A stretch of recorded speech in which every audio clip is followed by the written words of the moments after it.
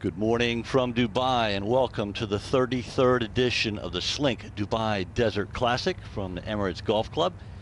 A Rolex Series event, a second and back-to-back weeks, both played here in the UAE. I'm Jay Townsend, joined in the box by Ken Brown. Bringing us the action from the golf course will be John Morgan and Iona Stevens.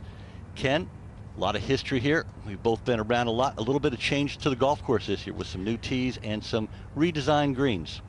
Yeah, the greens have been made much larger. They've slowly shrunk over the years, so they've been, I would say, maybe 15% larger, some a bit more. Relayed, they're in a beautiful condition. As always, this is in showroom condition, the whole golf course. It's absolutely magnificent. Not a breath of wind this morning. Ideal conditions. It really is. We've got feature group coverage that you're watching. We'll be following the first group, Collin, Morikawa, Rory McIlroy, and Bernd Wiesberger.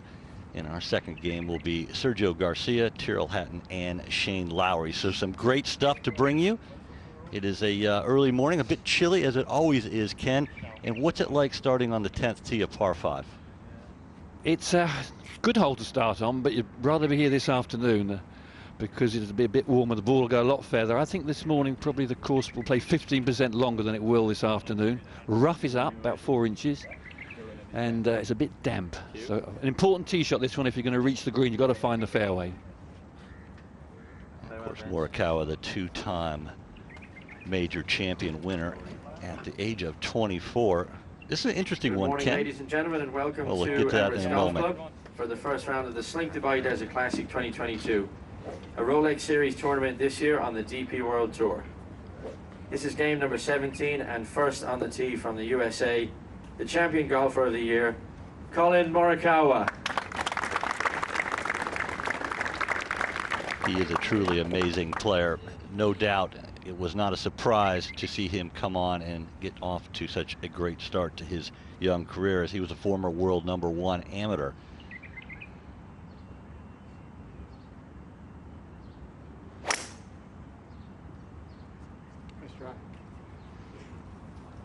Looks to like that one, and why wouldn't you?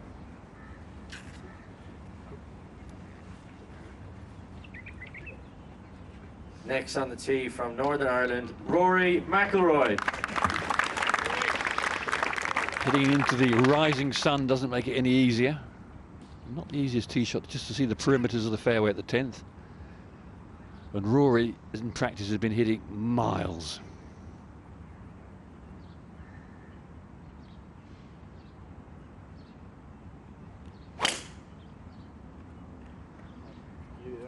Really thrilled us last Sunday with our feature group coverage when he made a run at the lead.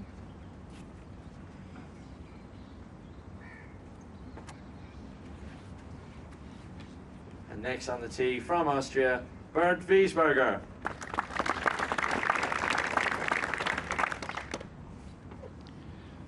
Twelfth appearance here, enjoys the golf course. Everybody enjoys this golf course, the Emirates. 33rd playing of the magnificent tournament we've enjoyed over the years.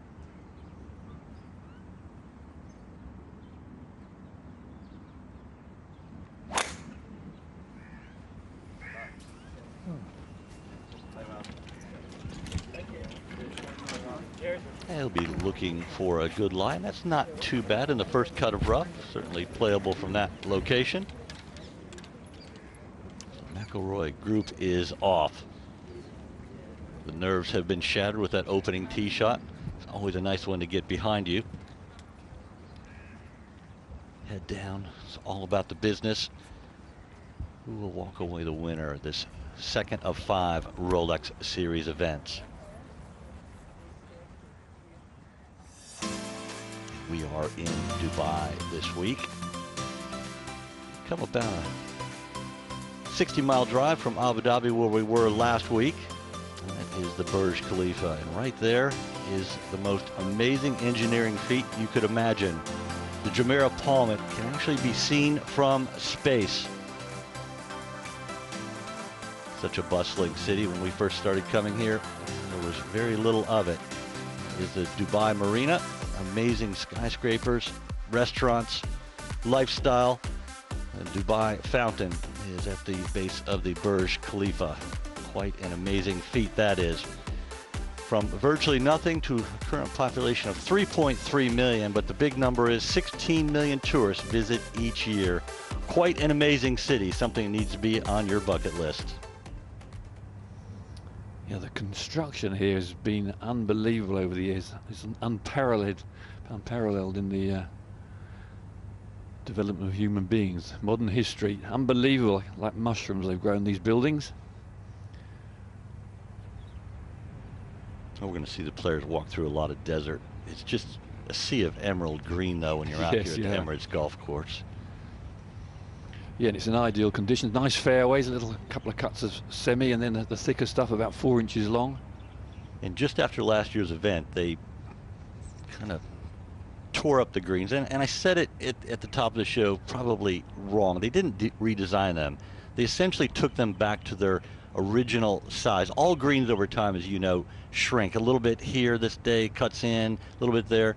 They've actually added collectively 33% in green size to get it back to the original design size at Carl Litton Design. So a lot more hole locations, a little bit of design change just for more hole locations. Yes, and of course it gives them, they get a lot of play here. This course is extremely well used, and with the small greens, one or two in the second got a bit worn out, so great to see them back as they used to be. Let's look down the 10th, par 5. Yeah, Wiesberger will be first play. Look at that tee shot from McIlroy, and that's the case you were talking about earlier in practice. McIlroy is just smashing the ball off the tee, and everyone likes to watch the big hitter. And we're going to see a lot of McIlroy. If you're Wiesberger or Morikawa, you can't get caught up in that. You can't think, oh, look how far away he is. Wiesberger in the first cut of rough at the 10th. And watching this game will be John Morgan. Good morning, John. Yeah, good morning, Jay. What a cracking morning. Bit of a dewy ground in the rough, that is. And Bernd Wiesberger, well, getting a lot of debris on the ball. Bit of mud on it. On the right-hand side, ball below his stance in the first cut. Just trying to thread it through, find the fairway, give himself a decent third. Straight right. Yeah, grass.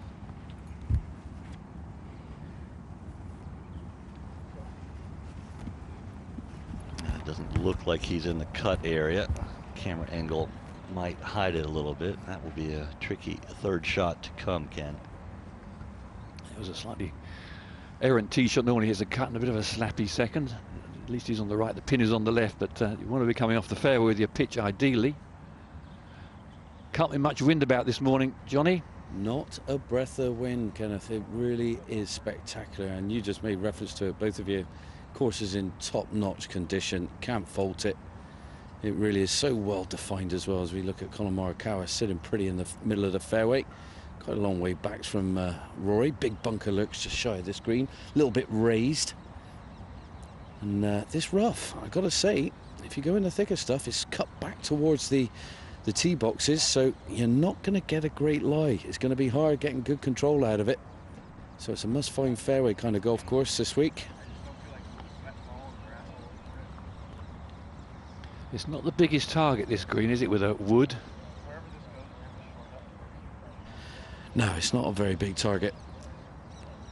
He's got 278 yards to go to this pin, like you made reference to, Ken, on the left-hand side, three off that left. It's 26 on, and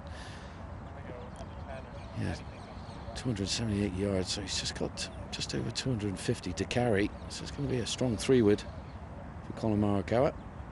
But he's such a straight hitter, and there's a bit of a hold up on this par 5. Ever having a go at it in 2, so it's been a bit of a wait on the second shots. Trying a high cut to see if he can land it softly. Oh, I think he just laid out. He has laid up, Ken, just short of the bunker.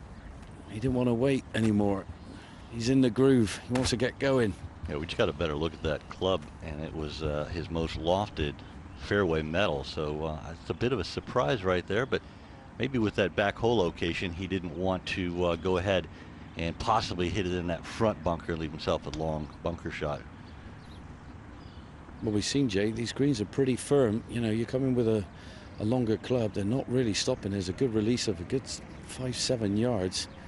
Rory McIlroy absolutely munchkin that drive, miles down there. He's got 249 yards to go. He's got a nice new 5-wood in the bag. He says he absolutely loves it, won't be without it. Just wonder if he might grip down the shaft and hit a nice little squeezy one on there.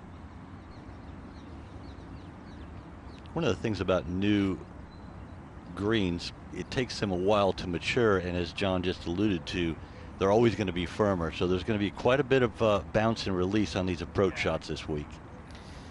Yeah. Well, here we go. He's got the 3-iron out.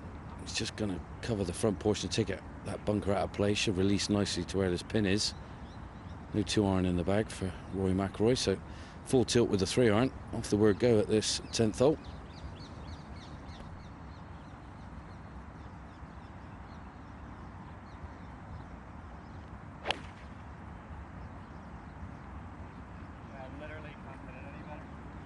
Can't hit it any better because he's going to make the carry. Not quite. He knew. Slightly damp air. A fraction uphill in the front bunker, I think. And that's going to be the bunker shot I was alluding to. It's a deep front bunker, and the hole's cut 26 yards back there. That's a pretty testing bunker shot to start your day. Go from the fairway back to the 10th tee for the Garcia, Hatton, and Lowry group. Two of the three major champions.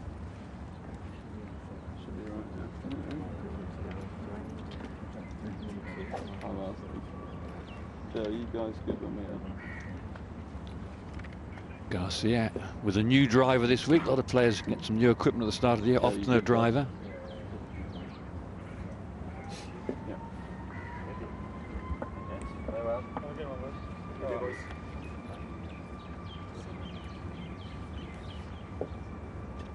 Good morning, ladies and gentlemen, and welcome to Emirates Golf Club for the first round of the Slink Dubai Desert Classic 2022.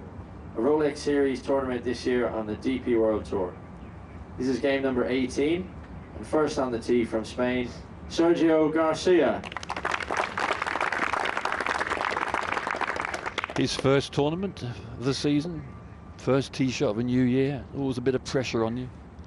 What's the year going to offer you?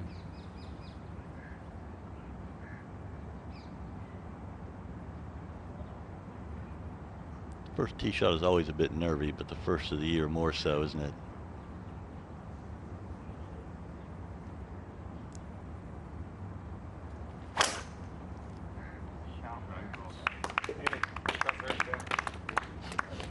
Tee shot just really suits Sergio, which I don't know a tee shot that doesn't really. Tee from England, Tyrrell Hatton.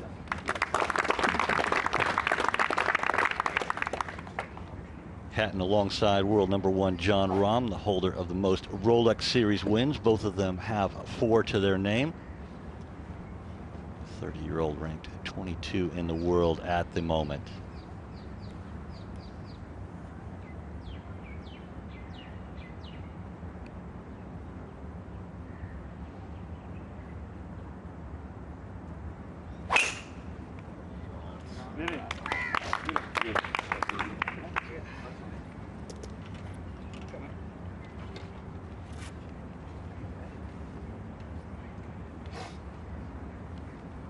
And next on the tee from Ireland, Shane Lowry. 2 good ones down there. Should be fairly easy to follow. Former Open champion who won in Royal Portrush. It was a 6-shot win when he won the Open. One of the most popular in history.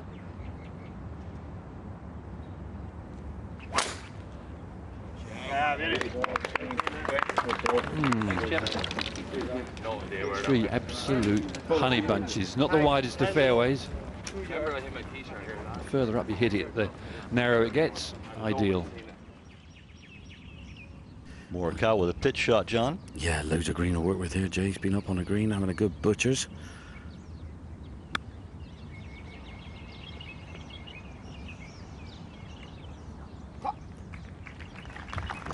nicely released. A good butcher. You're going to have to fill me in on that one. A look. Yeah, sorry. Some crazy lingo. Thank goodness Ken knows what I'm talking about. It's only you and I know what you're talking about. I know. Old lingo, old lingo. Yeah, was it Bernd Wiesberger? Found a green in 3. Not his best out of this rough, but it is really claggy stuff. Right back into you. Sat down well deep, but found the putting surface nonetheless. And I gotta say, Rory's shot coming up here, 3rd out of the bunker, is a tall order shot. One of those awkward yardages. Good 35 yards I got him pretty much coming out of this bunker to where this pin is. Lovely light, bit of a lip in front of him. Won't be in play though.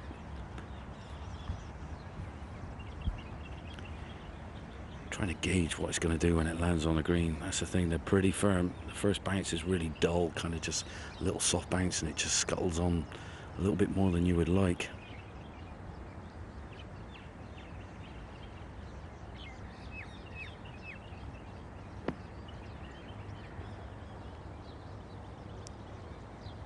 Not bad, not bad. Didn't just quite release that. It's going up the slope there. A little rise where his ball is finished was made it a little trickier as to where he's going to land the ball.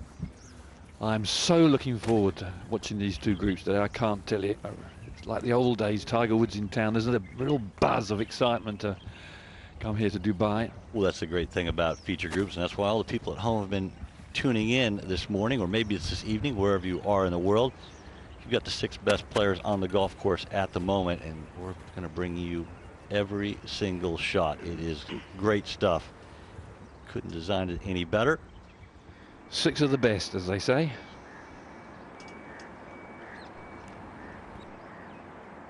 And Hatton playing alongside Garcia and Lowry, 2 major champions. Hatton is such a great watch. Wears his heart on his sleeve. Great entertainment. You'd have to say they're 3 good entertainers, aren't they? In their different ways. Sergio's produced a lot of fun and laughter and talking points over the years, and Shane Lowry's always a joy. He's always smiling away and loves the challenge of the game. Wiesberger up the hill, little breaker off the left.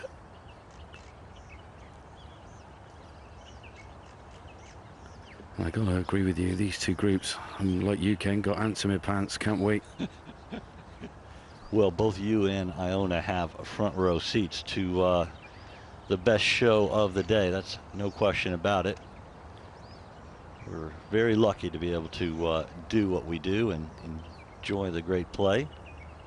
Wiesberger, a little bit of a head shake there. And it's going to be a little bit of learning experience, I think, because these players, many that have played here so many years, Morikawa not one, but they have memory. They can't draw from that memory anymore. The surfaces have been changed, and the breaks are a little bit different. Yeah, really subtle, Jay. They've kind of flattened out a few little areas, which I've been told this is my first time here, and I'm absolutely loving life. Rory McIlroy after hitting a wondrous tee shot, a little bit disgruntled being in this position, but a chance for birdie nonetheless.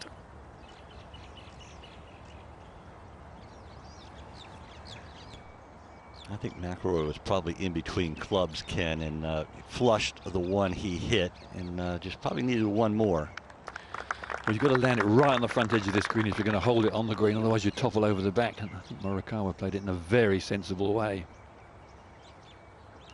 Yeah, I think he was right on his limit with the 3-iron, and the 5-wood going a bit too long, so opted to hit one hard and just try and cover that front trap. Coming up a bit shy. Collin Morikawa taking his medicine, came up short of the bunker. He's giving himself the best opportunity to open up with a birdie at this 10th hole over this 3-ball. He's a nice little free read as well off of Rory McIlroy.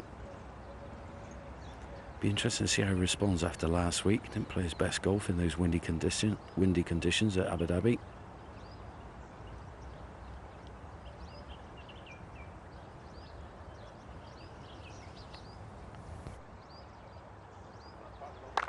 It's easy in hindsight to say laying up was the better option, but who knows?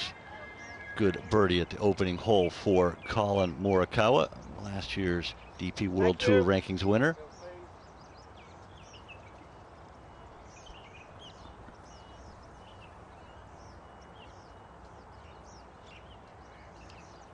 Wiesberger left this one kind of in the knee knocker range. This is no gimme.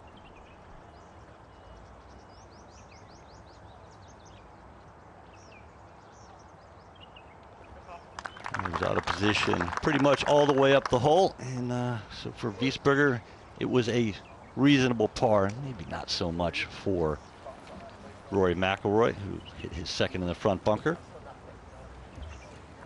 Early days here in the first round of the Slink Dubai Desert Classic.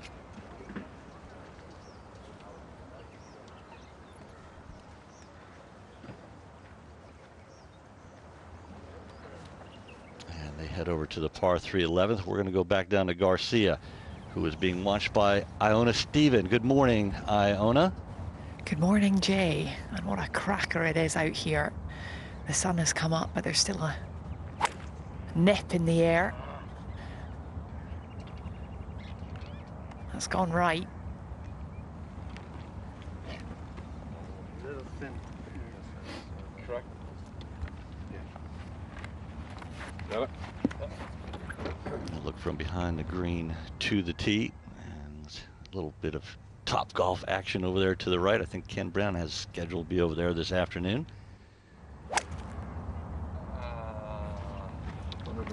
Might be short.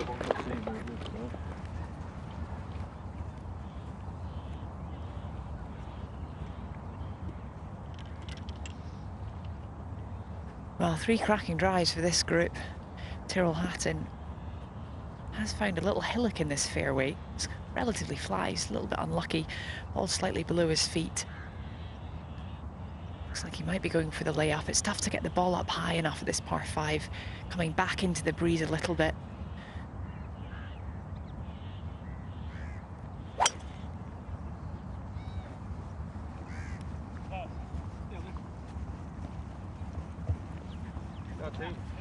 Oh, amazing shot. He carries a 7 wood, which is sort of got a shortish shaft, and I think he just had that absolutely the right lie and the right position to fly onto the front of the green. You won't see a better shot than that today. The land is so softly. It's a rock hard green. And let's look from behind the green back to the tee on 11. 167 yards, John. Yeah, and I got a feeling Collin Morikawa's going a little gentle 8 here. Jay, not much, well, no breeze to talk about. Pins over on that left, just on the top of a little rise, little soft tier in this green, lurking on the left-hand side. So can't be going left of this pin, it's just 3 yards off it. I bail out a little bit right.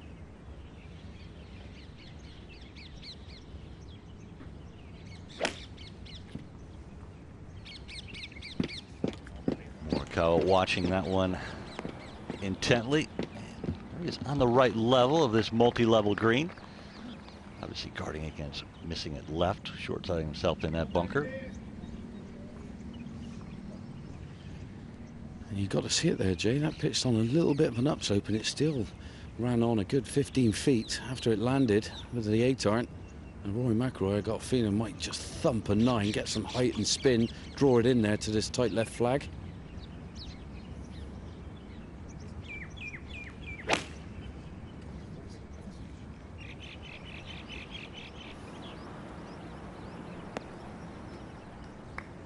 Just hold on to the right level, might trickle back a little bit. Early morning, those mint greens, I used to love it.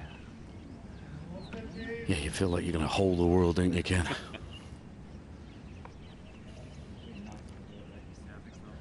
Always a nice day when the hole looks like the size of a bucket.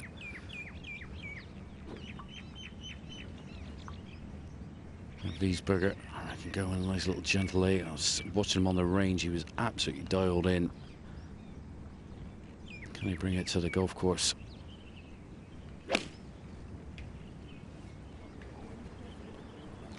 Sounded sweet.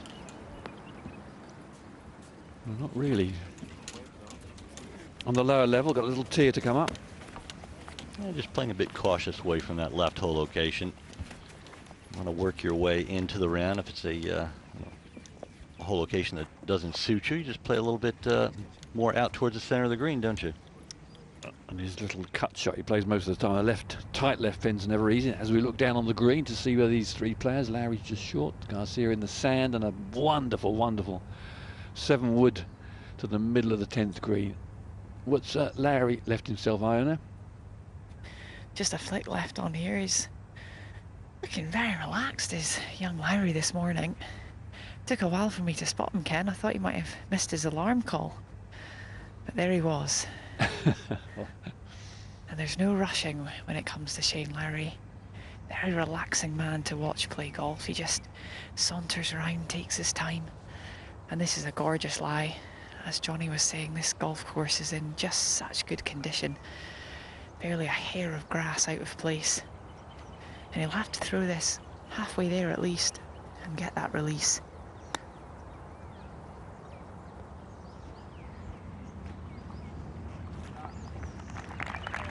He's a master craftsman at that, isn't he? He has got so many different shots. He often plays with quite a lot of loft. One of the best in the game around the greens.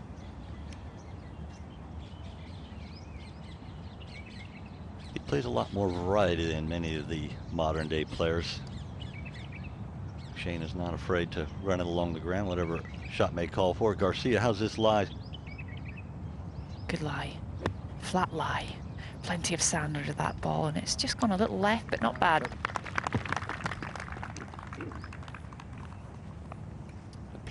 Plenty of landing area, and one of those ones you just nipped a fraction more than he wanted. Those long range ones, when you get above, you know, outside sort of 15, 20 yards, you just can easily nip them a fraction. Talking about a good chipper, there's another one there, Sergio Garcia. What a variety of shots he can play. Who's the best chipper you've ever seen, ever played alongside? That's a good question. I'm going to let you think about it. I'm going to go first. Who are you going to go for? Ola Thobel. Yes. Because right he up there. always played the correct shot and always had that same tempo to his backswing, always matched his follow through. He's one of the few people that's probably helped Tiger Woods with his chipping as well. Yeah, it was a very he had a very shallow, predictable action, didn't he? I'm going to keep thinking about the chipping. Bernard Langer wasn't bad over the years. As we look at Hatton. Well, say good morning to these new greens. Very impressive what they've done in 5 months to restore them, increase the size, but not easy to read. Not a lot in this one for Hatton. A great opportunity.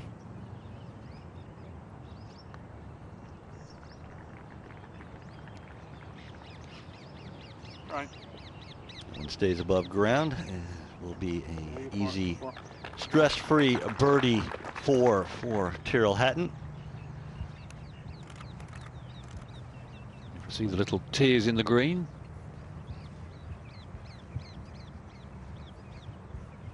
Bernd Wiesberger's just run his up near the cup. These are the two on the right level, but not particularly close. A little right to lefters and perhaps a little downhill, Morgie. It is, Ken. It's Bernd Wiesberger's ball was just a whisker shy of the hole, bang on line. I think he thought he had it for a split second, but Collin Morikawa here might just want to have a little hint off right to left to begin with. I mean, I'm talking minor, but downhill the first half. It's going to level itself out by the hole. Rory McIlroy not going too far away. He's going to get a free read here. Be jumping straight in behind him.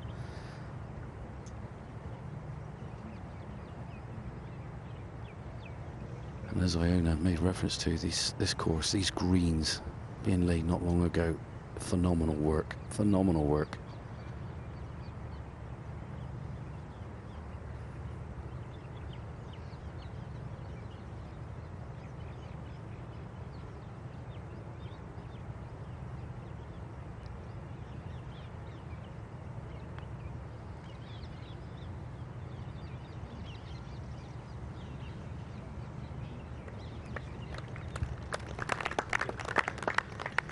Well, he's seen more turn than I did. I should have gone and told him a read, shouldn't I? You were spot on. John, don't hold back with the good stuff. Just let it all out. I think you know me too well now, Jay. Rory certainly should have learned something from that. Oh, he's pro gonna... that he is, he was right in there looking. Yeah, he's going to go to town on that. Just adds that lovely bit of confidence when you just definitely know what it's going to do. He's coming a little bit, he's more up the green a little bit, so a little bit more turn early from right to left, but it's going to level itself out beautifully.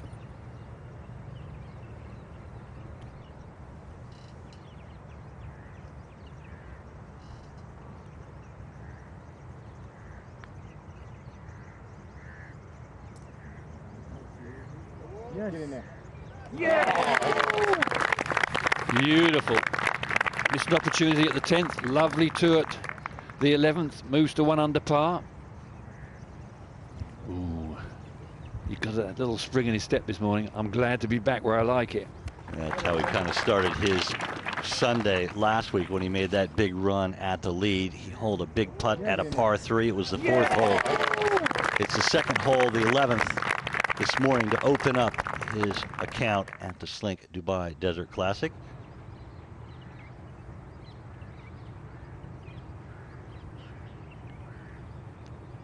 Greens are so pure, but you just got to keep focused on these 2.5 footers. They're quite quick, subtle breaks.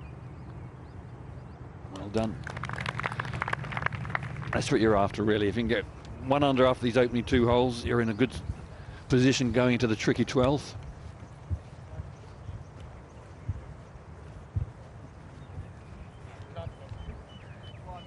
Certainly Morikawa helped out McIlroy there. That is Shane Lowry. Garcia has missed his birdie. Not a problem for Shane Lowry. Opens this 2nd of 5 Rolex Series events in the DP World Tour with a birdie, and what a nice way to start your day. Ken, let's have a look at the 12th. It's always been a difficult hole. Uphill, a little bit from right to left. Very demanding tee shot. Often plays into the breeze when the wind is blowing. 2nd up the hill to this sort of L-shaped green, which is much, much larger than it used to be. The pin is on the right side today, and it looks fairly innocuous, but that little slope there on the right, if you miss the green on the right, it's awkward. It's a cracking par 4, 476 yards, and as I say, the tee shot all important. The rough on the left this year on number 12 is as deep as any on the golf course. Because of the uphill nature of the 2nd shot, has always been a premium hitting the fairway. 476 will play probably closer to 495, I would think, for the cool conditions. Yeah, letting rip with driver again here, Jay. Leaking a bit right, bunkers lurking.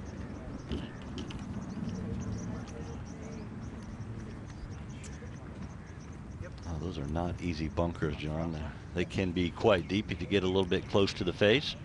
Yeah, the faces look pretty prominent on him, Jay. I gotta say, I'll get up there and give you a good old idea of what he's got in front of him in a minute. But Collin Morikawa out with driver.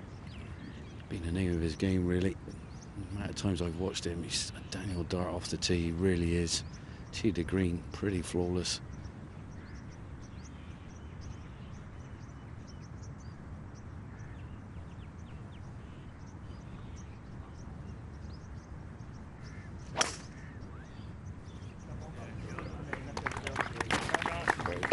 Just how much can you cut the corner of the dog leg? Just the right amount. Perfect. Made some adjustments to his driver here on Monday, just made it a little bit more upright. His driving last week he thought was a little bit off, so amendment to the club. Yeah, it'd be interesting to see how he copes with these conditions now, because obviously, you know, up in Scotland last year, didn't have his best day, windy conditions, a bit like last week at Abu Dhabi, then went on next week and won the Open. Not bad. So he's come here, still as a daisy. And he's got to swing back on track now. Wiesberger out with driver 2, trying to squeeze it past that corner.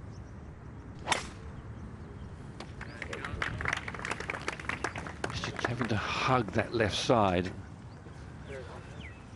hitting sort of across the corner of the dog leg.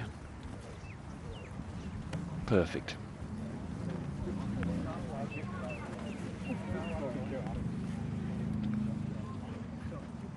McIlroy, of course, a 4-time major champion, but hasn't won a major since he won 2 in 2014. Got 3 out of the 4 Grand Slam events. Only needs the Masters. Let's go to 11 and Hatton.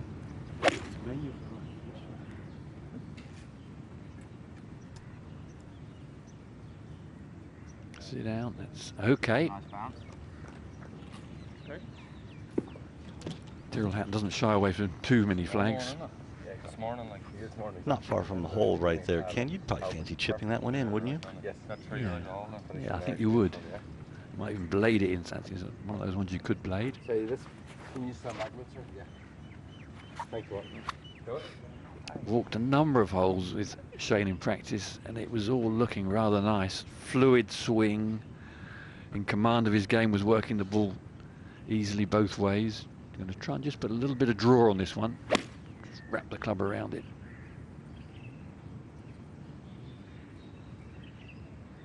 Yeah, top of the tree. Beautiful shot. Just enough aggression without being too aggressive. Very good. Now, of course, Ken hasn't given us his all-time best chipper. The hashtag this week is SlinkDDC, SLYNC DDC. If you want to join the conversation, who do you think is the best chipper? I might go with Sergio. I think Sergio is a masterful chipper.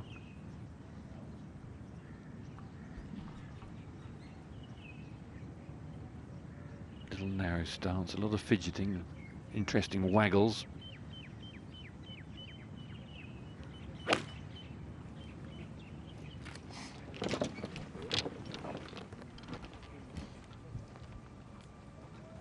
And Sergio has tasted victory here when he won in 2017, which preceded his 2017 Masters, his one and only major victory. He's had many other close calls. And speaking of victories, former winner Haotong Li in 2018. He's off to a good start alongside Scott Jamieson and Laurie Cantor. Of course, Jamieson had that wonderful week where he led the first 3 rounds and didn't quite get it done on Sunday.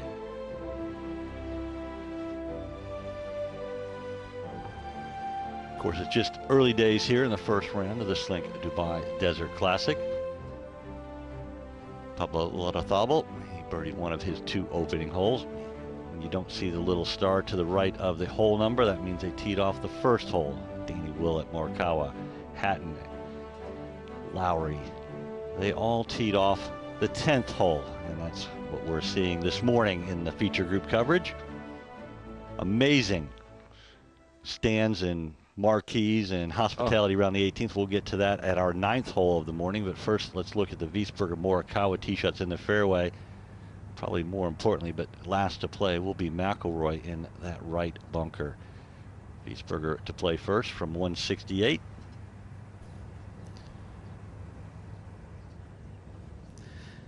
Yeah, 168, as you called it, Jay.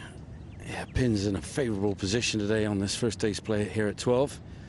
On that right location, green just slopes back towards you, just on a little top of the soft rise, and ball above their stances here for Wiesberger and Collin Morikawa. I think these boys will be neck and neck off the tee all day long. Or he'll be tens of yards ahead of them, I'd imagine, all day long. Needing to hold this one off. It's easy to be able to pull shots like this, ball above your stance. And the breeze just kicking out. You see the flag fluttering a little bit down the breeze. Can't feel it from where I am, though.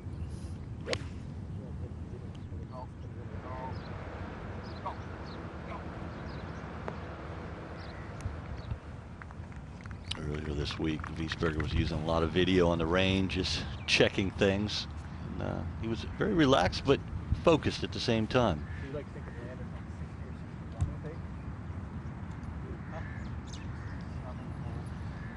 A couple of yards closer. Collin Morikawa, 164 yards. They're going to be gripping down a shaft on a little 8 here.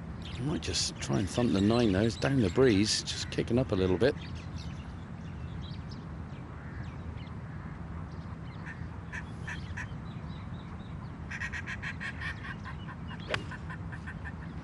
Morikawa birdied his opening hole, parred the 11th, the par 3. And that is a very good shot up the hill at 12.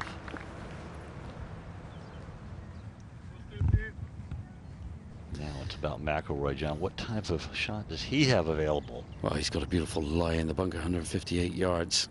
Second shot, no lip in play here. It's all about standing nice and tall and nip it off the top.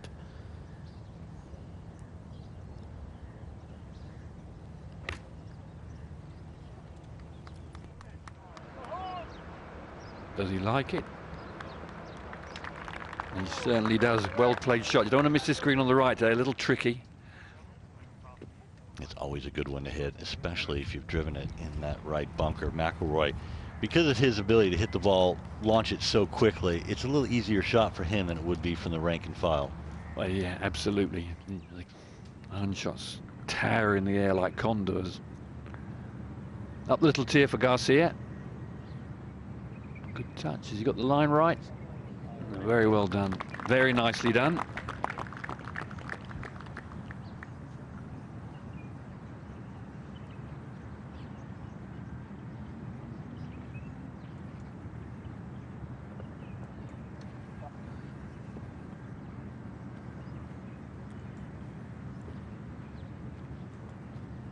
A little bit more tapping down of spike marks, little blemishes here. Last week on the Paspalum, the greens, there was nothing. They were just flat, like a top of a pool table all week, no matter how many people walked on it. But this Tiff Eagle just fluffs up a little bit with footprints occasionally.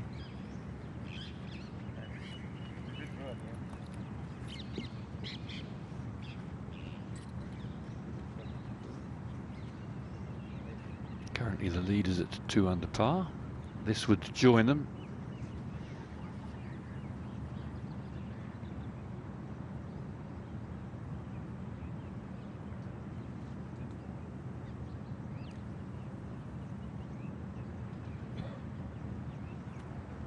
Learning, I shouldn't say learning new greens, relearning the greens. It's a different surface and slightly different breaks. They took some of the breaks out. We had a big meeting yesterday. Matthew Perry is the course superintendent, really gave us a feedback on the rebuild of the greens. And Mike Stewart, the tournament director, they talked about taking some slopes out because the speed of the greens from when the golf course was designed to now has gotten so much faster. Some of the slopes, they couldn't really use hole locations.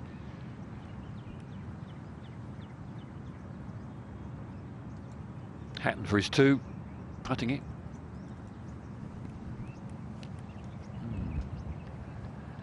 And never got rolling. Overseeded little fringes with the ryegrass.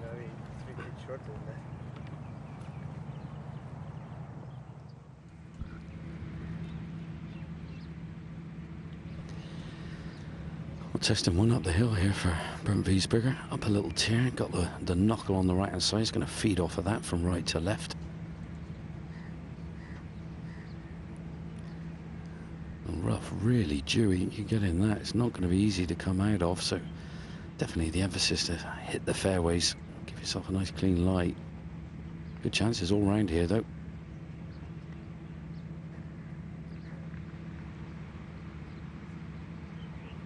Pretty good effort right there from Wiesberger, putting up that little rise, and a good crowd out here early on a Thursday morning. This is a golf course venue that has always had fantastic crowd support. What an amazing atmosphere it is on the weekend, especially on Saturday, which is the typical weekend in the Middle East. You can see how Morikawa and McIlroy got to these positions, both with good birdie putts to come. McIlroy just a little bit inside of 15 feet. Yeah, and he's stalking this one, Jay. After holding that gobbler at the last, I think he fancies his chances for another. Don't see a lot of movement in this one as well. If there's anything, might just want to feed towards the front portion of the screen, so a little bit of left to right in it.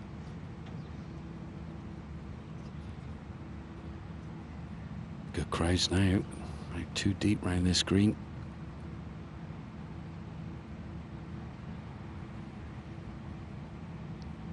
All the cameras out. Oh, that was so unlucky that didn't turn. It didn't go in, but it was a really well hit putt. It started exactly at the right pace he wanted to hit it on. I always felt like if it doesn't go in, that's okay, as long as I hit a good putt, because then I can build on that for the next one. Absolutely. He knows he hit a good putt there, and that is all you can do. What is this one for Morikawa have in it, John? Yeah, I mean, what a shot. First of all, look closer with the naked eye, I got to say, but a little bit past the flag. I thought he was pin eye like Rory McIlroy's ball, but this one's got a bit more turn off the left-hand side. He would have learned a bit from where Wiesberger's ball drew to a close near the hole. Come from the other direction.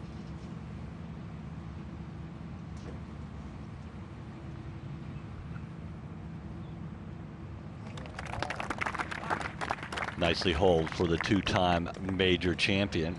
Interesting stat, which I was getting to earlier, and he was to 2 majors, tied for first with Bobby Jones. Only took 8 starts for both of them in majors to get 2 wins. That's pretty lofty company. Oh yeah, he's a superb player.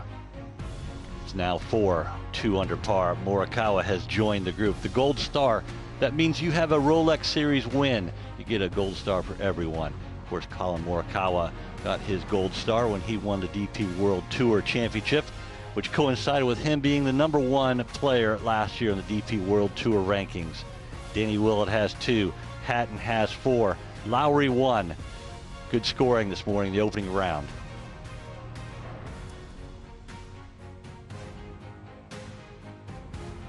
Shubhankar Sharma played very well last week.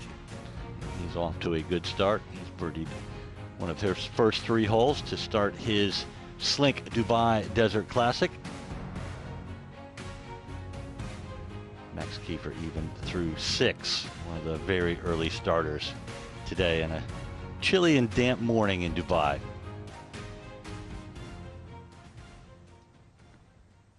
There is a new tee at 13, a different angle. And John, it's a vastly different tee shot. I know you haven't been here in the past, but there's been a lot of talk about it this week.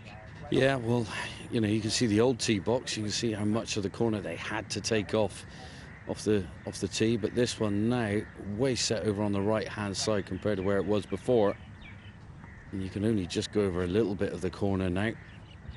You're aiming at a completely different palm tree. Now we're in the distance, the far side of the fairway. It plays a little bit more uphill, this tee shot as well, which is nice. 554 yards. You just pick your line off one of the palm trees, don't you? You do, and there's kind of like 3 little bunches out there, Ken. It's the middle bunch, and it's the left one I feel the players are going to be going for. You don't want to be turning it too much from right to left there, or going down that left. That rough is pretty gruesome.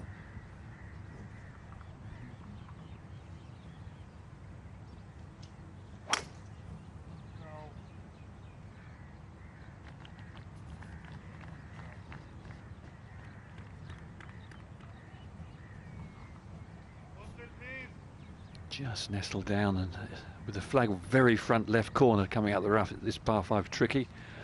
I thought Rory might hit a 3, but out with the driver though, Morgie. Well, he's saying he's going to take the corner on a little bit more, and that's he's needing to turn this one pretty hard from right to left to hold the fairway as well.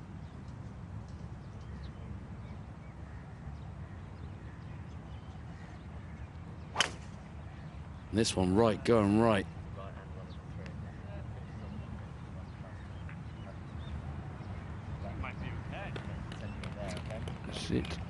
Sit. Oh, that was unlucky. Oh. Just in the first cut rough, and now behind a couple of date palms. When you stand on this tee down here, John, we looked at it quite a bit Tuesday. You're hitting more uphill. You can't really see the landing area, not you could before, but you have 5 date palms to aim at. It's just which one are you going to choose? Like I say, there's 3 bunches, Jay. You go for the ones in the middle, and there's one on the left-hand side, but straight into the sun as well. So you blind yourself when you look up. Straight up and out of it for Wiesberger down the right.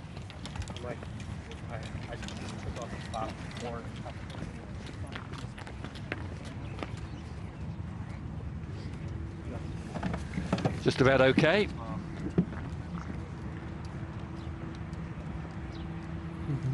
Fabulous hole, this one. The 13's offered such a lot. 5 tied to the lead. Shubhankar Sharma just picked up his 2nd birdie. He's birdied both par 5s to start his round, teeing off the back nine. Interesting, all 5 players on 2 under par teed off the back nine, the 10th. which the back nine has 3 par 5s. It's a par 35-37 here at Emirates Golf Club. So very odd that they would all be 2 under teeing off the same Usually 9. you need to walk them up the fairway. Nino Bertazio, he is 1 under through 5. Ryan Fox picked up an early birdie teeing off the front 9. The Kiwi. Talked to him about the COVID travel restrictions down in New Zealand and everything. Pretty tough going for him to schedule things getting back and forth.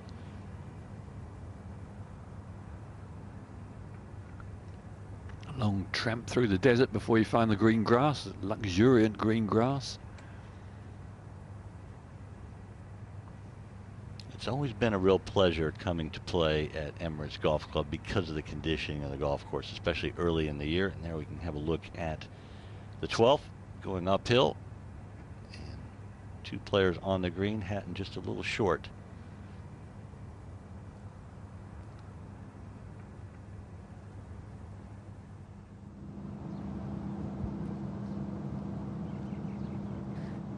Well, Tyrrell Hatton coming up shy of the green there. Unfortunately, his feet were in the wasteland bunker. His ball was in the thick, dewy grass. Really tough one to decide the club, grip down and just came up short. But all 3 players looking in control of their game so far. Sergio Garcia putting one in here nice and close. He'll have a good look at birdie at this 12th. Tyrrell Hatton scrambling for his par now, on a good lie though. Pristine fairway once again, on a bit of an upslope. Plenty of green to work with.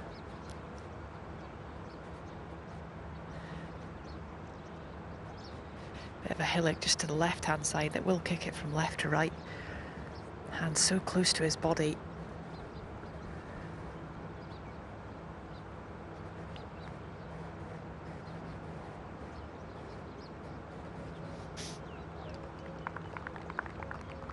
Always has a slight inquest no matter what the result.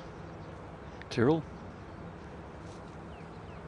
He's one of my favorite players to watch because I don't know if it's better to watch the result of his shot or watch his body language after impact. It is entertaining and such a wonderful player. As I said earlier, 4-time Rolex Series winner. Tied for that number with John Rahm, world #1.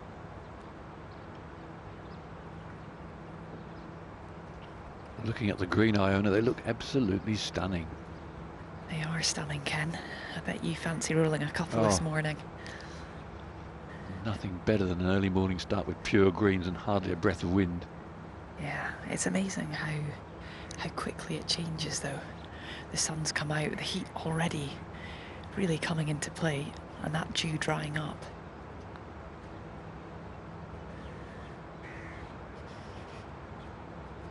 Not quite.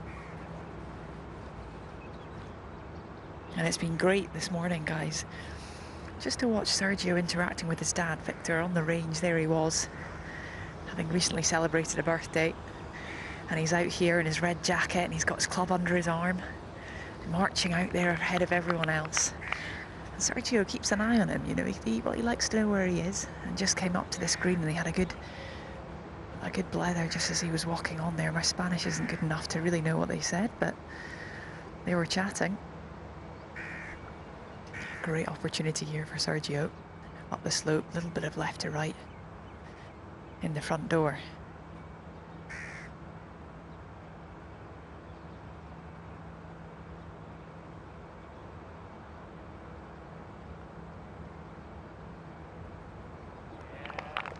Well hauled for Garcia. Picks up his first birdie of the day. Probably the least likely of the opening 3 in the back 9.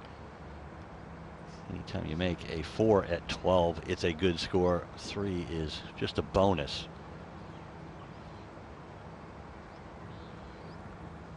Hatton looks to have about 3.5 feet for his par.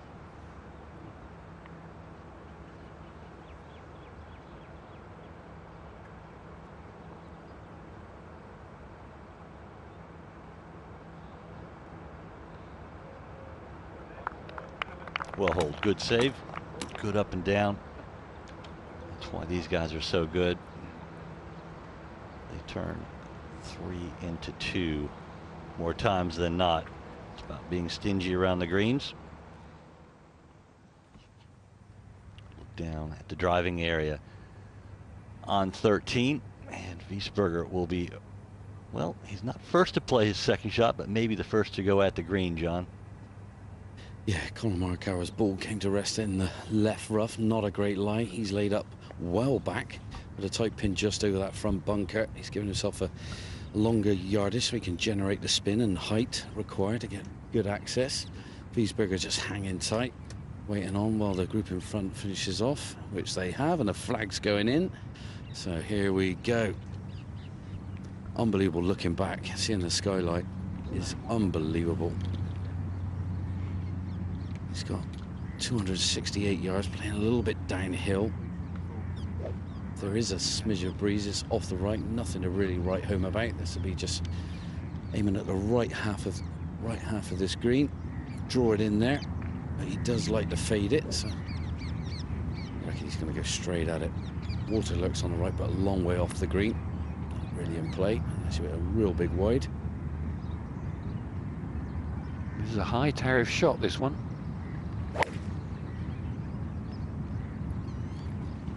I must say, John, you got Ken Brown's attention when you said start it right and draw it in there.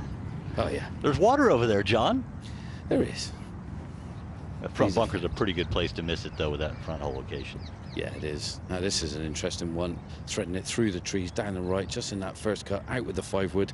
240 yards total for Rory McIlroy. I'm going to aim it at the water here, Ken. Ooh. Don't you just love it? Don't you just love it? Look at those hips turn. Trying to sling it in there. Is it working? He's not liking it. He's up and out. Uh-oh. Uh-oh. Ooh, what a lucky bounce. It actually almost kicked up the hill first pitch. And now it's coming to rest against the collar of that first cut of rough. Might not be easy to get good contact, but might have skipped a heartbeat or two, but it's on dry ground. He's got that Arnold Palmer about him, because there's so many different ways he could have played that shot. He could have back-footed a 5-iron and scuttled it into the front bunker, or he could have tried a much more cagey shot. But no, he's going to hit the high 5-wood out of a slightly grassy lie and draw it round the palm trees, start it over the water and draw it to the front left flag. It's sort of dreamy stuff, really. You've just disappointed me. Because I would have thought you would have thrown the word cavalier in there. Oh, yes. Oh my goodness. I mean, these guys we're watching in feature group coverage this morning are so entertaining for so many different reasons. Of course, McIlroy for his incredible talent, ability to hit any shot at any time. Tyrrell Hatton, such a good player. 6-time winner on the DP World Tour. Most recent came the 2021 Abu Dhabi HSBC Championship when he picked up his 4th and last gold star.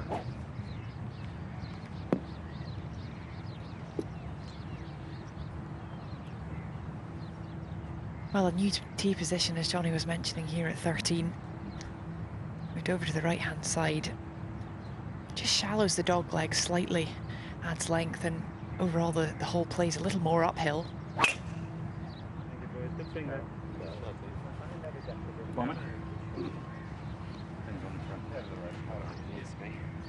Absolutely perfect. Pick the right palm tree to aim at. That's it, Ken. It's like goals. You've got to. These palm trees are awfully useful out here. Otherwise, it'd be the buildings. But if you're hitting away from the city, you don't have buildings to aim at, like this hole. So you've really got to pick your palm tree, thread the needle, and that's what Tyrrell Hatton likes to do. He was talking last week in Abu Dhabi about finding goals out there on the golf course. It's so important. There is wasteland bunker down the left and right-hand side of this fairway. Oh dear. Ran out of the sandy area and into the long grass and just disappeared. Not a very good lie for Lowry.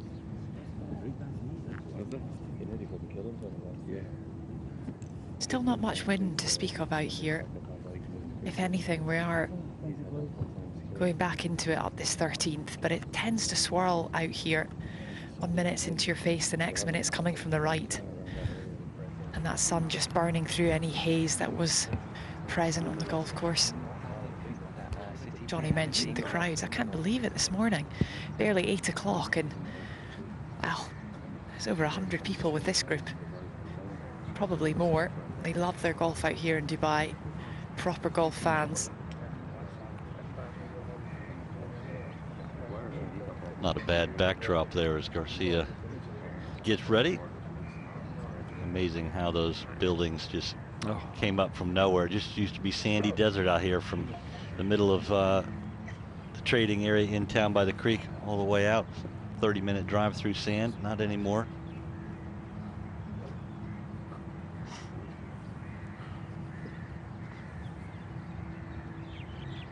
It's not the tightest of fairways, but it tends to make you want to hit it down the left because it's quite a sharp dogleg left, and you can sort of hug the left side.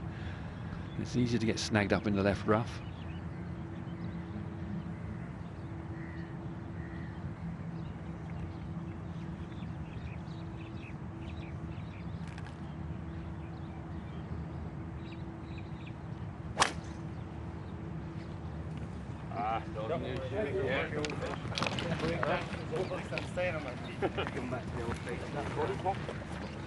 If you're going to do it, you might as well do it right. Keep it have the 16, not the 15. middle or left of the fairway, and palm trees don't get in your way. McIlroy, a third at the par 5 13th. Not an easy contact there with the collar up at the back of the ball. But that is a brilliant shot. Could it? Oh, nearly went in. Rory McIlroy looking to pick up his second birdie in 4 holes to start his opening round of the Slink Dubai Desert Classic. Made a tough shot look easy. And took a really good reward from a lucky second shot.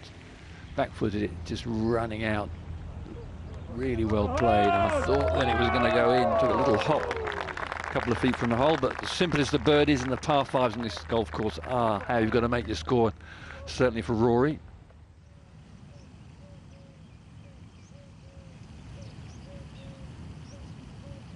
Rare mistake from Collin Morikawa. Dunched it, found the bunker. This is now his 4th. Up and down a safe par. Short-sighted himself as well on a little downslope. Uses some serious speed. What a shot. Morikawa will have that little short one to potentially take the lead on his own.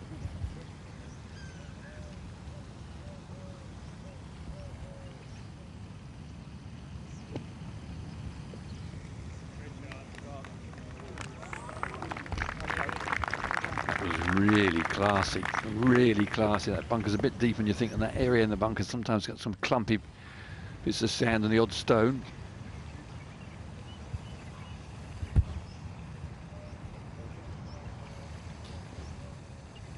Well, the harder bunker shot out of 2 was Collin Morikawa. He nearly holed it. Wiesberger had a little bit more green to work with, a little bit longer, could generate the spin. The ball just didn't grab.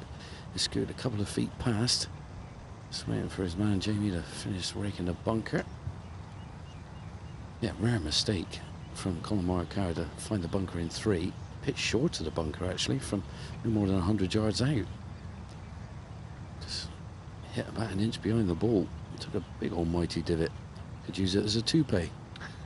So unusual for him to miss it any iron shot, let alone that badly.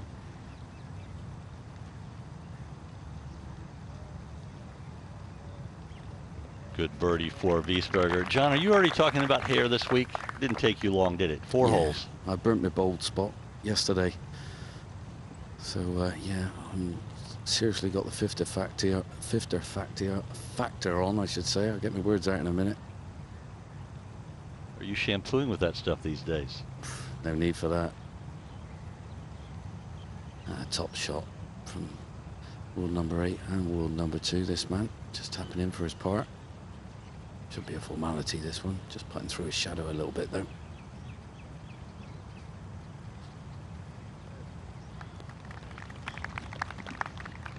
Ken, John Morgan was talking about Morikawa essentially laying the sod over his 3rd. That's always been a tricky, if you have to lay up at 13, a tricky little downhill lie playing into the green, especially a front hole location. Very tricky. Great. Beautifully done for McIlroy. Ideal start. Quite a long walk to the 14th tee. 2 routes. You can go right or left over the bridge. They're just deciding which is the shortest route. They're going to go down the right route, around the pond, and then up the little slope. 2 in the fairway at 13. Garcia will be first to play. Lowry closest to the green, but that will be lie dependent, and the way we saw that thing disappear, unlikely. But Garcia has out the fairway metal, Iona. Certainly does, and that wind just picking up off the right hand side. Lovely elevated position to come into this green. Sits just below, and it's defended by a big bunker at the front. That's the main one to consider with this pin position. But being elevated will help him get this up in the air. 252 for Sergio.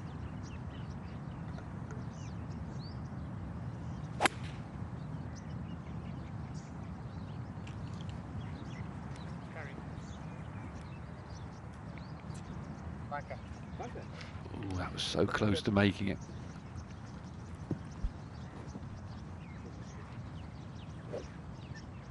Did that come up short, Ken? Just didn't quite make the carry over the bunker. That's the trouble with this hole. There is plenty of green beyond this flag, but you don't want to get a hot bounce and see it shooting through the back. But really the miss is long, not short. Tyrrell Hatton from a similar position, just a yard or two closer. That wind just settling down now. I wonder if he can get his 7 wood at it again, or maybe it had to be the 3 wood. Okay, but that's a very awkward little chip down that slope.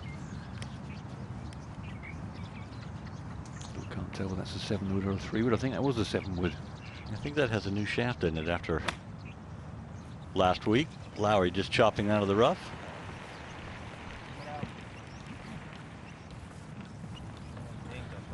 Front pin, if you're going to lay up, you're going to lay up quite a long way back, leave yourself 80 yards or so, maybe a little bit more, so you can float an iron and get some spin on it. So we get to the 14th tee.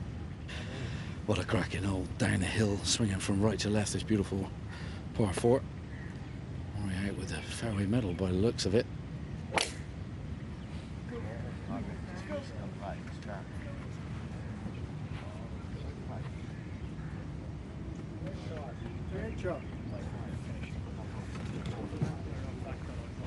Just carries the corner of the dog leg. He was saying go. He wasn't sure for the line he chose, and he won't be able to see that. It's over a hill. Yeah, yesterday in the Pro-Am, he tried to cut the corner, and his ball went through the dog leg. He wasn't expecting it to go through the dog leg, so maybe he got a little bit frightened.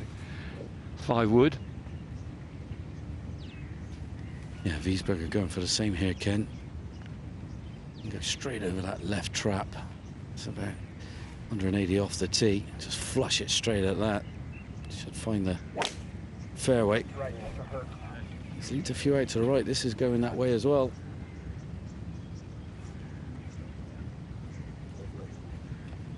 It just holds onto the short stuff.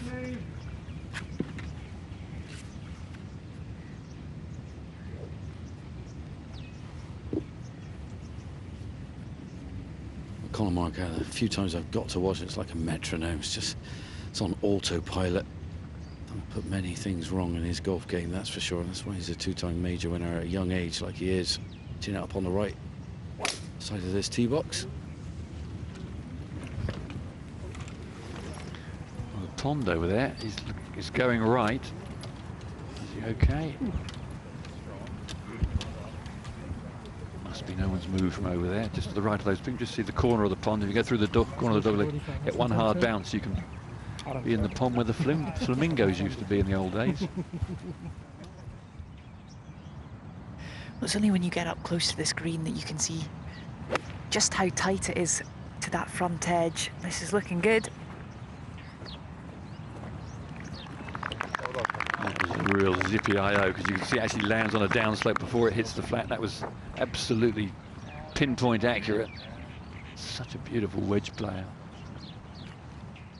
Very upright wedges, heavy wedges, flips underneath. He's trying to get the ball to climb up the face and really spin, which he does beautifully. Skid and then it grabs. Oh, That's world class. And TV flattens everything out. That's coming off that downhill lie we were talking about that gave Morikawa trouble in the previous group. So just goes to show you what a wonderful shot it was for Shane Lowry. Pretty laid back conversation most of the time with Shane Lowry and caddy Bo. 3 abreast walking through the desert at the 14th. John Morgan in the background. I see he's got his lid on, protecting that head. Ooh, not the greatest lie, Iona. No, plenty of sand around this ball. Flat though, and a bit of green to work with. Spanish hands coming into play here. Ooh, lovely. When the ball settles down, you can't get any grip on it, so you've got to hit it a little softer and let it just release out, and that was magnificently played. We've got a set of Spanish hands and a set of Irish hands in this group. Yes. And they're different, but they both operate well. They certainly do. Have you ever looked at Shane's hands? They're like sort of bananas. His fingers are like short, stubby bananas. And when you shake his hand, it's rather soft and cuddly. He is soft and cuddly all round. I've had a few short game matches with Shane Lowry. We've given it hustle and bustle. How did you get on? Green. I'm afraid I'm yet to win. That's probably a good result. Yeah. Former Open champ. Well, you wouldn't want to hurt his confidence, Iona. Well, that's it. You know what I'm like, Jay. You know me well enough by now. Absolutely. You took one for the team there in building up the 2019 Open champions' confidence. Now, this really will test the short game. Wide open face. Weight on that left-hand side. Up it goes. Oh, yes. We're seeing some marvellous shots here. There's such a tricky one. It's on a downslope. You see I had a fairly wide open stance, flopped the club underneath it, beautifully struck, didn't shoot out at all. He is a lovely chipper, he really is. Amazing result coming out of that long rough, out of a downslope and stopping it that quickly. You can see the narrow width of the fairway just beyond where McIlroy's ball came to rest. Both he and Wiesberger in the fairway. Wiesberger's back there. He'll probably have that downhill lie, John. Yeah, it's nestled down a little bit. Not too bad. I think you can get home in 2. There's a little kind of avenue you can thread it through if you think you can't get there or land it the full distance. And bunkers guard left and right. Pins right at the back, but a little bit of a weight. You know, the guys up in front just finishing off putting on the green. But Wiesberger got way ahead of it, straight out the neck. He's got 209 yards to go. Just checking the breeze, Jamie, and it's into his face, slightly off the left, if anything. Pin well on, though. Such an inviting second shot. Is he just second guy from the left, white shorts? Yeah. Okay, nice one to start on it. Must admit, me and Iona, when we left for the drone race to see our players before they went off, the sun was coming up. It was glistening on these tall high rises, and well, it was a wonderful sight, I gotta say.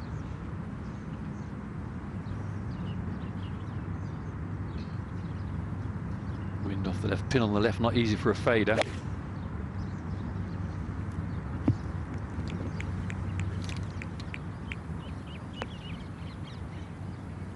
You really set the stage for that result, didn't you, Ken? It was fairly predictable, but on the dance floor, that's the most important thing. Well, this is a lie I was talking about. It's just nestled down a little bit. 200 yards to go. It looks like he's taking the bunkers out of play. I just wonder, is everything he's got if he wants to carry it to the front edge and let it release. If he does so, it should work out well.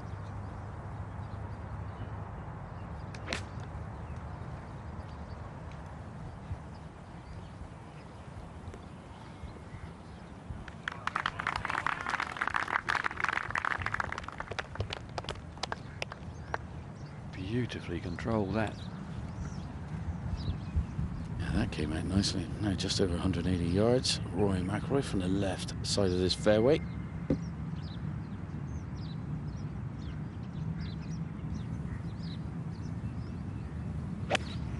This should suit his eye here, Ken.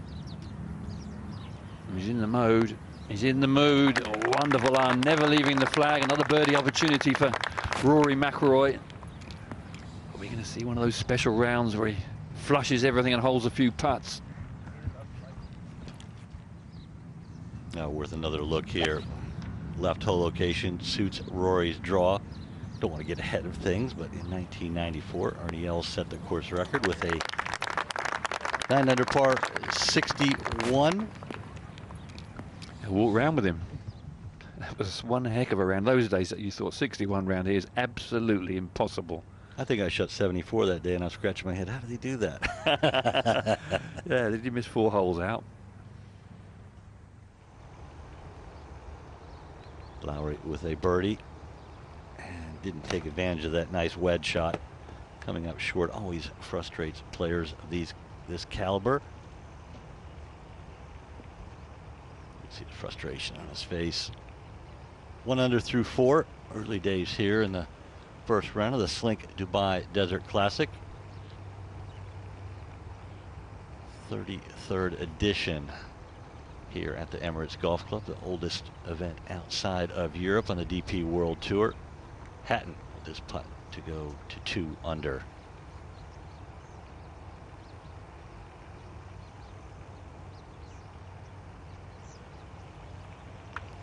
Brilliant up and down from just left of the green for the 4-time Rolex Series winner. He joins the group at 2 under par, birdieing both the par 5s, 10 and 13.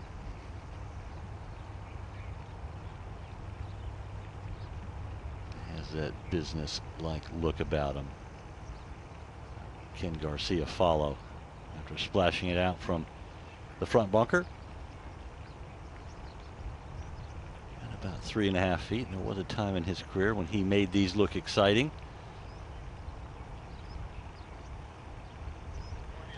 Confidently stroked in. Garcia, back-to-back birdies. He gets to 2 under par.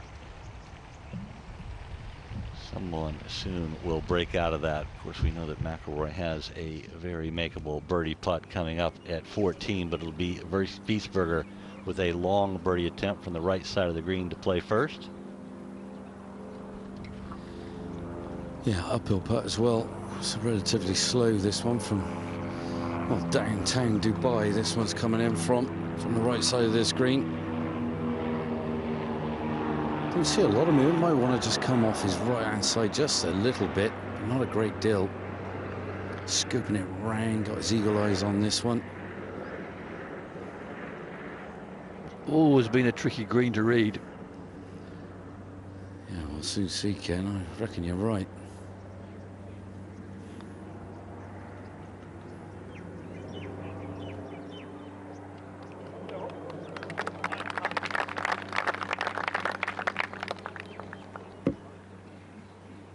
Steady start for Wiesberger, but as John Morgan's been saying, that he's lost a few shots to the right so far. He's got to straighten it up.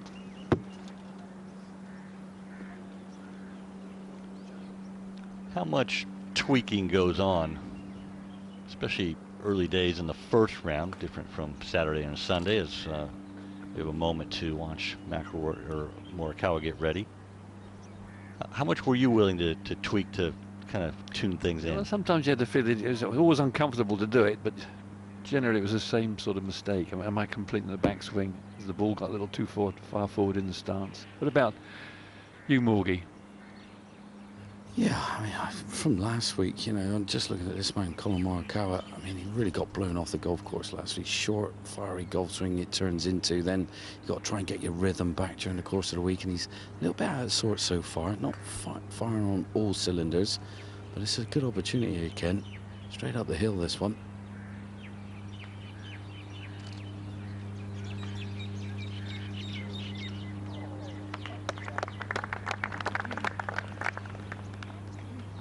Birdie at the 10th, birdie at the 12th. Missed an opportunity at the 13th, Morikawa with a par 5, but a nice birdie at the 14th. So Good tidy start. World number 2, 2 under par.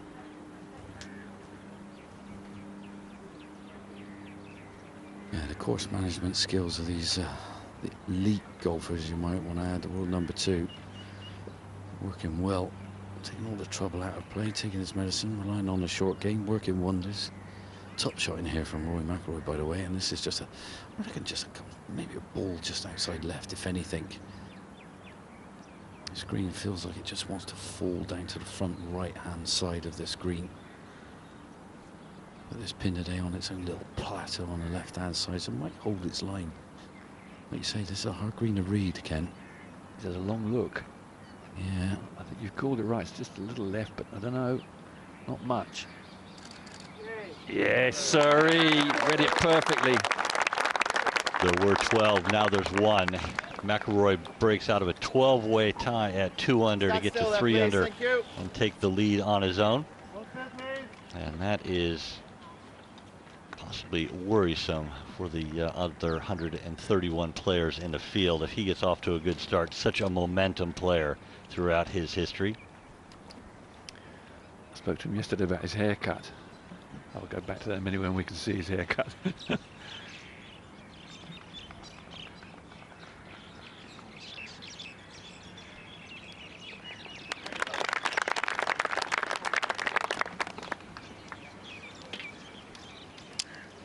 Wiesberger 1 under, 2 shots behind the lead. His playing companion Rory McIlroy on a brilliant morning here in the opening round of the Slink Dubai Desert Classic. There is confirmation. McIlroy 3 under through 5. Soren Kjeldsen has reached the turn, opened his round on the front 9, bogeyed the first hole, picked up birdies at 2, 4, and 8. Great scoring conditions, and these wonderful players are taking advantage.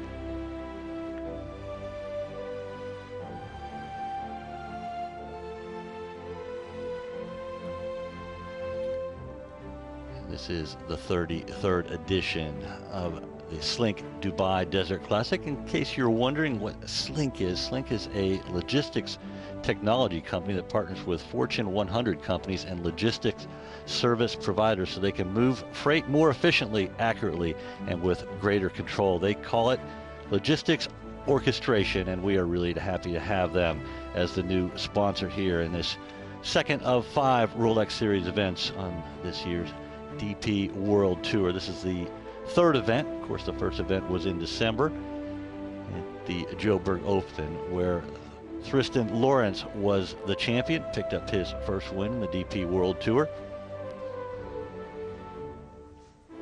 It's a golf course that Ken, throughout history, has always given up a lot of low scores, but not necessarily for 4 days.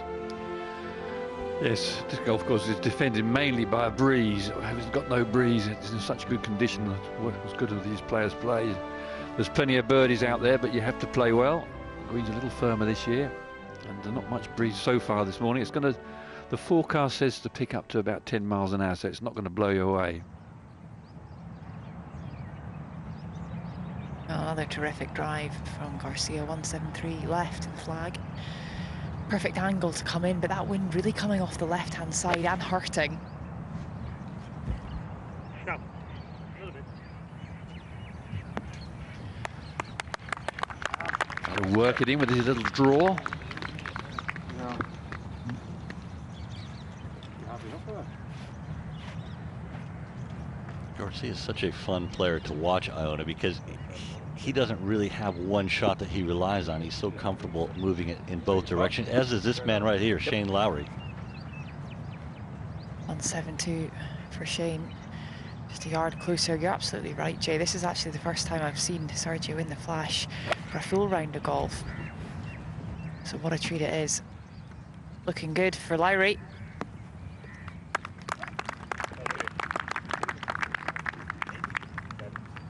Lowry and Garcia both in there pretty close to the hole at the challenging medium length par 4 14th.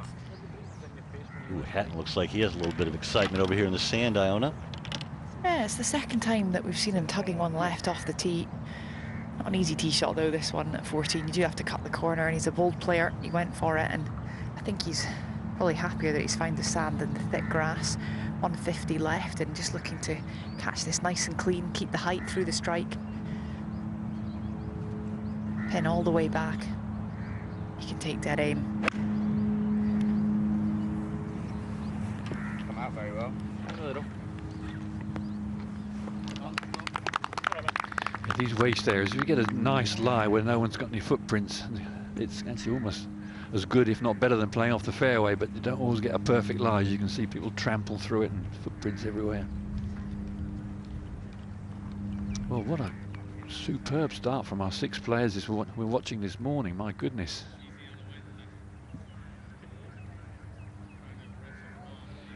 Collectively 11 under par for our 2 feature groups, and they're only really 5 holes into their opening round of the Slink Dubai Desert Classic.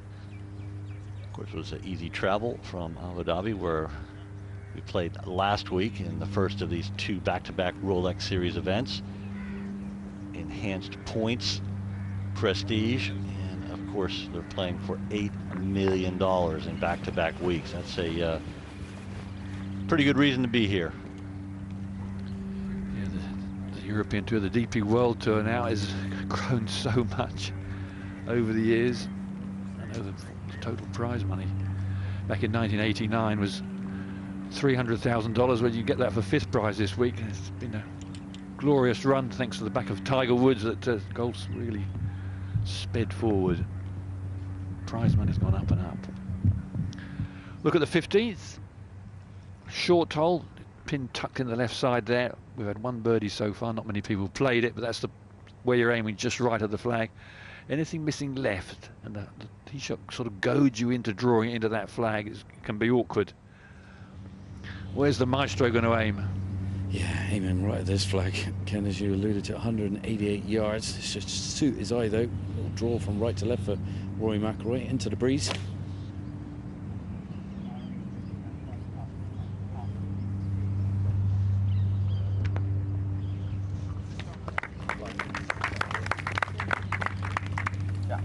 That's a pretty safe looking shot right there, John. It's a whole location you absolutely positively do not want to miss on the left. Of course, you see that nice car in the background. It's a BMW M850i X Drive. This is right up your alley, Ken. 0 to 60 in 5.2 seconds. That would probably not ever be attained by Ken Brown, but that's for the first hole-in-one here at the 15th this week. Yeah, put your foot down on that one and give you a facelift. Some powerful car. Now, Wiesberger, not his favourable pin location to attack.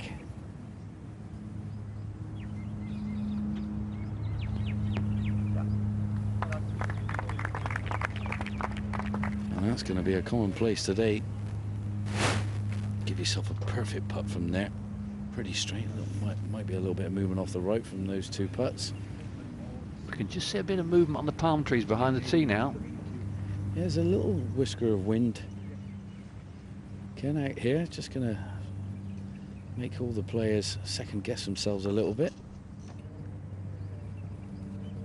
Collin Morikawa here, like I say, 188 yards this 15th.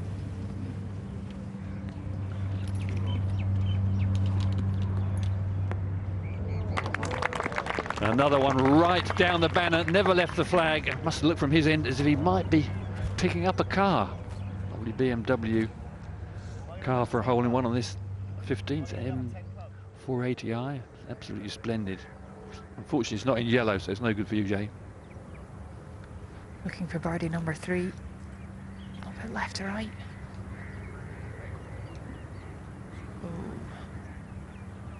Wide and long. That has a lot more to it than what our camera angle there shows. So I'm spending plenty of time, Jay, this morning on the putting green. Sergio has been a player that's fiddled around with the putting grip over the years. Now he's gone for the more traditional right below left. Very narrow stance, lots of feel in the hands. Tyrrell Hatton had a slightly longer putt from the centre of the green. A little bit steamy for his first attempt, so he's still got one left for par. But this is the real opportunity of the hole. Shane Lowry looking to move to 2 under. Gorgeous iron shot into here. And this should move a little bit from right to left, not a lot. Come on, Shane, grab this one.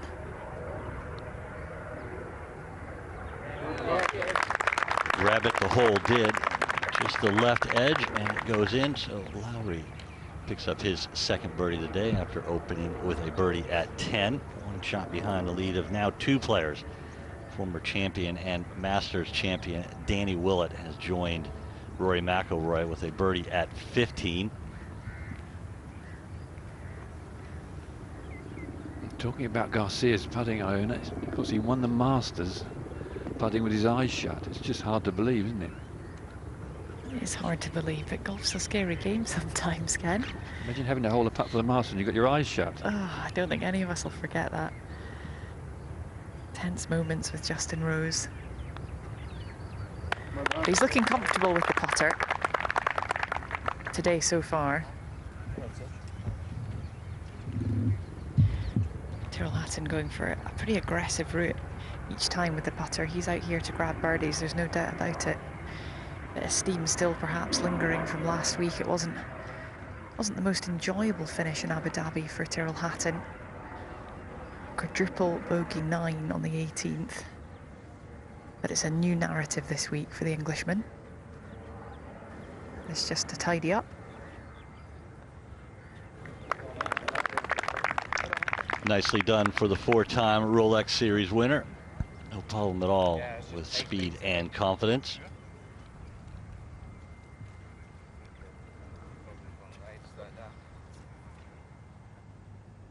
All 3 players in the Morikawa, Wiesberger, and McIlroy group on the green, putting for birdies. Yeah, beautiful surfaces out here for the players. Beautiful par 3 this. Like you say, just sweeps round from right to left this green. Beautiful stand at the back of it, looking on. It's going to be Wiesberger first. Little hint off the right, I feel. Not a lot of movement. Rory McIlroy will be jumping in to see what this is going to do. His ball's just inside him on a similar line. Just what you need to see.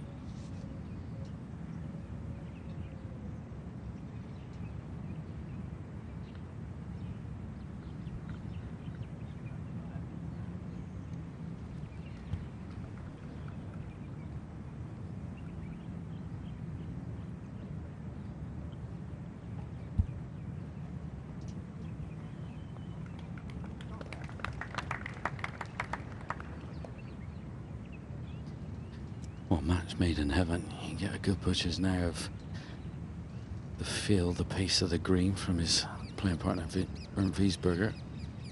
McIlroy would have seen the line as well, so yeah, confidence is sky high. 3 under, opening up nicely. Can he add another? The crowds are building, gradually getting stronger, deeper. They're going to get louder if this man keeps rolling them in, I can tell you that.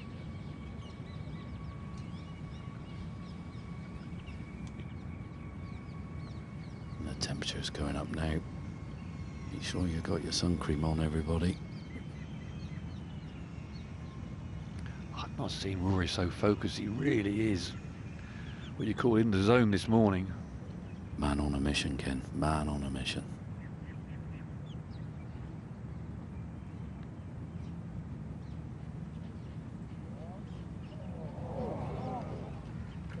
Wow, that was a good putt right there. He hit a really good putt at 12 as well that didn't go in. He is firing on all cylinders, and the thing I like the most is when he is missing, it looks like it's going in until it doesn't.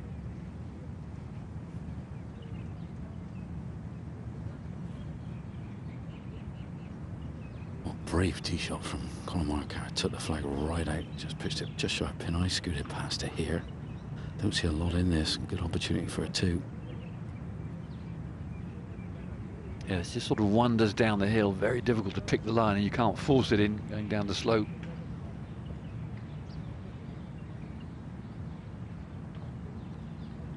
to tie the lead. And it goes in. And there's been another man join. It's now 4. The Italian Nino Bertazio has reached the turn in 3 under par 34 with birdies at 10, 16, and 18. So Morikawa, Willett, McIlroy, and Bertazio lead the way. Let's have a look at the 16th hole. Back tee they're using this year, sometimes they don't. Dog leg from right to left, and you're hitting across the corner of the dog leg.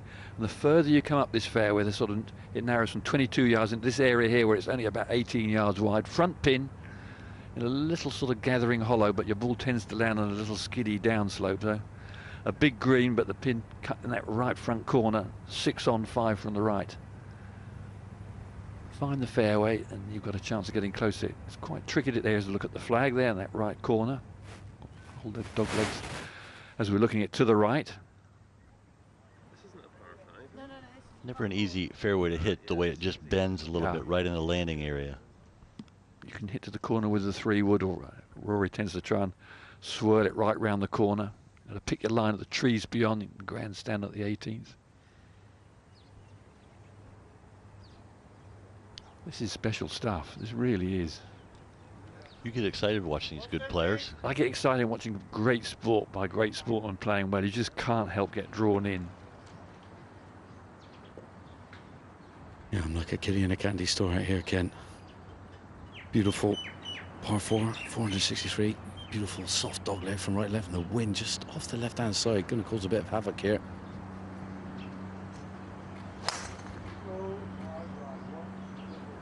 This one way left. It's early for you, thinking. Watch out. Left of the trees. It's over there closer to 10 than it is 16. A little bit of a double cross there.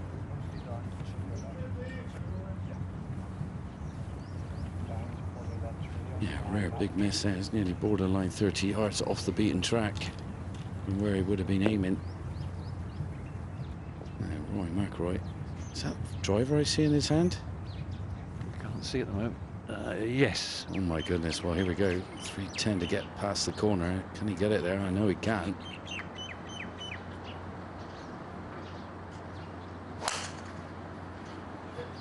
Oh, and this is an absolute corker. Look at that. Too far. Ooh. That's a tough lie settling down in that overseeded rough, front hole location. The power of McIlroy there coming undone. He's at about 320 there, chaps. Through the fairway. Wiesberger out with driver 2. Similar kind of distances to Collin Morikawa, this man. Had the pleasure of following him quite a lot last year. Played some good golf. Expecting good things of him this year.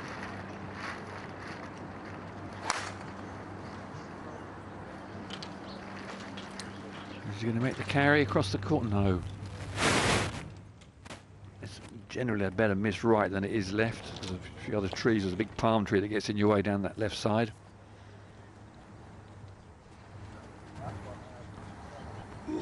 Four players are 3 under par. 2 of the 4 right there, Morikawa and McIlroy.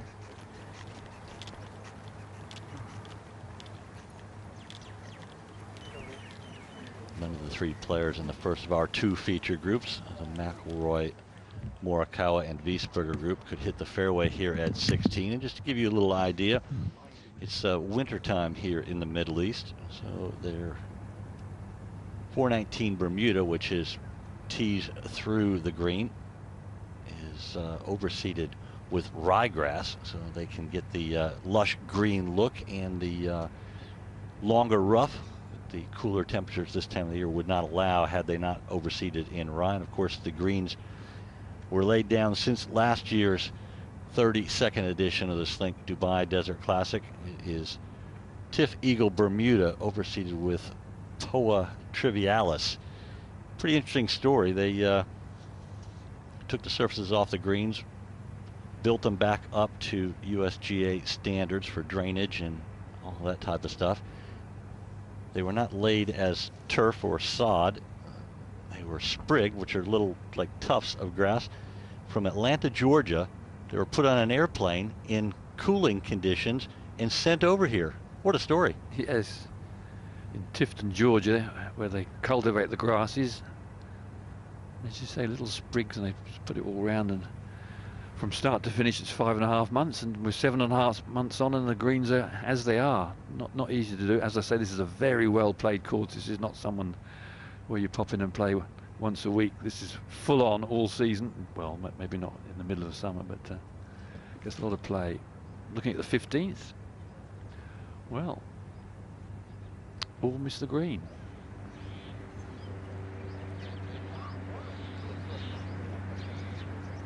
Well, a little bit of a hunt for Tyrrell Hatton's ball, and that's what can happen in this thick grass.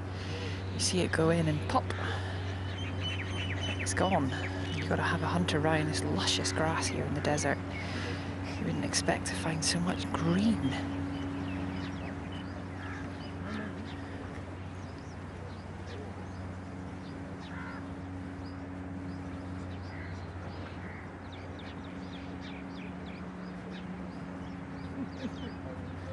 And it will be Tyrrell Hatton to play first here at 15.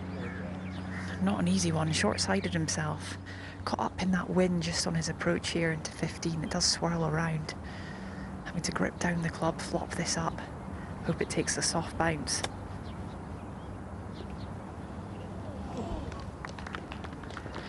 Bound to pop out a little bit, even for the maestro with the wedges.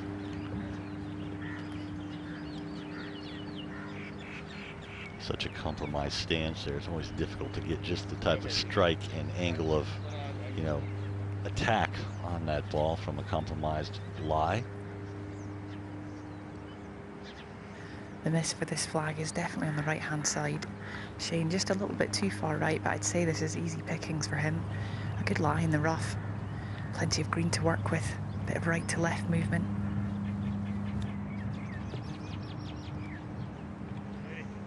Nice.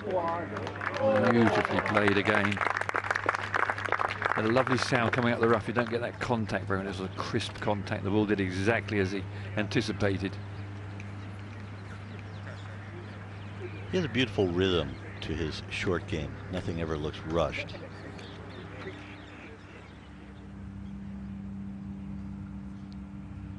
Yeah, ball way below his stance. 143 yards, pins right at the front. Not easy to get close.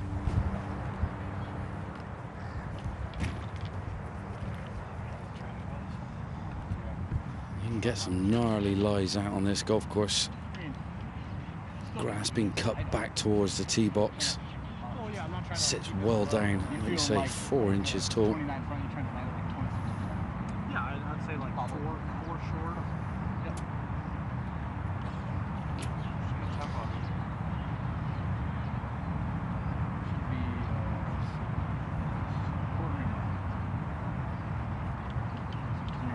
Landing around 26. Has he been lucky here, Morgie? He has been lucky, Ken. 133 yards, and he can get nicely to the back of the ball. Grass going a little bit with him. The only thing, he's got a tree in front of him. That shouldn't be a problem. Straight over that. Good line in, actually, to where this pin is today. Easy? Maybe? Oh my goodness. Didn't need much more. All right, good shot. That's a tough one when it's short of the green is kind of soft, and you know the green, especially coming out of the rough, the ball's going to release quite a bit. McIlroy from the right rough. Yeah, 113, horrible lie. This one down deep. Have to gouge at this one all his power to get height and connection. Up and over these big old pine trees here.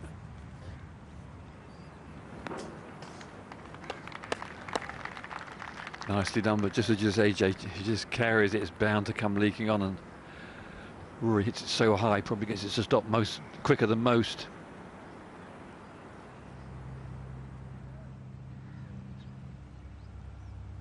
Little narrow stance for Garcia. He sort of changes his style. I wouldn't say weakly, but not far off it.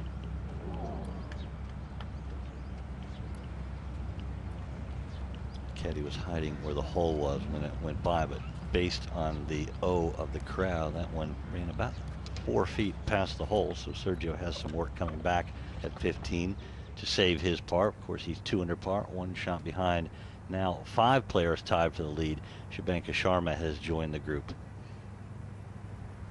Sharma just birdied the 17th hole. Everyone tied for the lead, surprisingly, has teed off the 10th hole. Houghton Lee, winner here in 2018. He's 2 under through 9. Guido Migliosi, 2 under through 4, off to a very good start for the Italian. Scott Jamieson, no hangover from last week where he had the lead after 54 holes and gave it up to that, of course, very popular win that Thomas Pieters had when Thomas Pieters got his first ever Rolex Series win and his 6th win on the DP World Tour.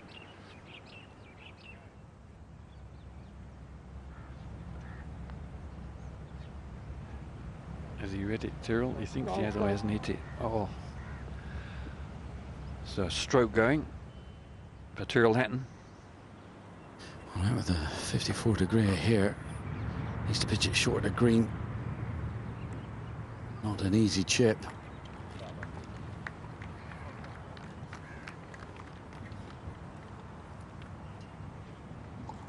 Looking for it to come in a little bit more from the right was Wiesberger, so work left, really the penalty of driving it in the rough off the tee. Not sure who's furthest away, but I think Morikawa probably will go first. Yeah, it's one of those you fancy here, Kent. Just going to cut it into the slope a little bit, hold its line. I feel he's just going to get it to the front edge. It will feed down to where this pin is. Tough pin today, right at the front of this green. Especially when they're so firm as well. Got to be, isn't it? Got to be. Oh, it's got to be right in the heart of the cup. Oh, what a start, Jay. What a start. That is fantastic. Morikawa with that chip in at 16 takes the lead on his own, 4 under par.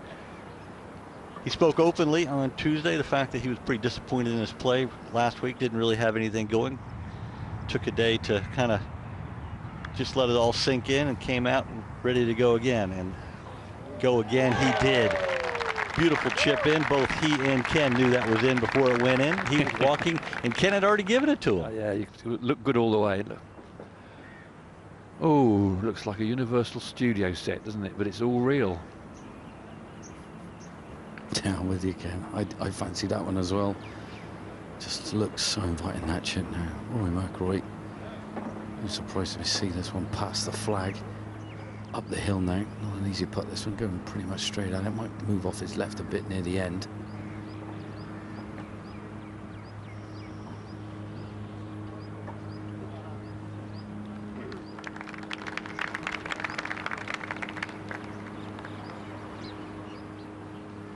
Bit of a wandering minstrel, but out of position off the tee.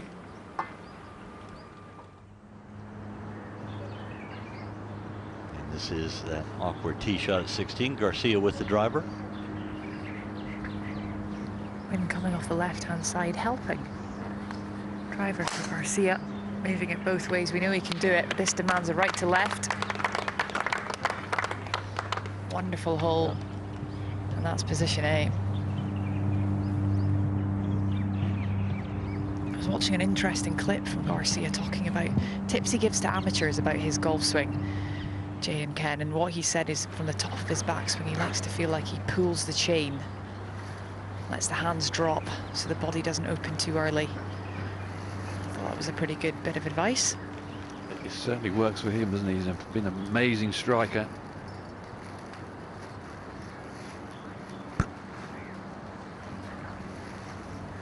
Another very good driver of the ball, Tyrrell Hatton.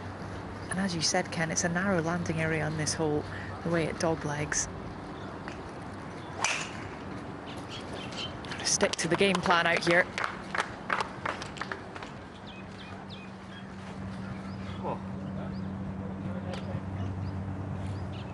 Safely in the right side of the fairway for Hatton. Maybe not the best angle to this front right hole location, but more importantly, coming out of the short grass, which none of these 3 players did. Wiesberger to save his par. Tricky, this one. Little down the slope. Nicely holed.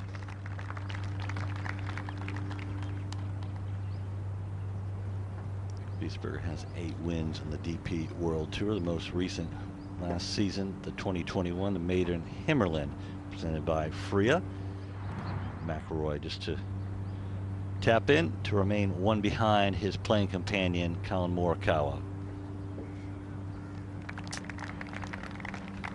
Nicely done. That's the important thing. You get out of position, play the sensible approach, don't get too aggressive, and make your par and give yourself an outside chance of a birdie as they wander off to the 17th. 359 yards. Here we're going to have a look at it. Dog leg from left to right. Slip down to the tee, the grandstand in the bottom of the picture at the 18th, and it's a hard dog leg to the right. From the tee, you're unsighted to the green. Options: you can hit a 4-iron or a 3-iron to the corner of the dog leg, as the virtual is showing us. And then you turn quite hard right to the pin that's back left in the green, a green that slopes mainly from back to front, or it's 320 yards to the front of the green and you have a shy at it, and I know someone who may have a go at it. Well, McIlroy can certainly pitch it that far. Do you want to take the gamble on just a little bit of a hold up? And good crowds out here building, watching these superstars of golf. Of course, you're watching a feature group coverage. I'm Jay Townsend, joined in the commentary booth by Ken Brown, bringing us the action from the golf course. Iona Stephen and John Morgan. Just a little bit of a wait here, and there's some breeze blowing now. Will it be helping? Will it entice Rory McIlroy? Take out the big stick. I'm going to go for this. Fairly friendly hole location in the back left part of the green. So if you did land it around the front edge, or maybe came up just short, plenty of green to work with. Wow, the group on 17 tee weight. Shane Lowry and Bo are having a conversation walking up 16.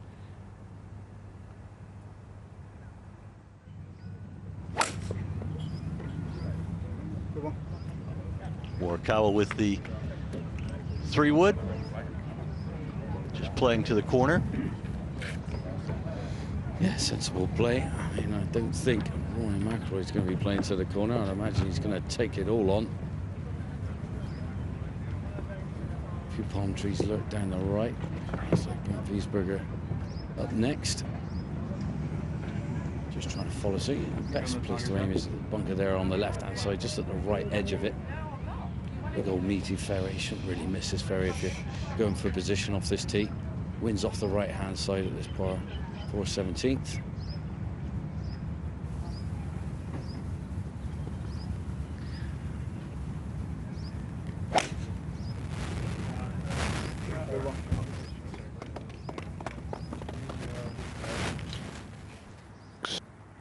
And he too, like Morikawa, taking the safe route. I wonder. Oh, go for the big stick, Rory. Come on. It's irresistible. I'm going to find out in a second.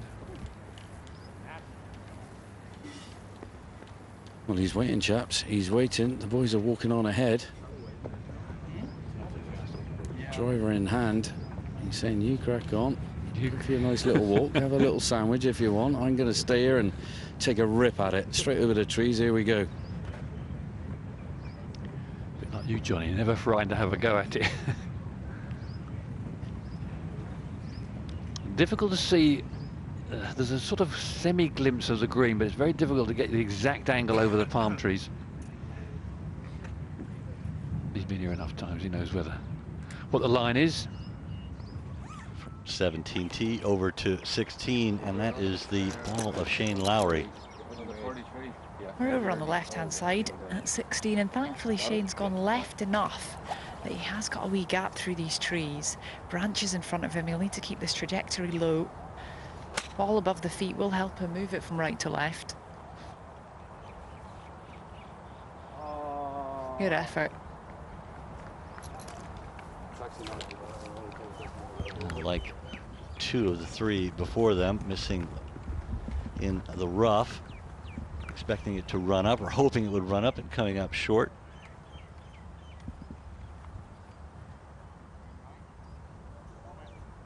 Oh, false start there for Hatton. In out, in out. Great position in the fairway, but he can't actually see the bottom of the flag from here. It's really just a flick left. Wind coming off the left-hand side. That flag tucked front right portion of this green.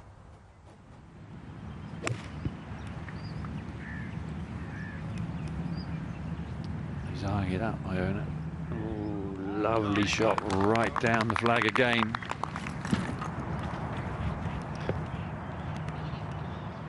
Bonus of being in the fairway for Hatton. Yeah, the short stuff is where you want to be.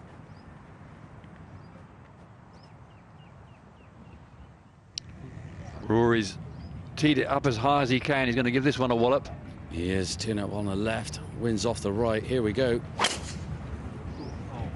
And this one, I feel a bit right hanging out there. I'm trying to spot it in the air. Keep your eye on it, Johnny. It's heading toward the bushes. Ooh. Yikes, that is definitely one you want to reload. You don't have a good view of that landing area from the tee.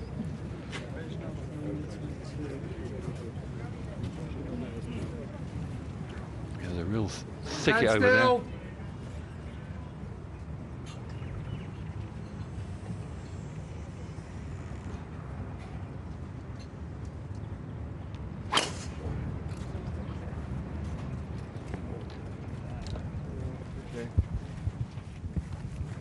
Provisional ball, and that one is certainly findable, no problem at all, but the first one will be a worry.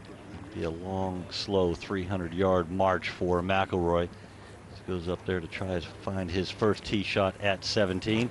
Morikawa leads the way 4 under through 7 in the first round of the Slink Dubai Desert Classic.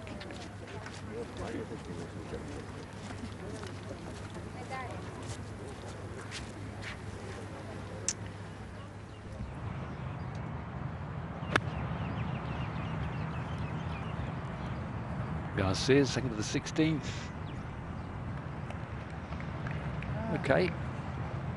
Probably give himself 6 out of 10 for that. Such a wonderful ball striker. We always talk about his great driving. And probably in the last 25 years, it'd be hard to pick 2 guys that have been better drivers of the golf ball than Sergio Garcia and Lee Westwood. Yeah, you're spot on there. They're amazing. The Morikawa was a pretty good, accurate driver, but yes, Garcia's always had the ball under control with this sort of low-driven cut. Ball above the feet, not a lot of green. Gorgeous long loopy swing there for Lowry. It's a thing of beauty. It's a thing of beauty. That was, oh, it was how far he swung. It just slid the club under the ball, club face open, lovely strike. Oh my, this is heavenly, if you like, chipping. Just a long way from it, just, oh, Christopher Columbus, that's amazing. Just carried it far enough. Such wonderful touch and distance control does Lowry around the greens. He's so casual about it, Ken. He's just like, yeah, you know, Yes. all in a day's work for Shane Lowry. Bo was telling me this morning that, you know, just reminding us just what a field player he is. You say, Shane, how did you hit that one so low? He said, I don't know, I just tried to hit a low shot. How did you hit that so high, Shane? I don't know, I just stood over it and thought, I want to hit this high. It's just raw talent.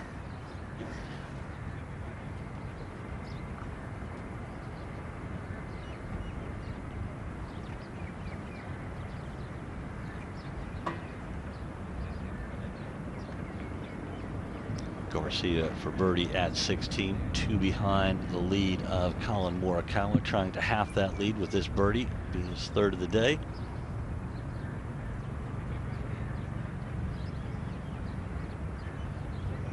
Just catches the left side, but not enough to disappear. So Garcia, the winner on these grounds in 2017, which led to his Masters win a few months later, will settle for a par, and that is the boot of Rory McIlroy, and that is his ball.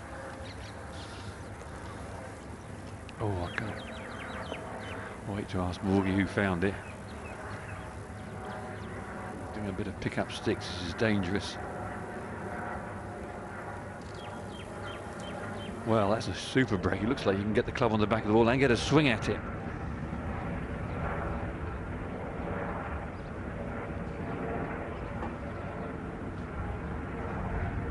Hatton.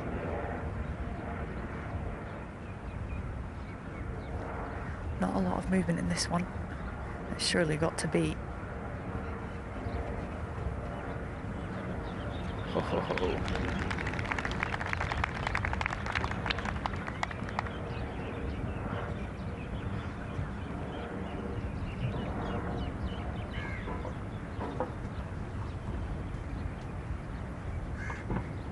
Well, just tidying up for Lowry. Easy peasy, very good par. Three of the best short games in the business, Garcia, Hatton and Lowry.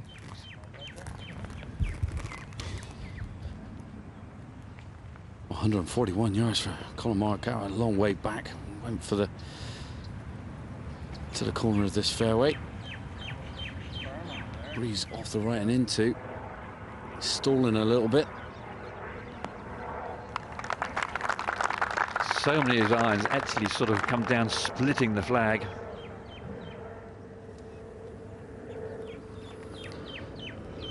Well, I'll take some credit for this find. I was the only man to find it, and I tell you what, he's got very fortunate. It's a couple of twigs that he's got to contend with, so the strike's going to be a little bit awkward. He's going to wander on up to the greens. You see Wiesberger now going from a similar location to Collin Morikawa, 137 yards, just that a little bit closer.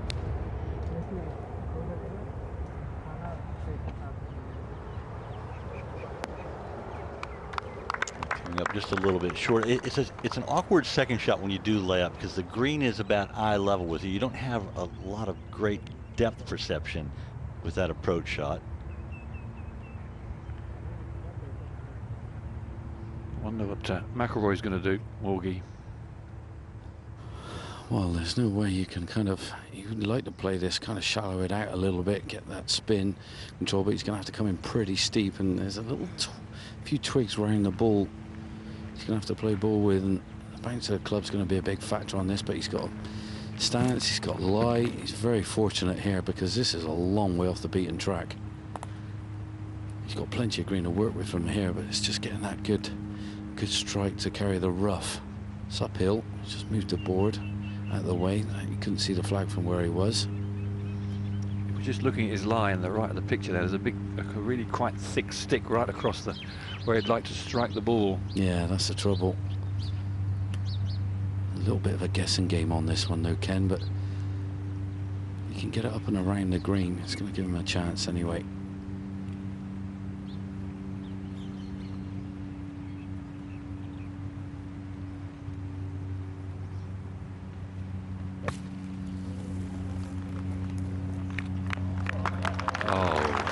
Absolute worldie. Played a sort of slight splash shot, but just got close enough to the ball. Oof. Not only lucky to find it, found it in a position where he could get the club on it, got it back in a position. That's like making a birdie even if he doesn't. That's right, because if he loses his ball, all his momentum is just quashed and he's absolutely flowing. His game's in full flight. We're seeing some of the best of Rory. Springs back in the step. You see, oof, we're off again. I'll birdie that 18th, knock this one in. I'm going to show these lads who's the boss. He's such fun to watch. Hatton finding the left-hand side of this fairway with a 7-wood iron for Lowry. Coming up the right half over the eucalyptus tree.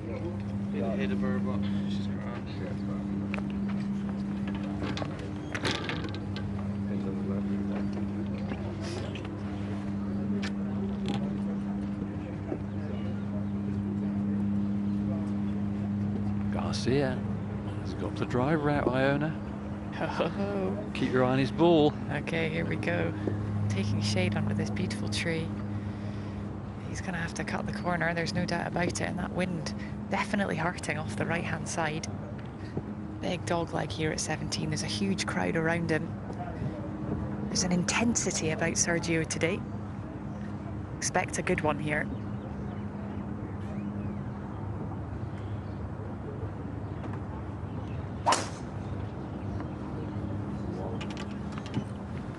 Right there, Serge.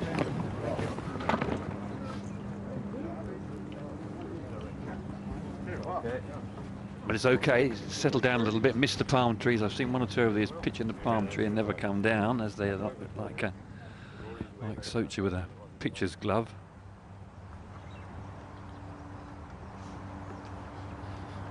Well, ball lightning there from Bernd Wiesberger. He's got some work to do. Ripped it straight through the break. Have a good 4 or 5 footer coming back now to save his part. Definitely got the read wrong. It's going to be Rory McIlroy to go next. Both players asking me, did he take a drop? I said no, he played it. And Rory's striding around this green, you know, quickly. Yeah, well, he knows he's got away with one, Ken. Yeah. Good crowds around here. They're all jostling for position now to look on, because they can see world number 2 and world number 8 are just chucking birdies for fun at this golf course at the moment. And Rory just aiming a couple of balls outside right here.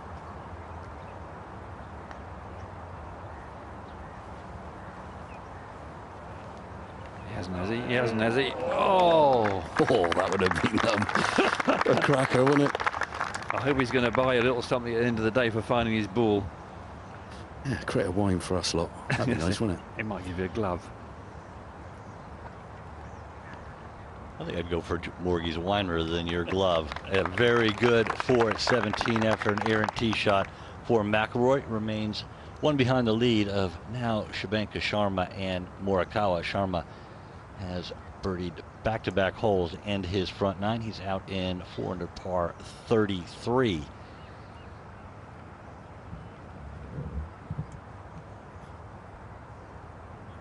Well, another cracking iron shot from Collin Morikawa. Really controlled it well, came to an abrupt halt.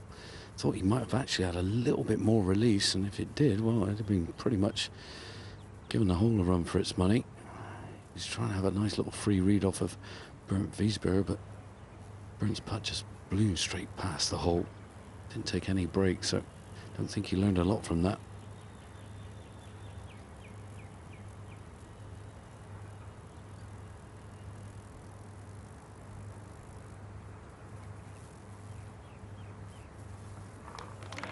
He knew that was in all the way. Beautifully struck, perfect roll. Morikawa not messing around. Birdies at 17, 3rd in a row, 5th of the day in 8 holes. Morikawa leads the way heading to the par 5 18th, his 9th hole of the day in this opening round of the Slink Dubai Desert Classic. Morikawa was pretty outspoken. We were listening to his press conference on Tuesday, Ken, and he was unhappy with his play last week. Yes, he spent a long time on the practice ground on Monday, out with the videos, checking his swing out, had a full practice session, and things started to click. A little fiddle with his driver made it a bit more upright and started to drive the ball a bit better, so he's in full sync. Wiesberger laid up off the tee, wedged on. It's just a reasonable wedge shot, but 3 putts for a bogey 5 at one of the easier holes on the golf course.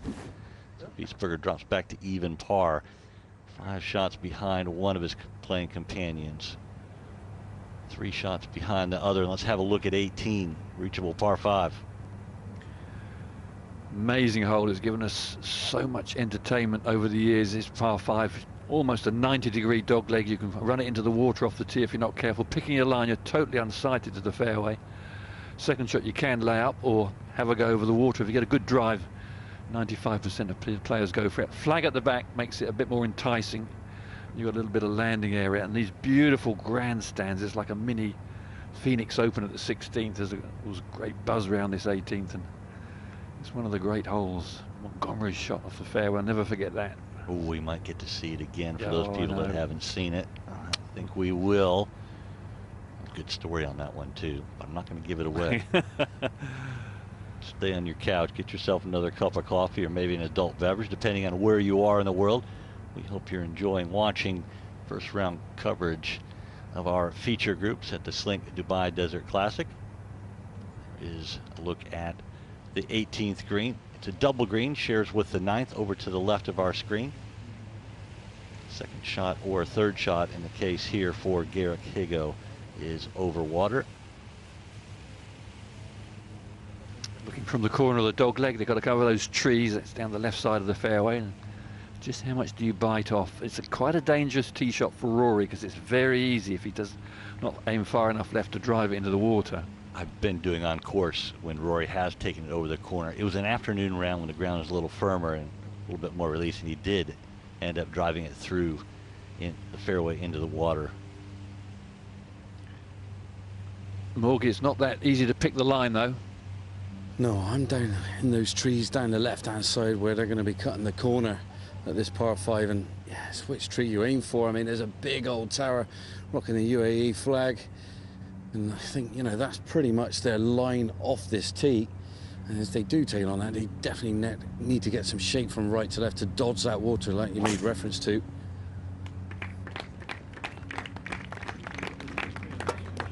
The 12th tee that's running with this one is just getting some action, so a little bit of a weight on the tee for the players.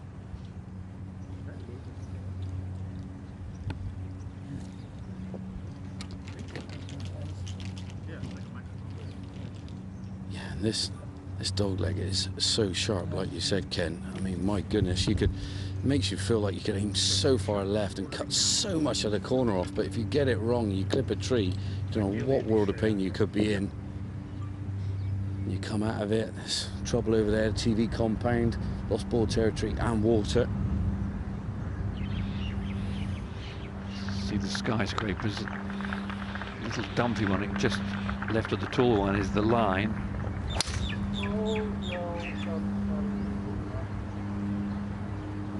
Not sure that was a driver. I think that might have been a 3-wood. Anyway, he's got major lucky there to skip through that thick rough, and that's in a good spot. Yeah, that little dumpy one is still probably quite a few hundred feet up in the air. It's dwarfed by these monsters that are wrapping themselves around it.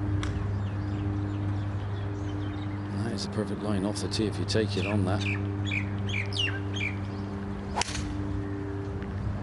3-wood for McIlroy, high flight, getting it to land a little softer, obviously not going as far, and I think that's sit down. Oh man, it's close. Sit down. Oh, just okay. Caught up in the fringe. Checking the run outs, how far it's gone. Yeah, that water right in play for Rory McIlroy, wasn't it, Ken? Straight wide, the 3-wood in hand.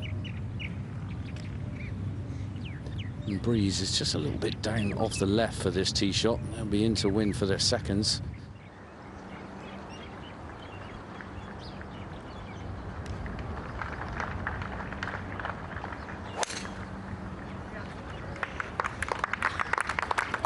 Aggressive line there, much further left.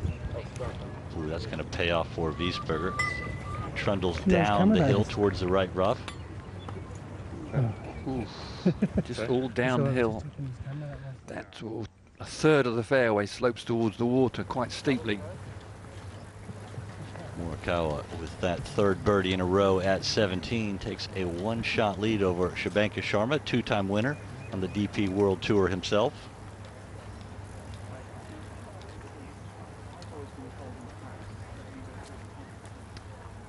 The designer Carl Litton chose this piece of ground, and at the time it was in the middle of absolutely nowhere. There was nothing around it for miles except a few camels. It just had a bit more movement in the sand. There was a few more duney type things he thought he could work the course into.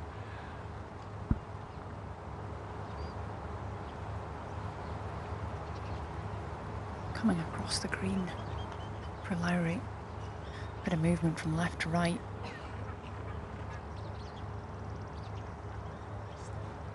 And it's interesting this week, guys, isn't it?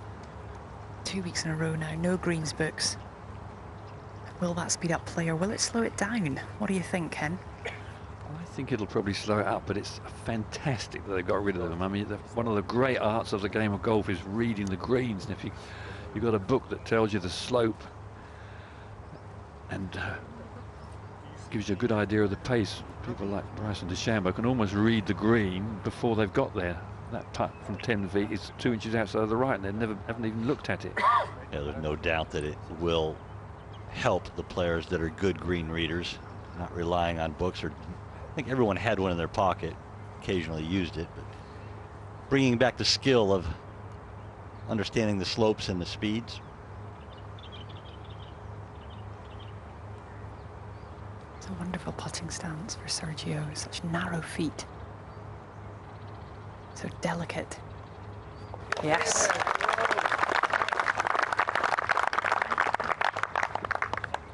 Great stuff from Sergio. He's always been very popular here in the Middle East. Of course, he's also won in Qatar. 3 birdies in 8 holes for the popular Spaniard.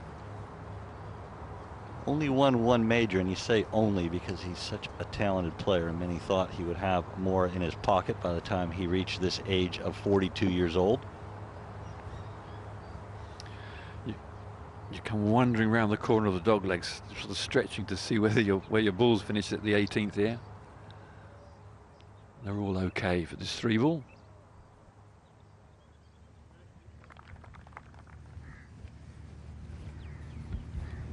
Morikawa has laid quite a bit back. He very well might have to lay up. The other 2 certainly in a spot where they can likely go at the green in 2. Of course, it's a dangerous second shot over the water, and there have been some iconic shots played right here, sometimes on Sunday afternoons, in the first 32 editions of the Slink Dubai Desert Classic.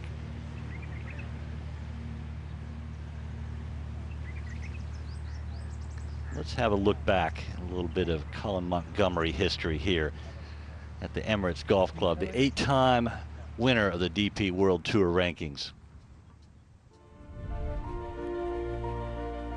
The driver off the deck, and I say the driver off the deck. One ahead of Miguel Angel Jimenez, and he was about 10 yards ahead, just in the semi-rough. And he showed me his cards. If you're in a poker game, I was 1 ahead. He showed me his cards. He took out his 3-wood. And I had a 6-iron in my hand. What about if you give me my driver? The rhythm of the swing never changes. Is it long enough? They're beginning to applaud, and quite rightly so. That is a simply magnificent shot from Collin Montgomery. And that was that. I knew I'd won the tournament.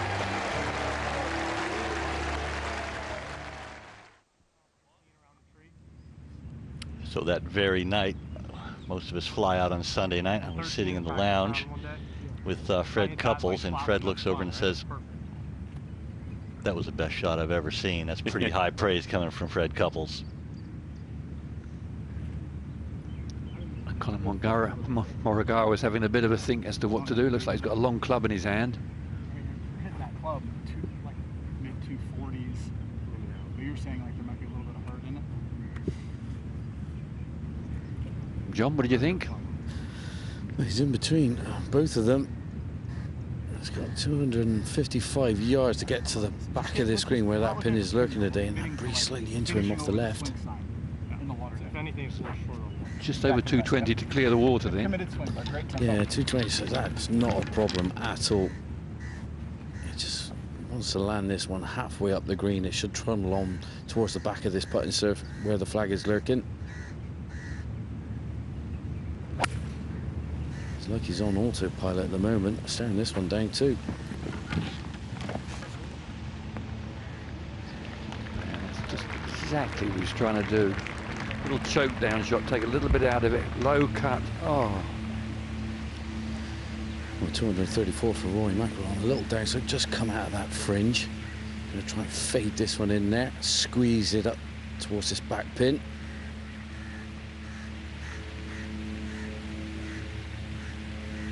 Not easy, this.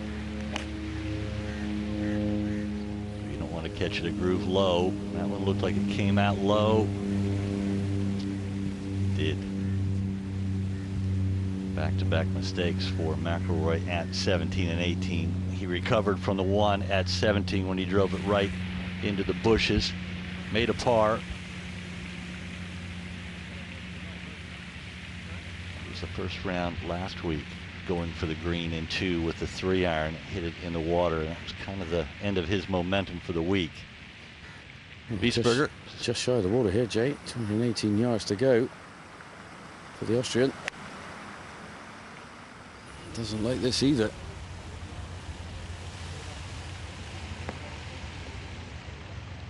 Done okay, but again just slightly leaking right. Awkward that too. Have a look at Morikawa's second. With a flag at the back, he's got a little bit of landing area, and he's caught between clubs, so he's either got to hit one with a mighty hard swat or just 3/4 one. Currently our leader by 1.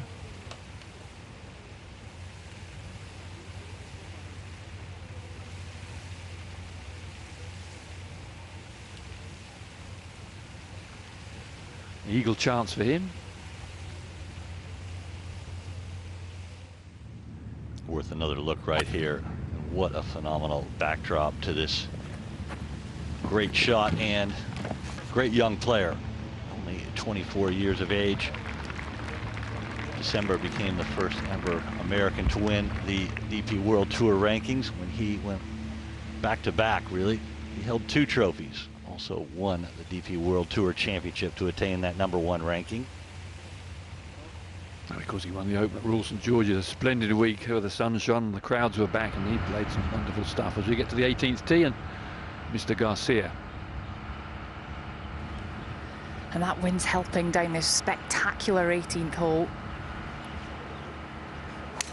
Got to sling this from right to left, round the dog leg.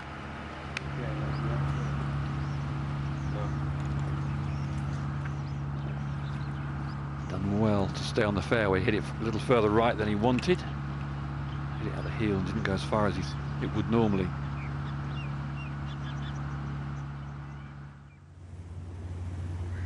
McIlroy in the drop area.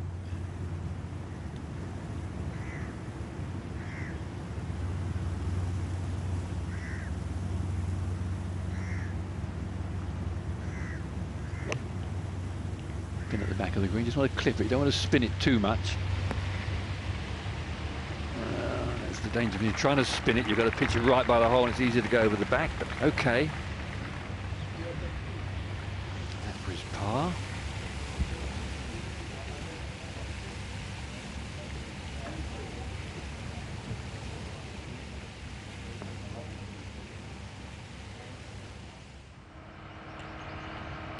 Ready to play his tee shot on the 18th, his 9th. Of course, our feature groups all teed off the 10th hole this morning.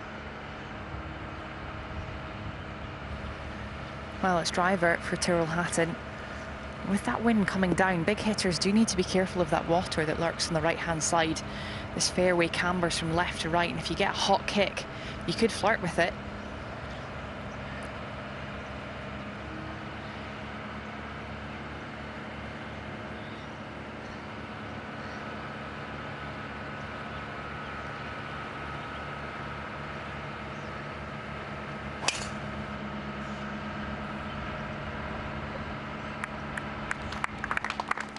Where this one goes, got to keep it well left with the driver. Oh, that's magnificent, absolutely dream ticket. I'm not worried about it. That's a mid-iron from there.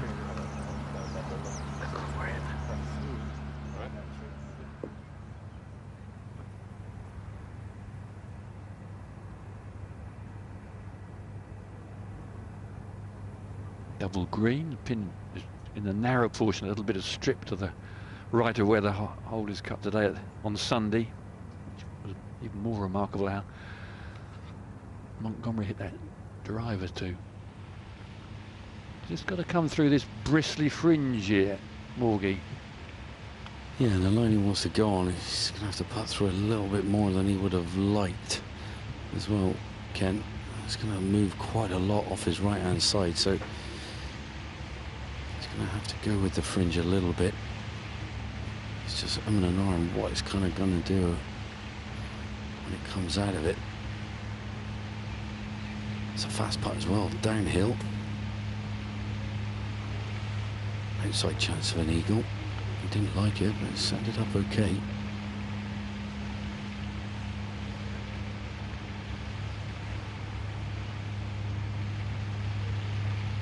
Took 3 putts at the previous hole for a bogey. Now looking at a lengthy second putt at 18, but that's for birdie.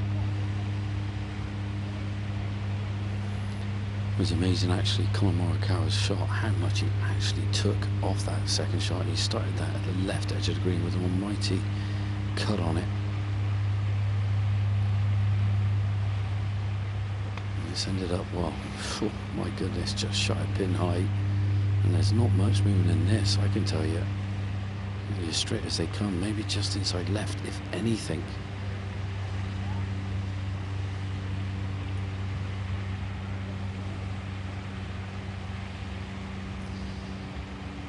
What first 9 holes this would be if you can sort this one in. My goodness. It's a par of 37. He's going to do it in 30 if it finds the bottom of the cup. Ooh, maybe couldn't be earned. His course record couldn't be in danger. Yeah, he's going to give it a run for his money if it goes in, Ken, that's for sure. Hold some beauties so far today, Jay, as well. Certainly has, and this is the correct side of the hole to be putting from. Putting up the hill. Left to right in this one.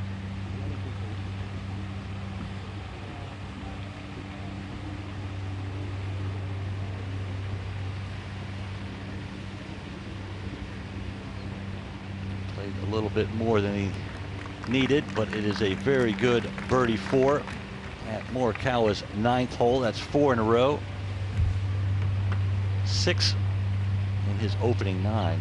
6 under par, now leads by 3. Yeah, I think you could say he's found his game again. Understatement of the year. Probably was never too far away, was it? Never. Class is permanent, always permanent. There must be some part from the back edge of this green, a little downhill, left to right as well. A little bit more break than Collin's putt had, though. Just pitched it too far up this green. So firm, it's hard to get the spin required. It's trying to back itself back down the hill, but doesn't have enough juice on it.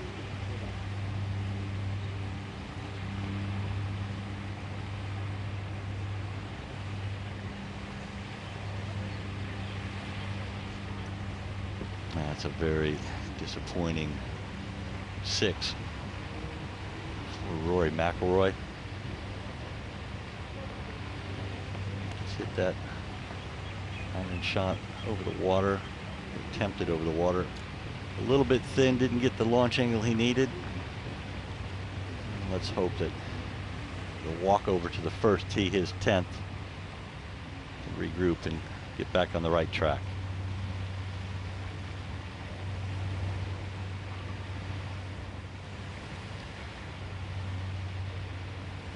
Judging by Morikawa's putt, this is left edge-ish, depends on the pace you're going to hit it. And Wiesberger could do with a birdie. Level par so far, plenty of red numbers on the leaderboard.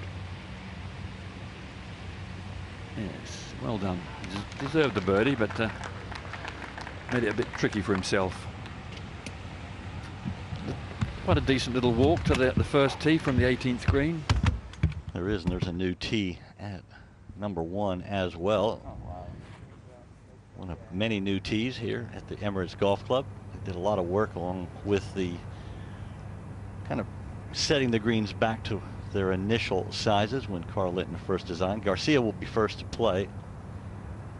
He's in that awkward range, Iona, 250 yards. Yeah, he didn't quite get all of it off the tee, but still in a good spot. And gotta say, guys, my word, what an amphitheatre we have here around the 18th green. You walk around the dog leg of this hole and wow, it hits you. It's just takes your breath away, really. Yeah, you wait till you get one around. Well, on Sunday when you come around the corner, the sun is setting over those big tall buildings. There's a special light, and the atmosphere around the 18th is absolutely electric.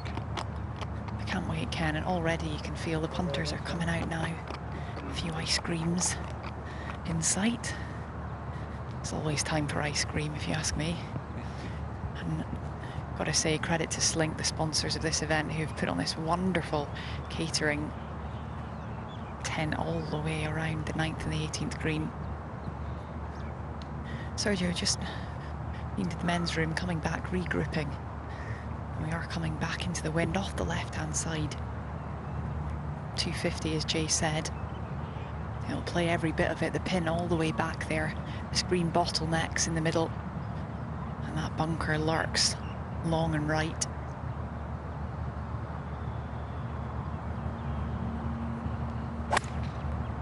Go! Go! Go! Go!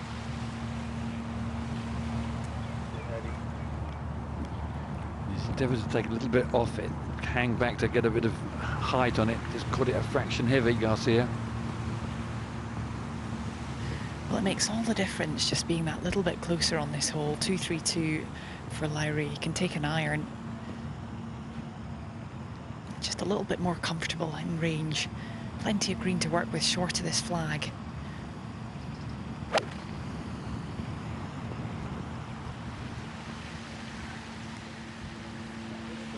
Four iron and a little bit anxious, but actually covers the water just about. The further right you hit, the longer the carry. Let's have a look at the first. Tee back over the road now makes this hole play slightly less of a dogleg for the average hitter anyway, because you just hit to the corner and go round up the hill for the second to this green that's really, of all the greens, has got larger. It got so small. So it's been enlarged by virtually a third and a bit. Same shape. The contours are generally the same, but slight changes. They wanted to keep the integrity of the course and its history. This course has played a big part of Dubai's history, let alone golf's history in Dubai. It really has. This really started in 1989 as the first premier sporting event in Dubai, and it's really become part of its personality. Great sporting, great tourism, fantastic golf destination. Of course, you're watching feature group coverage. This is our first of our two feature groups. Game 17, Morikawa, McIlroy, and Wiesberger, and they are absolutely thrilling us. 9 under par in total between the three. Of course, 6 for that man right there, Morikawa, who holds a 3-shot lead.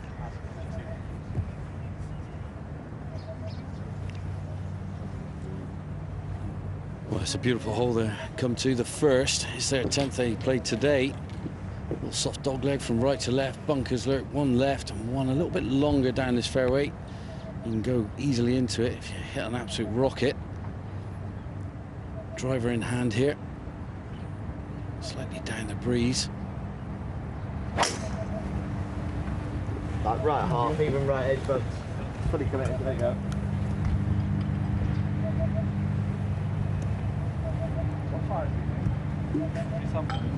Morikawa's not a big guy, John, but he gets it out there fair enough, doesn't he? He does indeed. His consistency levels are unbelievable. Watch him on the range. It's just repeat, repeat, repeat. He's obviously upstairs between the ears. Very intelligent man. Knows how to get it around the golf course. Wiesberger has that lovely birdie at the last hole. Sitting on the tee, aiming at that far bunker down the right. Easy. Nicely done.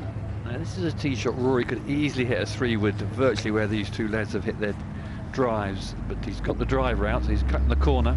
Yeah, he could, but he's not, Ken. He's out with driver down the breeze. He's taking on the corner. He can make mincemeat of this, but he's got to be on the right line. He can't be in this rough. Raised green here at the first. Not easy to get close.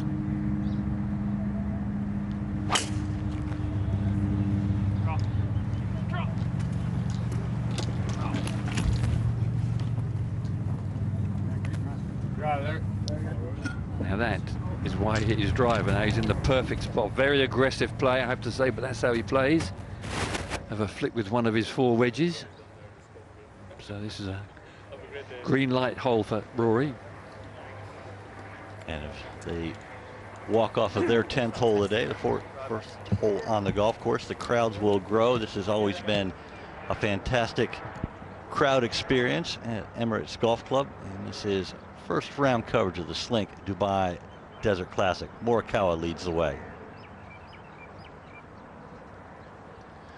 For Rory, that was a really important tee shot. He played the aggressive play and cut at it. It's easy to lose that somewhere and put yourself under pressure.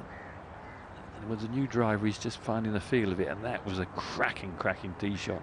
Especially coming off the back of a poor tee shot at 17, and then second shot at the par 5 18th in the water. I mean, he was wobbling a little bit. He did need that, didn't he? Yeah, absolutely. That's the other joy of playing professional golf. You wander around, you have a chat with amongst yourself and the caddies, all sorts of things you talk about.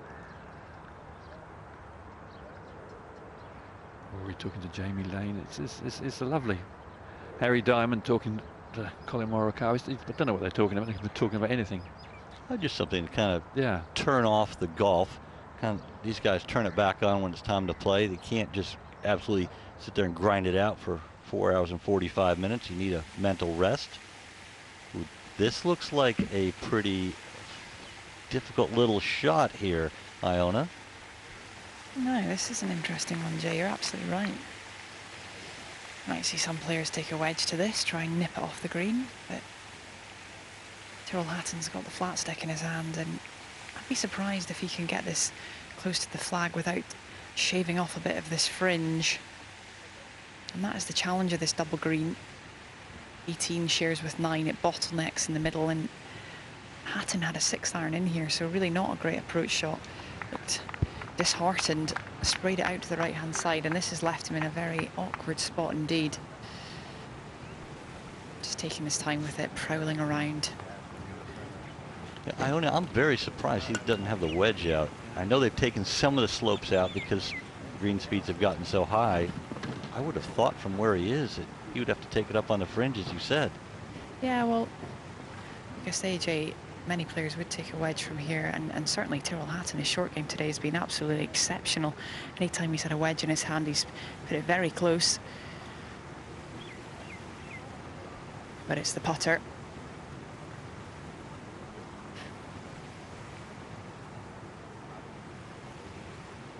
Is he waiting for the players on the 9th? Yeah, he's waiting. Just going to let them hit in. Take some extra time to mull over this rather challenging putt. I saw earlier on in the week there was a challenge going on this putting green to try and 2-putt from one side to the other. That was the challenge. And a 2-putt from where Tyrrell Hatton is would be a good result. Right now, the fringe seems cut rather tight, so it should, you know, it will bobble a little bit, but it should trundle on, and then it will break from right to left as it comes into that final third. Up the slope, then down the slope. Yes, pace won't be easy to judge here, particularly if he has to go through the fringe and it's touch and go.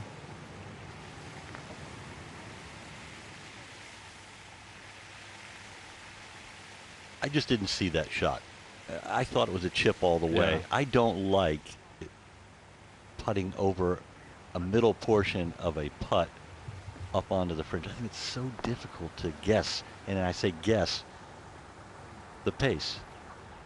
Yeah, the pace was always going to be problematical. Maybe doubly crossed now because he's got a 6-iron in there. It's, you know, that's not much of a club to hit it 25 yards right of your target. Acres of room left as well.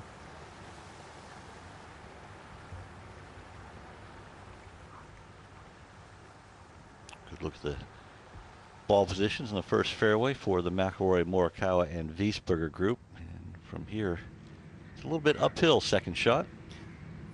It is, Jay. Pin right at the back of the green, down the breeze, slightly off the right. 175 yards to go. And yeah, bit between the teeth on all three players here. All they're seeing is birdies galore. Looked a good swing, that. Yeah, he's starting to find the middle of the face the last 2 or 3 holes as Wiesberger. A different sound.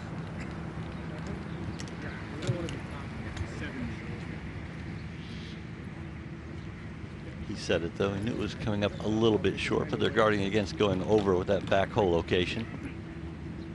Yeah, that's the one place you can't be. Short side yourself long. It's all gnarly. Long grass. 172 yards, just a fraction bit closer than his playing partner, Bernd Wiesberger. Now he'll be able to go to school. He knows that's come up a little bit short from where he is. You can just see it just over this big old bunker that looks shy of this green. been flagging it the second half of that first 9 holes.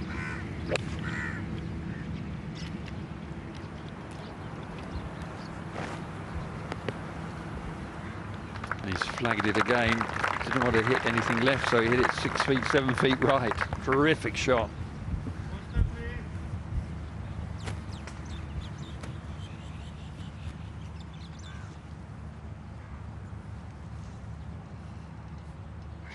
A huge drive, 141 yards for Rory McIlroy. A little bit out of kilter, off balance with the drive, but got away with it. Holding this one off nicely, trying to fight that breeze, land it soft. Is he going to reap the reward for his aggressive play, Jay? Certainly giving himself a very good opportunity right there, and he's eye to eye with the man that leads.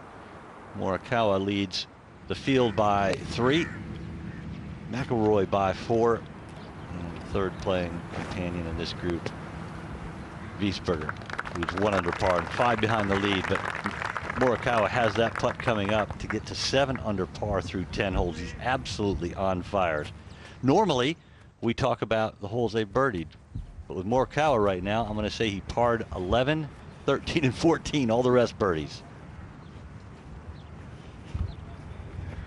Yeah, amazing. There's only been 1 birdie on the first so far today, which, of course, a lot of players started on the first, makes it a little trickier to perhaps make a birdie. Let's have a look at the shot of Rory's. Nice rhythm. He knew as soon as he struck it that it was drifting a little left. He was honing on the flag.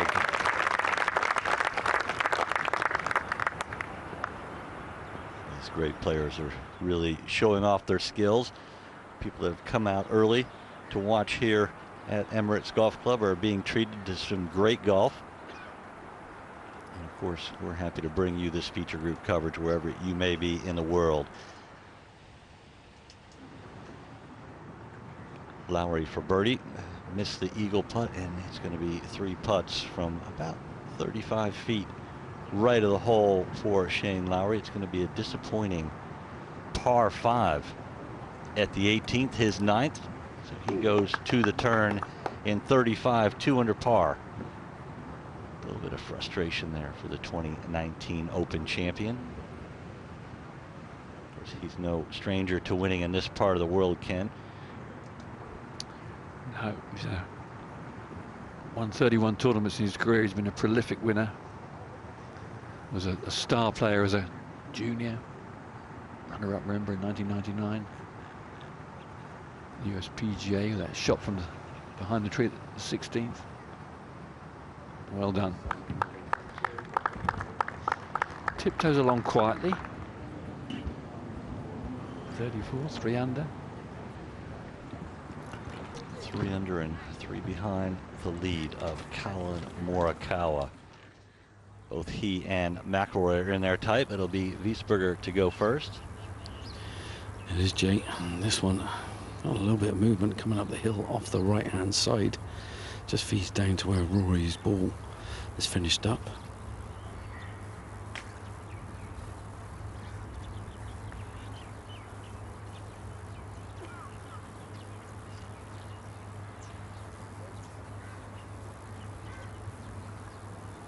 Reasonable pace. A little wide to the right. Beautiful new putting surfaces. They really kind of reset them back to the original size. Took some slopes out to account for the faster green speeds that tournament play is conducted under these days. Great crowd around the first. Good atmosphere out there, John. That's beautiful. It really is. I mean, it just makes it better when you're watching some amazing golf. I mean, they've just come out here. I mean, gathering now, it's starting to get 2-3 deep following this group. I mean, this man's on a crest of a wave. I mean, geez Louise, he's playing some crazy golf at the moment. Beautiful. I mean, he's hitting his yardages like you won't believe, and that's the trick. He's giving himself minimal distances for putts. His yardages are spot on. This one down the hill now, another golden opportunity. Don't think it's going to do a lot in this putt.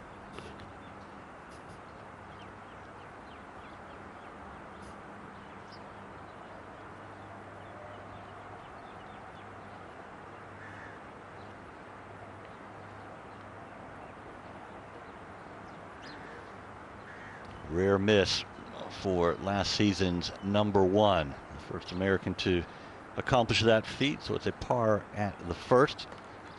His 10th hole remains 6 under, and the 3-shot lead is intact.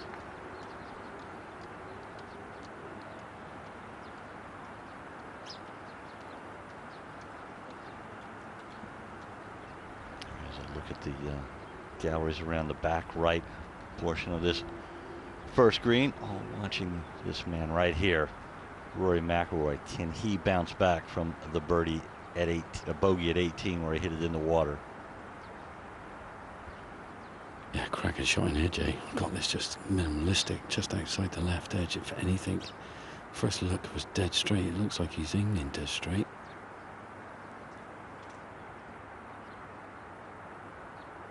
It was dead straight. He should have gone with my gut feeling. Perfect, and a great response to that bogey at his 9th hole. A nice bounce back birdie. McIlroy gets back to 3 under, within 3 of the lead of Morikawa. Strength of mind right there. Great stuff. Of course, McIlroy picked up his first DP World Tour win right here on the hallowed grounds of Emirates Golf Club when he won the Slink Dubai Desert Classic in 2009. A good 2-putt par for Wiesberger. He remains 1 under par. This group is now collectively 10 under par through 10 holes. Pretty amazing golf. Definitely worth getting up for if you're here local. Morikawa has a gold star. You get a gold star for every Rolex Series win. Someone will get a gold star this week. Last week it was Thomas Pieters. Hao-Tong Lee, former winner here in 2018. He's playing well. Good to see him back on the right track. Willett has 2, Hatton has 4, Lowry has 1. They're all 2 under par. Around about the midpoint of their opening rounds here at the Slink Dubai Desert Classic.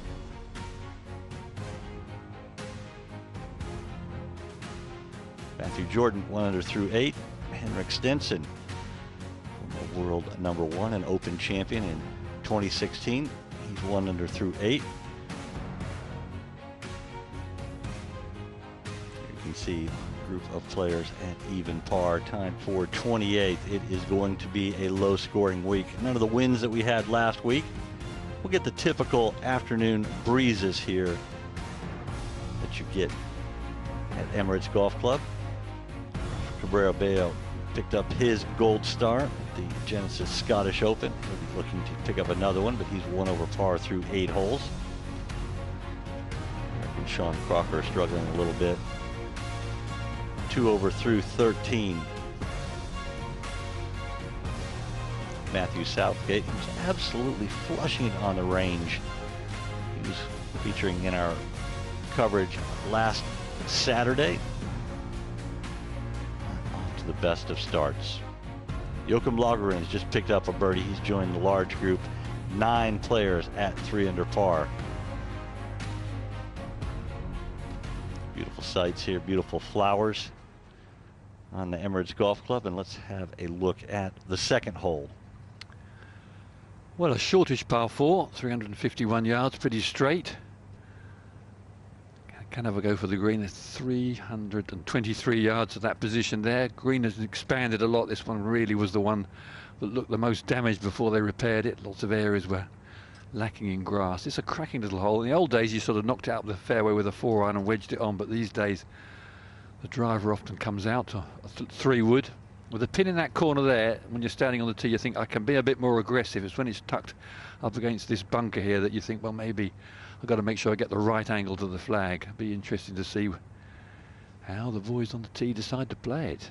And I would say it's part of the price of admission to watch these guys hit driver, but that's one of the things about Slink, the new sponsor of the Dubai Desert Classic.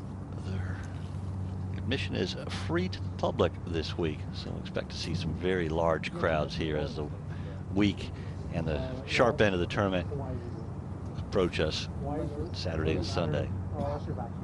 hope I'd love to be a part of them. A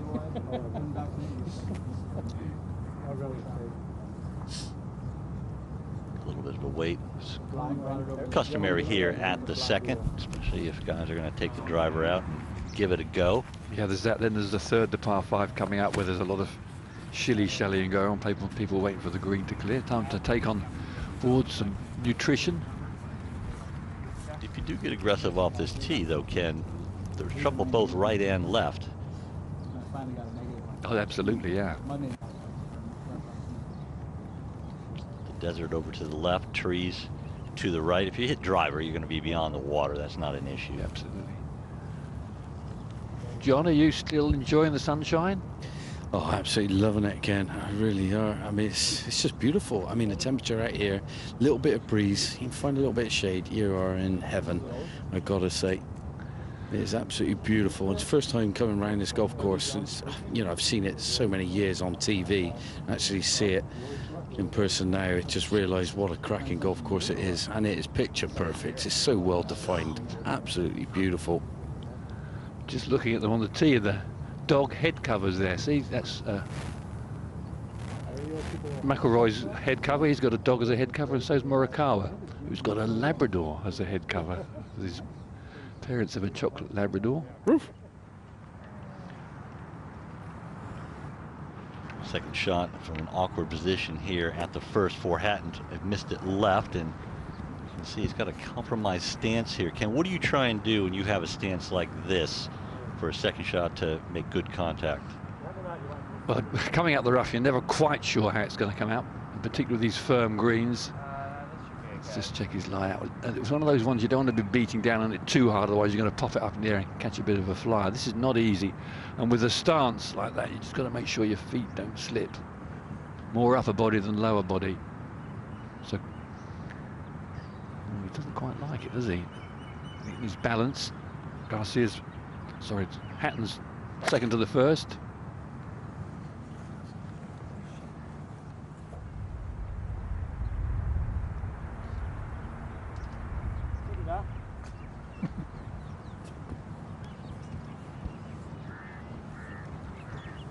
Doesn't appear to be on the green, so hopefully not too difficult of a position for Hatton. Clearly that was an awkward spot. Lowry in the fairway. Garcia just in the left rough. 177 for Lowry, and that's a good looking golf shot through the middle of these two palm trees. Oh yes, Shane.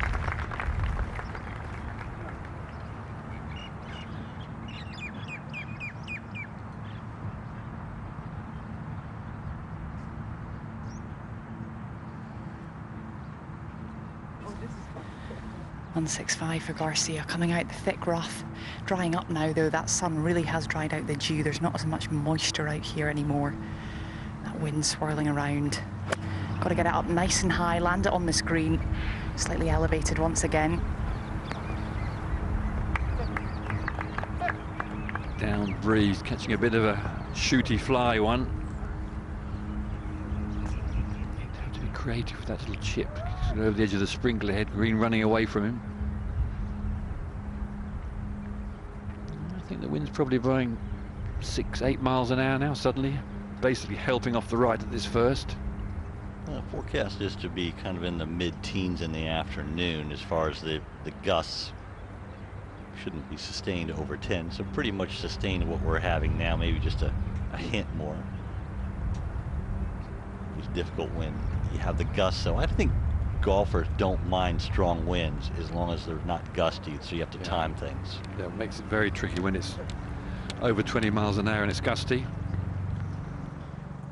Two Ryder Cup players last time out at Whistling Straits, enjoying a chat. You've always got that bond with your fellow Ryder Cup players, even 20-30 years on. Here we go, 335 to the front edge here, playing a little bit down the breeze as well. Rory, driver, one hand off it, doesn't like it.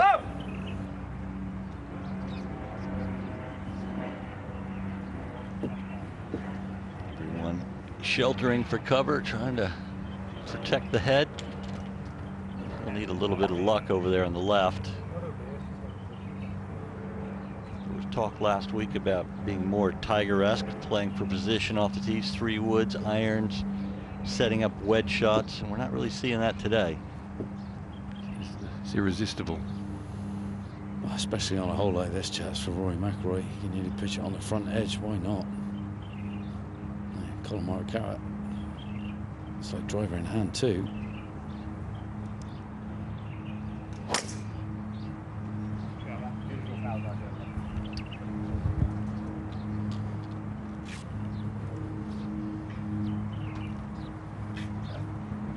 Perfect for Morikawa up there in the bottleneck, just short of the bunker, maybe 20-30 yards. Plenty of green to work with. He can be so straight, Jay. It's unbelievable. The ball hardly moves in the air. Well, that would be a problem if you don't know how to aim then. Well, yeah, exactly. Doing a pretty good job of it, as we see Wiesberger now.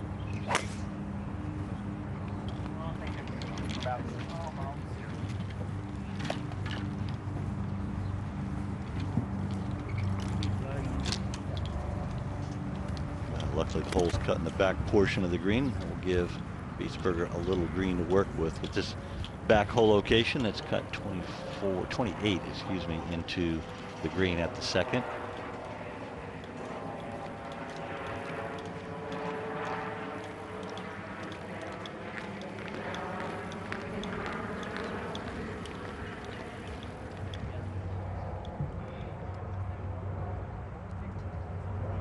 You always know when the superstars are playing. The journalists, I see 2 of them right there. Yeah, I was saying that. John Huggin there in the pink. John Huggin.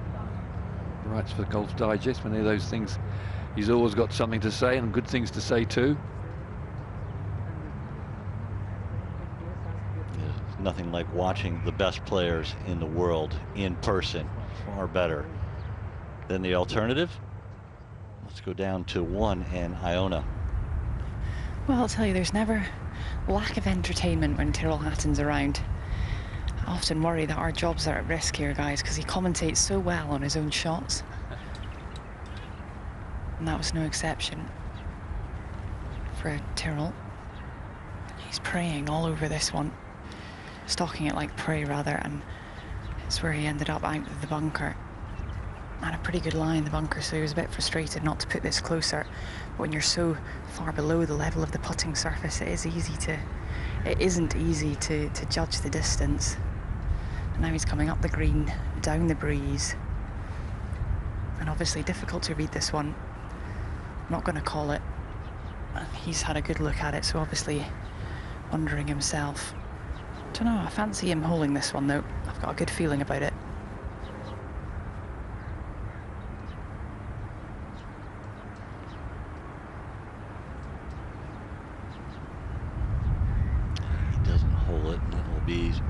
Hatton's second bogey of the day on a low-scoring opening round of the Slink Dubai Desert Classic. So a little bit of frustration there. The bogey was really the result of the poor tee shot, though. Yeah, it was a long way back, clattered about in the trees. Where this whole dog leg's coming to the green from there is always awkward.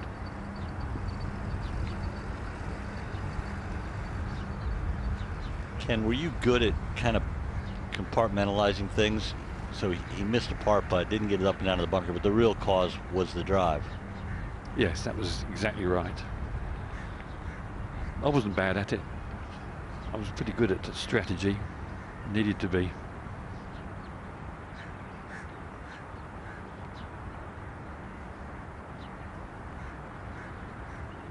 Lowry, good opportunity for birdie here, putting up the hill. It is up the hill, Jay, and then it's ever so slightly down in that last quarter. From this angle where I'm standing on the left-hand side, it looks like this cut is cut just in a little bowl. And with these greens being so fresh, only 5 months old, it's amazing. It is difficult to really understand what this grass is doing. Tricks the eye. Iona, you bring up a good point. They're not old enough to really have grain to tell you which way they're going. Oh, look at that ball. That must be the ball of McIlroy. He was lucky at 17, not as lucky at 2. See the tee there. Yeah. I was checking the TV. Okay, I see the thing.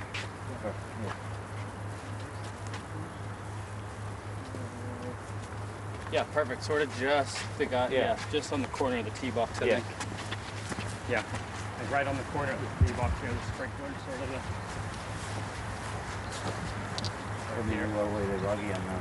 You know that you can put the tee peg and you have a club left around. So. This is going to take a bit of time if someone's going to pace all the way up to the flag to get a yardage.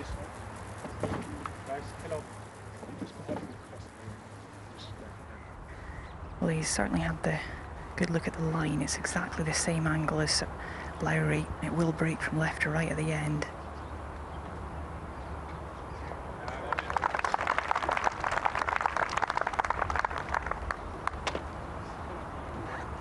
Nicely done from Sergio.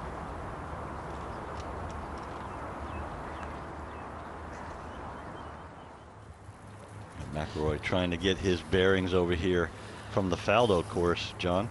Yeah, taking line of sight and finding the tee box. He's going to be able to drop it on that up and over the tree. He's just going to have to dice with a floodlit part of this golf course might be in play. Pins back left from where he's coming in at.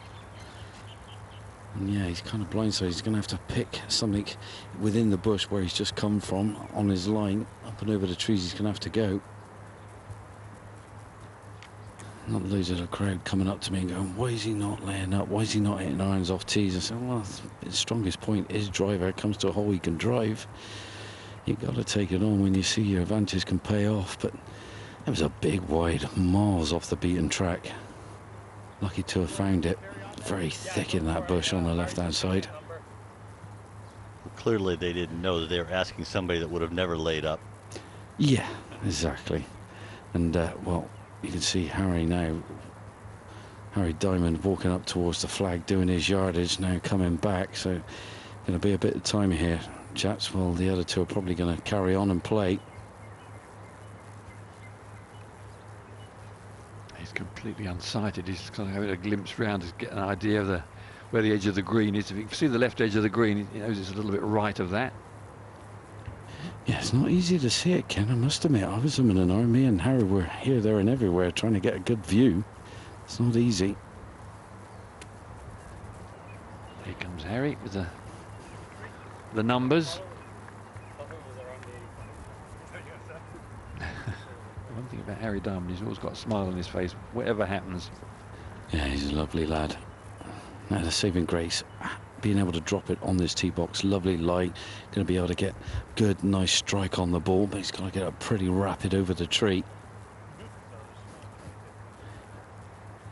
Wiesberger's gone ahead and played at the rough on the left. So it's Collin Morikawa.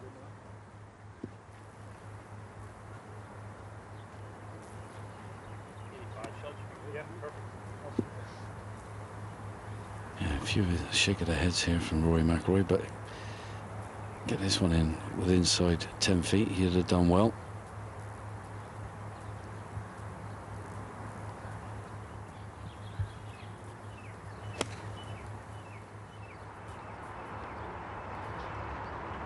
Distance should be okay. It's a question of whether you can pick the line. That was a pretty good shot because you didn't want to miss the green on the left by 2 or 3 yards because you have a very tricky little pitch with that flag so tight. 3 yards it says, but it's a tight 3 yards.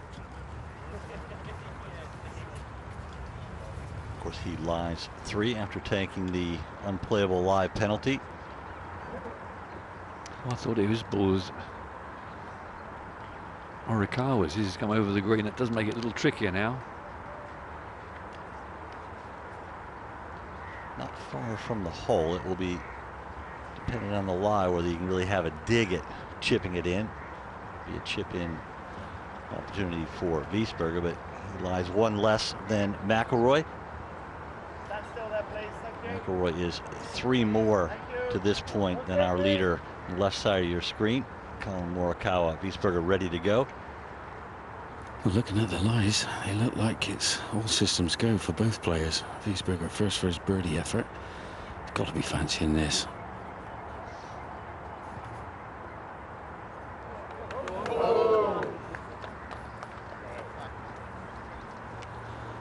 Yeah, quite a straight chip, Wiesberger, but Rory's chip looks sitting pretty nicely. I've got to say, unfortunately, it's just gone past. He had the line spot on, just out by a couple of yards.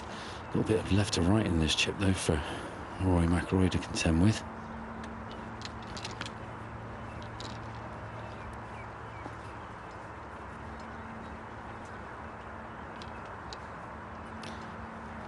He's not messing around.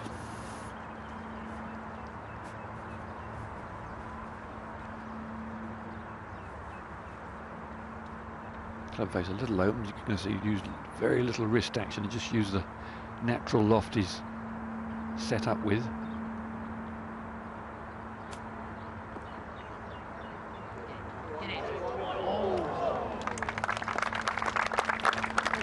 Really good touch there. I think his short game is very underrated, but it is a bogey 5. Bogey's at 18, his 9th and 2, sandwiched with a birdie at 1. Drops back to 2 under par. Never good holes to drop strokes on, but 18 and 2 are really birdie opportunities.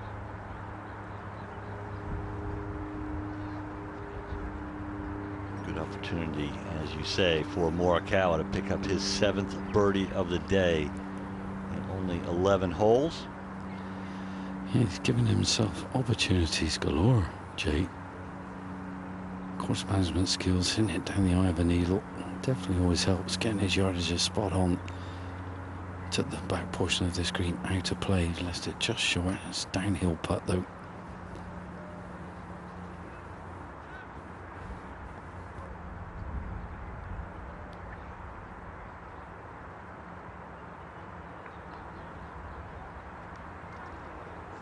He's got it. Not as he got it, he's got it right in the centre of the cup. Absolutely perfect pace.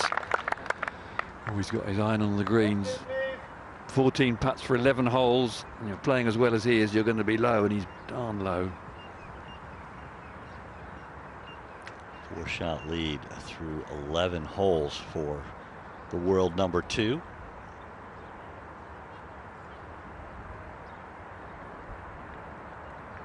Wiesberger from around about 3 feet.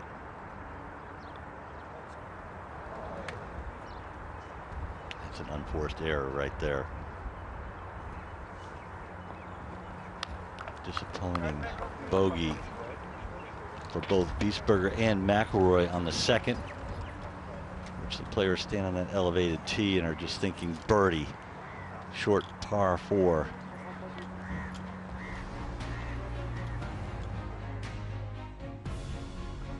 Number 1 in the DP World Tour rankings last season. Number 1, the top of the leaderboard with a 4-shot lead. Early days here in the Slink Dubai Desert Classic. Collin Morikawa, the 2-time major champion, firmly in command at the moment. Willett, McIlroy, Lowry, all 5 shots behind the lead.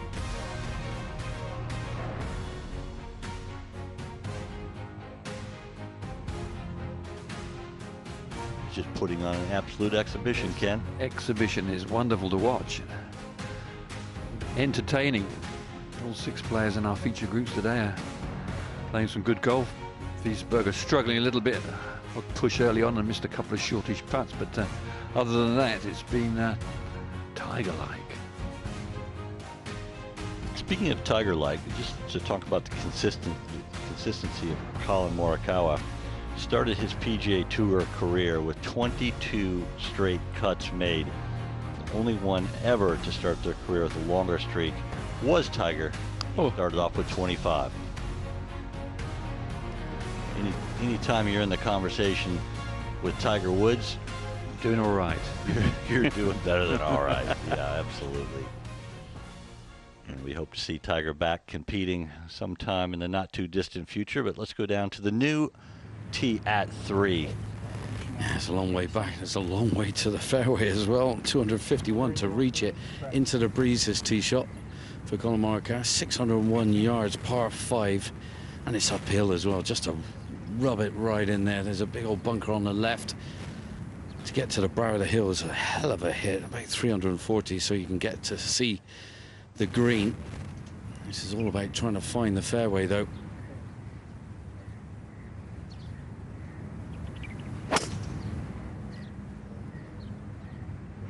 High drive down the right half of the fairway.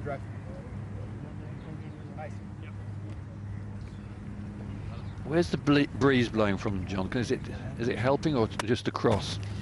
It's actually feeling like it's into them just a smidge. It just feels like it's swirling. I've come up here about 200 yards up on the right hand side, and it feels like it's a little bit into him off the right, but I would say as far as he's hit it there, I would say I'm wrong.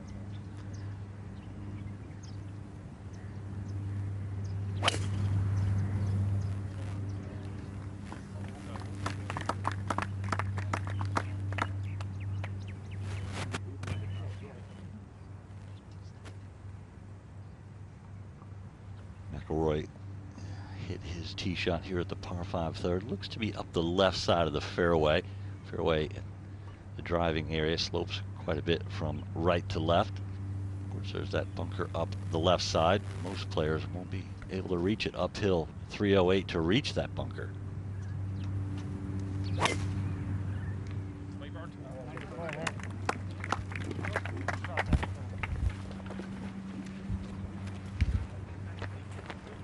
Good one for Wiesberger as well, unsighted from our camera, but should be in the fairway. Well, Larry coming out the rough on the right-hand side. Sergio just missing the fairway by half a yard. Oh, yes, get in. Oh! Woo! What a lovely shot. Gracefully played. Got such a variety of shots. It's a little closed stance, takes the club on the outside, grass lying against him, doesn't make it easy, pops it in the end. Oh, it lands so softly and delicious. He's got a happy smile, hasn't he? If you know what I mean. Yeah, he's always really enjoyed the competition, you feel, has Sergio. I'm not sure Tyrrell Hatton always enjoys him. Oh, sitting on a little bit of a stick there. I'm not sure it's a root, but it's certainly a stick it's embedded. Adds to the difficulty of the strike.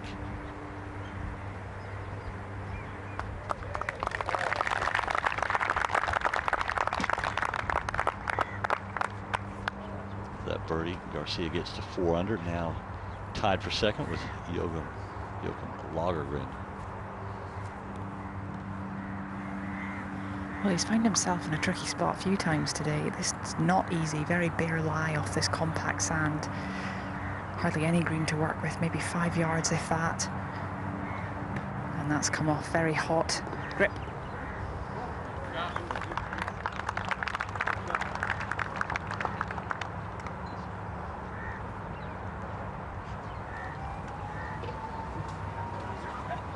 Always going to be awkward from there. We have to pinch that tight lie. You have to pinch it, so it's always going to come out a little lower. Sitting up to the green with no green to work with, really, he's played the percentage shot. What these guys do so well is when they're out of position, they get it back in play. They get it back in position. If he would have tried to get that close to the hole, he was bringing, you know, a big number in play, leaving it short in the rough, no green to work with for his next one. So yeah, that was a smart play, as Iona said. I was walking a few holes with Adam Scott yesterday, guys, and he was telling me that one of the things that's impressed him most on the DP World Tour is just how clinical these players are around the green. That he can just can't believe it, and that's, in his opinion, what separates the guys that do win the Rolex events, that are contending week in, week out, because so many of these guys out here, their long game is superb, but it's what they do around the green side that really puts them a cut above the rest. And all three of these players, as you say, Ken mentioned it earlier, fantastic short games. Tyrrell Hatton's been very, very clinical for some awkward lies. This time perhaps just having to take the medicine. A par, never a bad score. But here at 2, it's really the birdie that you want. Still a chance across the green.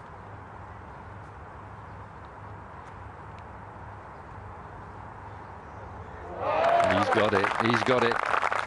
There's more than one way to scramble. You can get an iffy chip and a good putt, or a good chip and a decent putt. 2 under. Mowgli.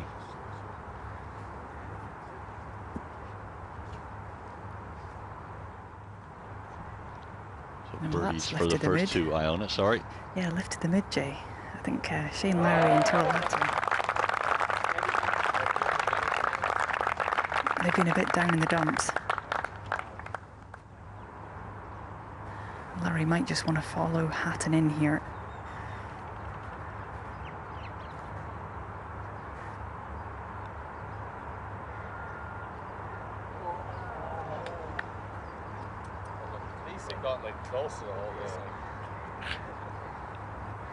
I did about 6 holes in the pro-am with him, and he was absolutely hitting every shot for how he was trying to. Well struck putt. I think he just slightly misread it, or just didn't quite have enough pace, but 2 under going into the par 5.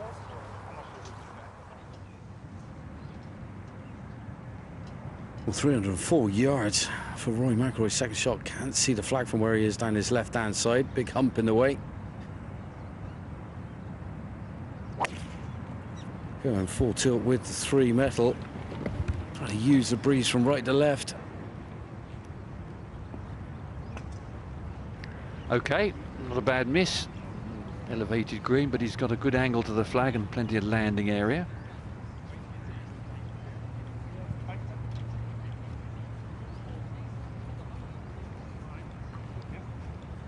It's one of the things about this new tee. A lot of players won't be able to reach the green or have a go at it like McIlroy did, and it's a blind layup. They can't reach the crest of the hill the way they used to be able to.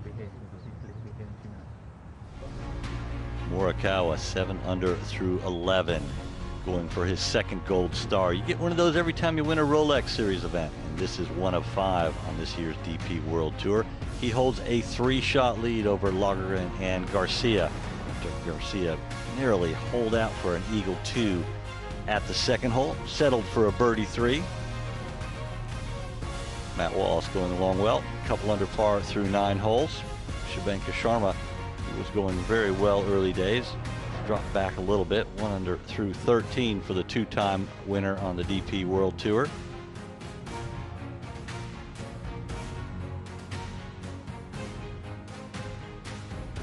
South African Garrick Higo, 3-time winner on the DP World Tour, got his first PGA Tour win last year. He's 1 under through 12 holes, a very talented left-handed superstar from South Africa. Dean Burmester, another South African, 1 under through 9. Talked to him earlier this week, said he's really enjoying the golf course, likes the new greens, and as a long hitter, likes the new tees as well. Robert Rock surprised us last week when he told Iona Stevens in a walking interview that this will probably be his last year. He's going to resort to mainly coaching and spending more time at home with his 13-year-old boy. He was a very good footballer. Jordan Smith 1 over through 11 as his former Masters champion Shaul Schwartzel. It is a wonderful day here at Emirates Golf Club, and the wind is just starting to blow a little bit, and there are the balls of the McIlroy, Morikawa, and Wiesberger group. It looks like only Morikawa in the fairway.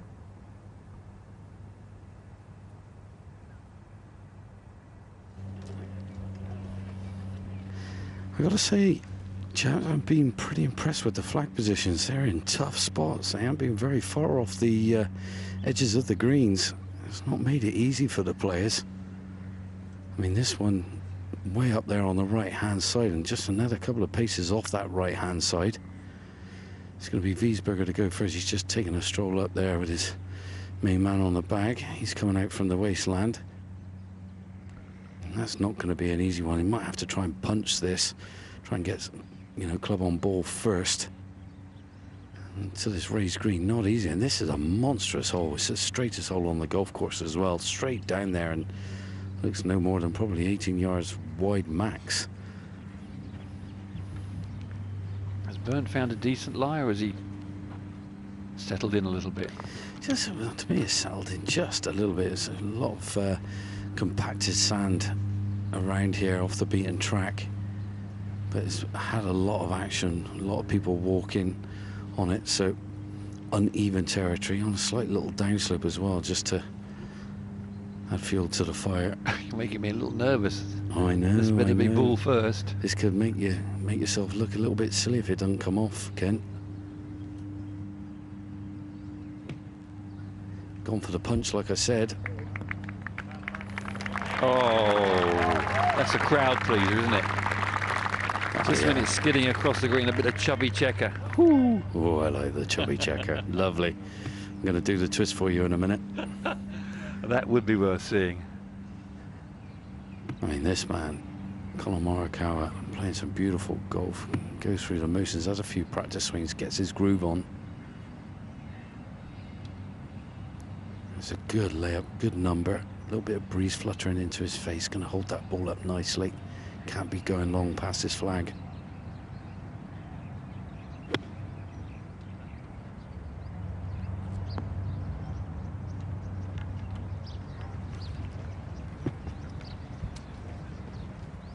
Green just above him, and I think he was very aware of what Morgie was saying. Didn't want to pitch it by the flag and skid it into the little bit of rough behind the hole. It's easily done, Ken, because you're aggressive, you're really positive, and you fly it all the way. And these greens are just not giving you anything, you know, it's not stopping that quick. So, yeah, you would definitely go short side, and, yeah, it's going to be a treacherous up and down from there. But Rory, not a great lie down this rough, in this right side, in the rough. He's going to have to pitch this. I mean, there's a kind of little, very, very soft here. If he can just get over it, it will filter down from right to left to where the flag is. Unless he wants to just pitch it just on the green and just run it up there.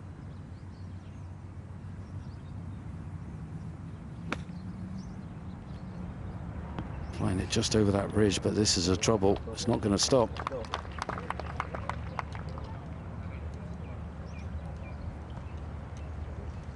Such a premium on coming out of the short grass. You can control it, both pitch distance and spin. Yeah, whenever you can't reach a par 5 in 2, you've got to weigh up. Is it worth just laying back 70 yards and giving yourself a full shot in, or have a go at it and finish in the greenside bunker or some fluffy rough? This is often nip and tuck. This is exactly what Collin Morikawa did on his first hole, played the 10th. You know, just seen it as it was right on his limit, couldn't get there, laid up. Everyone was surprised, but he was the only one to walk away with a birdie.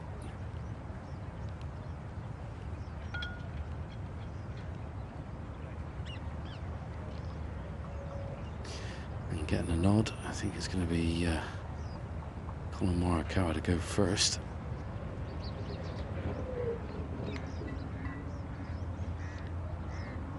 Rocking the maroon shirt. I had a car like that, a Ford Escort. My goodness, don't make them anymore. I heard you used to have a Jeep as well. I did. It got nicked after 4 days of having it, but it did have no doors and just a roll bar on it. Was it insured, or was it worth nothing? No, it was worth something to me, definitely. But yeah, I went home with my tail between my legs, Ken. Shouldn't hang out at those kind of places, Morgie. I know. He can't hold another one, can he? My goodness, this putter's so hot at the moment. I noticed he's carrying a pair of oven gloves. Yeah, he does. This doesn't do a lot, I gotta say. He's given himself really straight putts today. Not a lot of movement on him. Done his homework.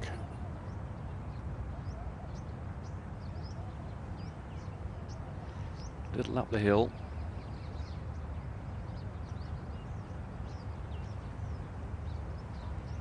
Well, that one went a little left to right. And players are still learning these greens that have been relayed and expanded to their original size. They tend to shrink over time, and of course this golf course has been around a long time. This is the 33rd edition of the Slink Dubai Desert Classic, the longest continuously running event outside of Europe on the DP World Tour. It's amazing, this chip. Rory's just kept trundling on by, just off the green, couldn't mark it. And would have learned a lot from Collin Morikawa. And up the hill, might have a bit of break of right to left in it.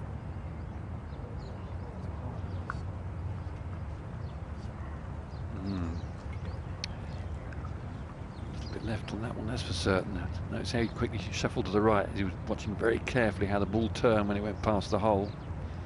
Helps him with the return.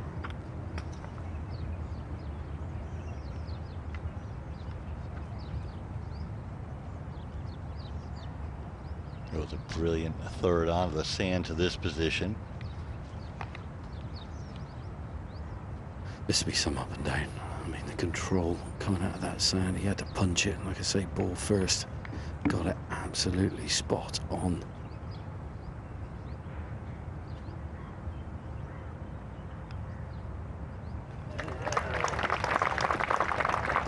Well done for Wiesberger, and a good bounce back after that three putt. Well, not really a three putt, three from the edge of the green at the second. Gets back into red numbers. 8-time winner on the DP World Tour. Most recent was the maiden Himmerland last year. Just a little bit.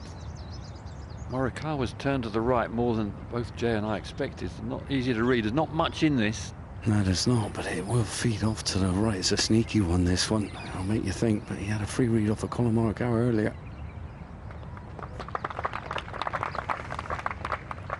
Well holed. And I think with the new tee, Ken, 5 is not a terrible score at the third hole.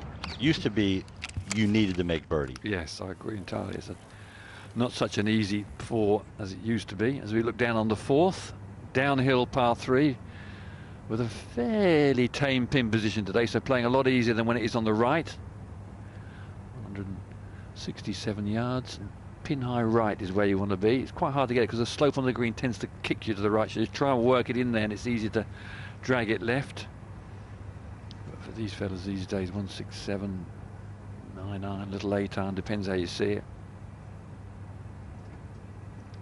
But the water very much in play, often with the crosswinds, and when the flag is on the right.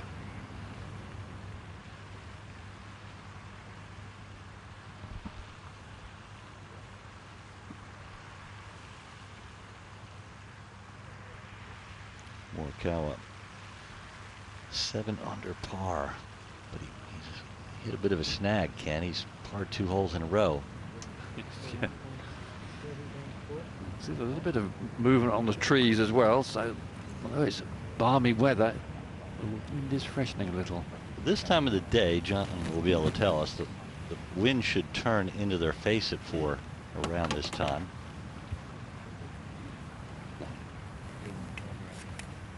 Yeah, cracking hole. Tee up high, looking down to this tight left flag, 167 yards, and that bunker's not far off it. You can't go in there. No green to work with. You said it, Ken. That water comes in, bowls in on the right-hand side. But the wind today favourable, not pushing the ball out towards that water into their faces just a little bit. So what type of shot would you play? What shape would you hit in it? Well, me, I'd be aiming straight at the left edge of the camera tower and just like feel it, use a little bit of breeze off the right, drawing into this flag. But this man, natural fader.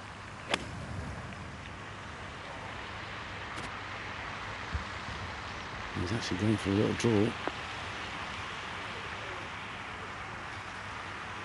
A quarter of the club out there.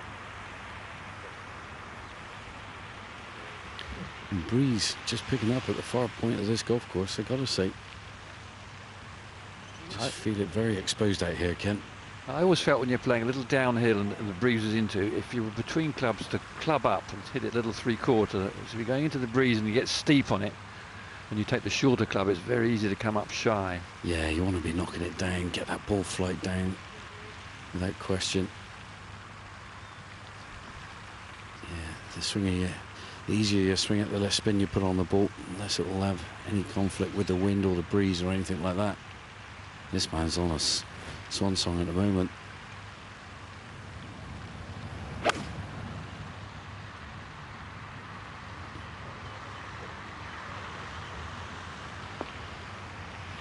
That breeze catching them out there, chaps. Just stalling in the breeze, all coming up a little bit on the front edge of this green. Just as Ken suspected, if you go at it hard, it shoots it up there. And oftentimes into the wind, you come up short. Yeah, club up, hit it easy. Hit it easy into the breezy.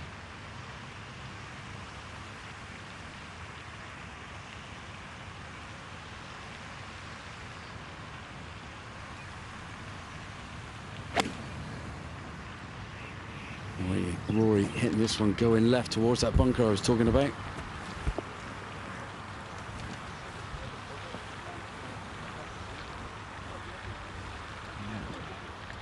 Depends what sort of lie he finds. It's a huge bunker, so he hopefully finds the bottom of it, but you can tell by his body language it wasn't very nice to strike it.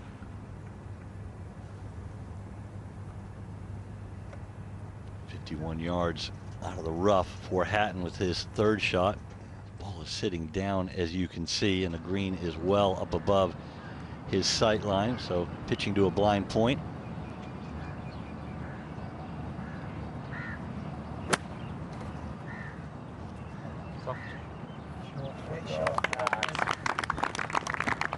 Surprise, it runs through the green on these firm greens coming out of the rough.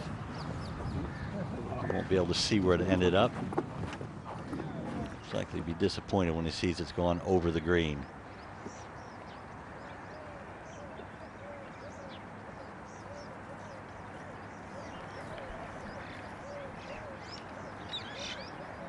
Well, that was one of those hot bounces that you can sometimes get on these new greens. Obviously coming out the rough as well didn't help, but I have to say, after the watering overnight, these greens have been more receptive today than I saw on the practice ground.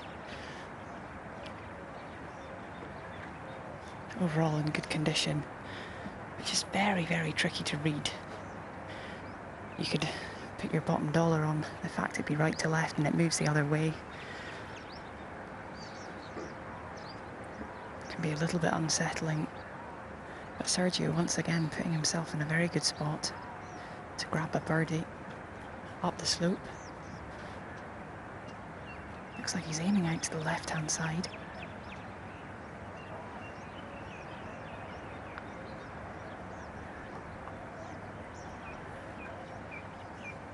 Missed it on the low side and firm, never good. McIlroy out of the bunker, left to 4. Yeah, short-sided, not much green to work with. Got to nip this one perfect.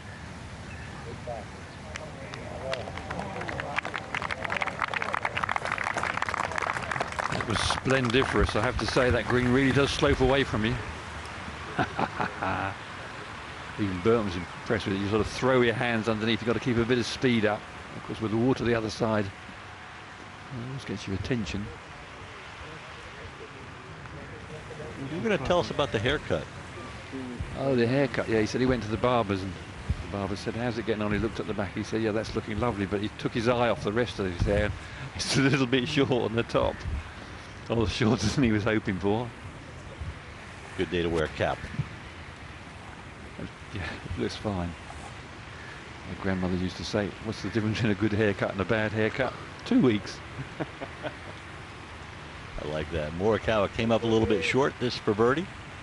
Yeah, lengthy one. That's what he's going to do in that first foot and a half through the fringe. If it pops up on him, it'd easily be 6 feet shy. Glide through it. If he gives it a bit extra, it can all of a sudden just be 6 foot pass without batting an eyelid.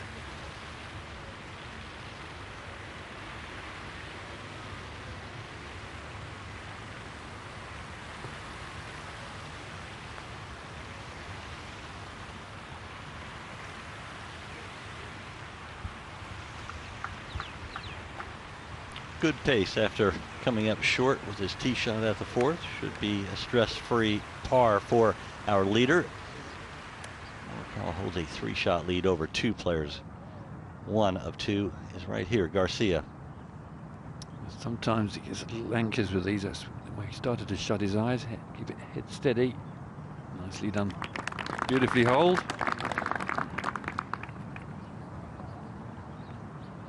Yeah, it's a strip.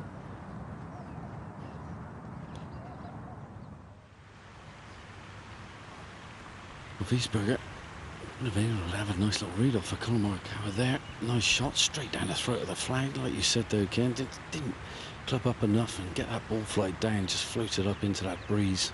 Good chance nonetheless though. He'll just move off his left at the end.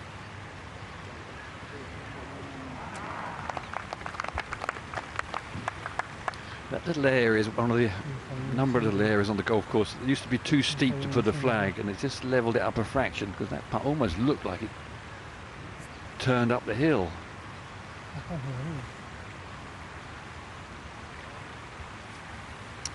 From the 4th, the 5th and the 6th, 2 tough par 4s coming. They don't give much away, they haven't done over the years.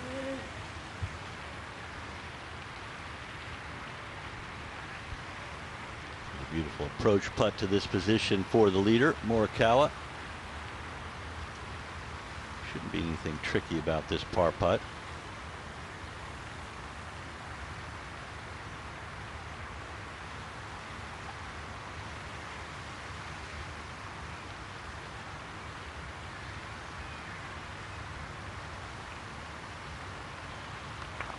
Well, he's done it for the 2nd time today. Morikawa's made 2 pars back-to-back. Been a plethora of birdies, as you can see. 4 to end his opening 9, which was the back 9. Picked up another one at the 2nd hole, so 4 birdies in 6 holes. 5 birdies in 6 holes, excuse me. And a great up and down out of the left trap, short-siding himself. McIlroy showing off his short game skills. He too makes a par at the 4th. Contains his 5-shot deficit to playing companion Morikawa. Yes, and the 5th and the 6th, you've got to just be a little bit more cagey, particularly off the tee, because they don't give many birdies away. Morikawa in command, but it's only early days in the first round of the Slink Dubai Desert Classic. Garcia with that nice par at the 3rd hole, which used to be a birdieable hole. Not really anymore, but this one will get his full attention at 4.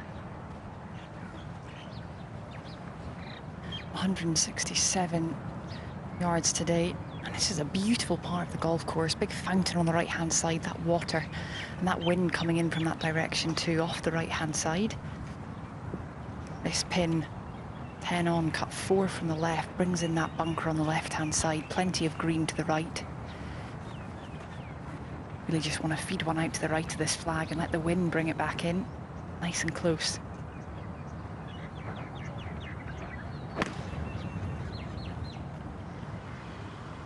Driving through, just trying to keep that one moving forward, doesn't want the ball to stall. He did a bit. That will likely be an awkward pitch from short left to the 4th.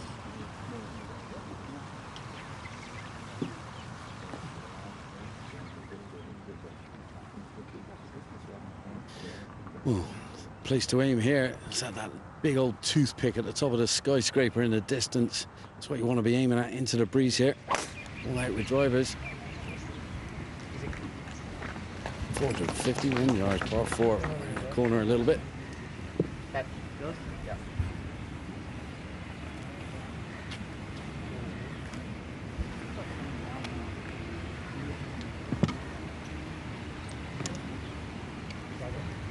Bit of advice from his caddy Jonathan.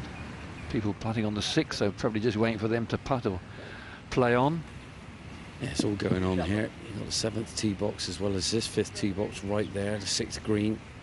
They've just walked off, obviously, the 4th green as well. So, yeah, a lot of action going around this part of the golf course. On Morikawa now with this right to left sloping fairway. Out with driver.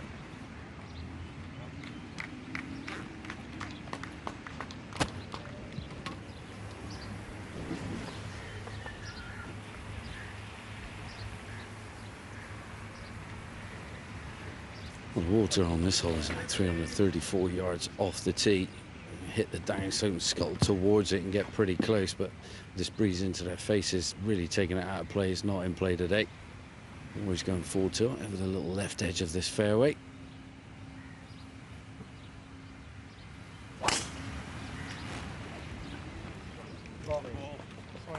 And this is piped.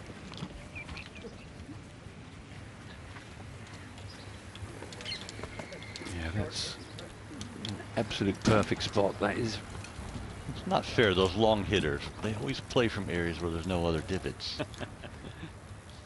Oh, lovely. Thank you. The advantage of power. Never a disadvantage, that's for sure. Garcia now the only one on 4 under par, but he's 3 behind the lead of Morikawa. DP World Tour rankings '1 last season. 2-time major champion. He's going to be a tough to beat. Certainly was not happy with his performance last week, and he's come out meaning business this week at the Emirates Golf Club.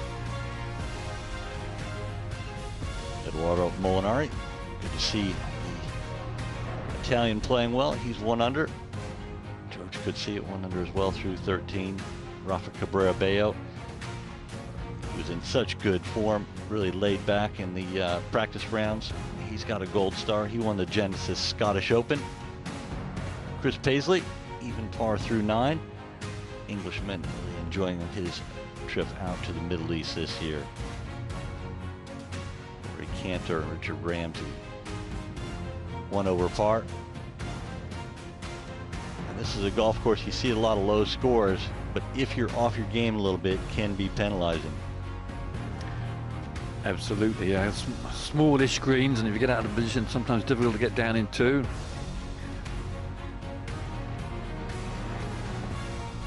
It's usually a game of 2 halves, this course. The morning, it's usually a little stiller, a bit more dew on the ground. The course plays a bit longer. Greens are perfect as the afternoon goes by. The winds pick up, the course dries out, plays a little shorter. The surfaces get the occasional little hot on them, but it's touch and go either way, a shorter course or better greens. I'd go for the morning, the better greens, personally. It's more predictable, isn't it? I think we're just morning people, aren't we? There's that special skyline.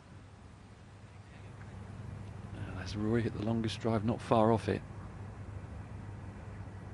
He certainly was in the best position of the longer hitters.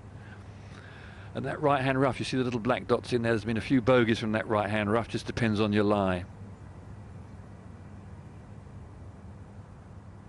The thing about the right-hand rough, a lot of times you don't have a flat lie. There's the pin position, left corner. This is a green that used to slope absolutely back to front. Nothing on it, just a tilt, which meant if it was quick, the greens could only be as quick as that green allowed them. Now there's little terraces on this 5th green where you can put the flag, and it's on a little ledge on the left side, small ledge.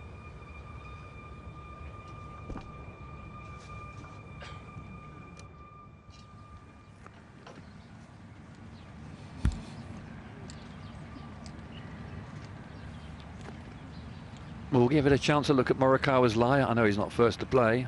Well, I've got to tell you, Ken, it's a cracking lie. He's got away with it, sat up absolutely peachy. I mean, you could get 3 wood at this if you want to. The trouble is, you just don't want to hit it too high on the face and not get the right connection. But he's got away with one here. He really has.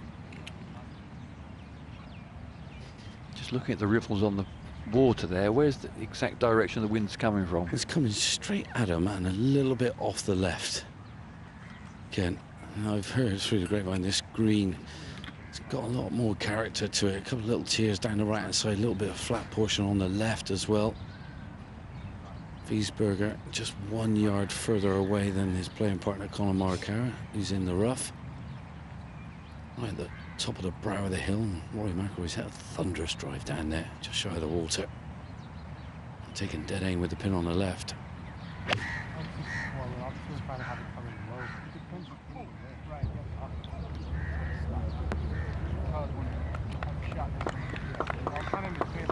Didn't quite tiptoe onto the little plateau where the flag is cut, which is small. And it's still moving, Ken. A little slope there, still feeding back towards the front of the green. Getting a view of Morikawa's lie, you're right, it does look like someone's just placed it for him. Oh, it's absolutely stunning. If you're comfortable with that, I'm fine. Just so I don't have to like try and like get it as flat as possible.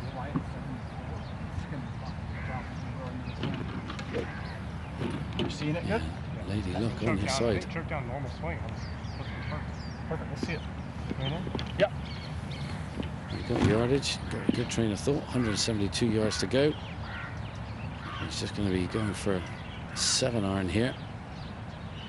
Trying to get it up to pin high on the right hand side.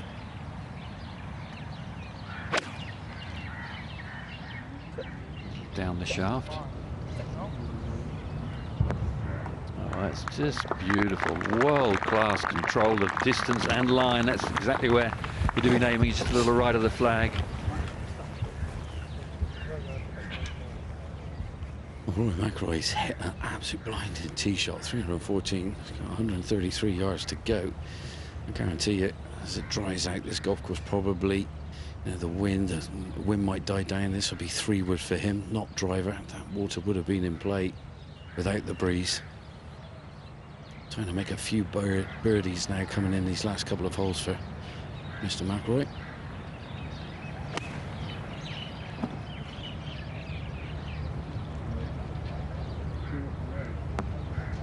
Stick. Tiptoes down the escalators, that one.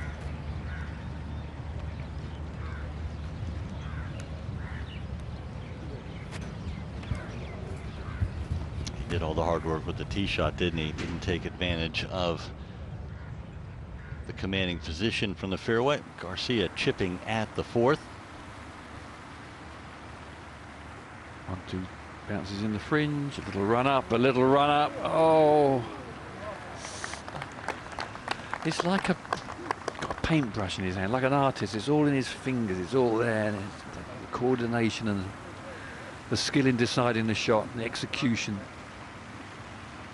He doesn't know what he's got really, but he's got something that most people don't have. It's not a mechanical thing, is it? It's a feel thing. Are you born with that?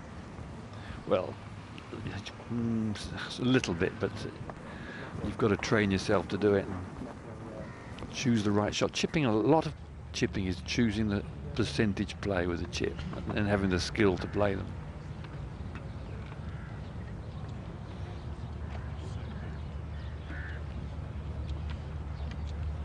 Got to be strong these days, but you don't have to be 6'6" to hit a country mile. Neither of those two or this man right here, Hatton, are particularly tall.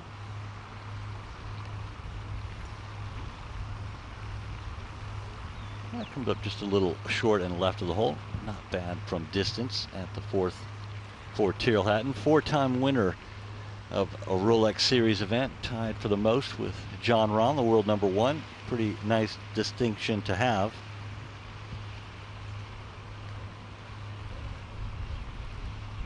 Ranked number 22 in the world.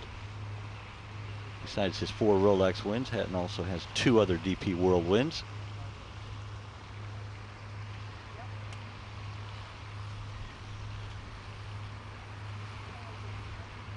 Shane Lowry got his gold star at the 2019 Abu Dhabi HSBC Championship when he went wire to wire, the only one to ever win a Rolex Series event wire to wire. Right, he's done a bit of head scratching. He's putting down the slope here for a 2. Caddies blither away. They're not interested in what's going on much. Just talking about the horse racing. Beautifully done, right into the heart of the cup. Bogeyless card. As the wind freshens, Lowry sort of eases towards the top. Slow putt here, Ken, straight up the tier. But Rory McIlroy got too much juice on that wedge in.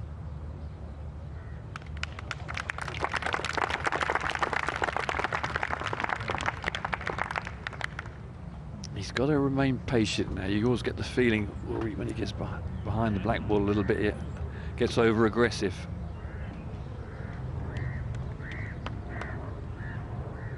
Can get over aggressive occasionally. I'm with you, Ken. You can. I mean, similar position here for Bernd Wiesberger. They scrape to the top of the brow of the tier and just come back. I mean, it's amazing. With the naked eye from distance, it looks like a really flat green with a couple of little mounds on the right, but then when you get on it, my goodness, it completely changes. Wiesberger putting up a big tier here, learning a lot from Rory McIlroy. Pretty slow putt this.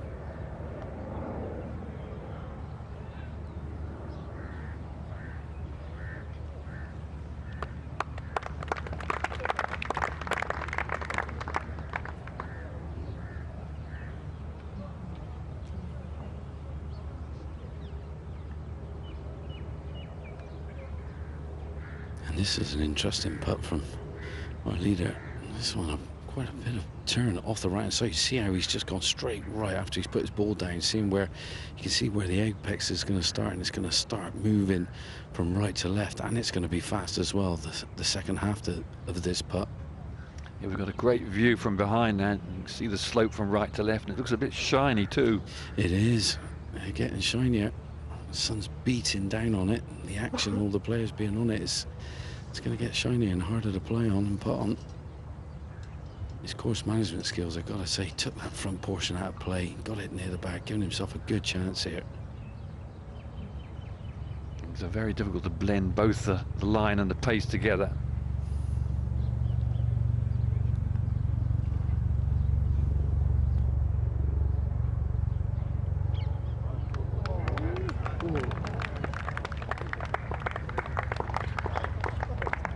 Green is always one you have to respect when you're coming in from behind the hole. Just cozies it up there close, tap in. Still 7 under for the day.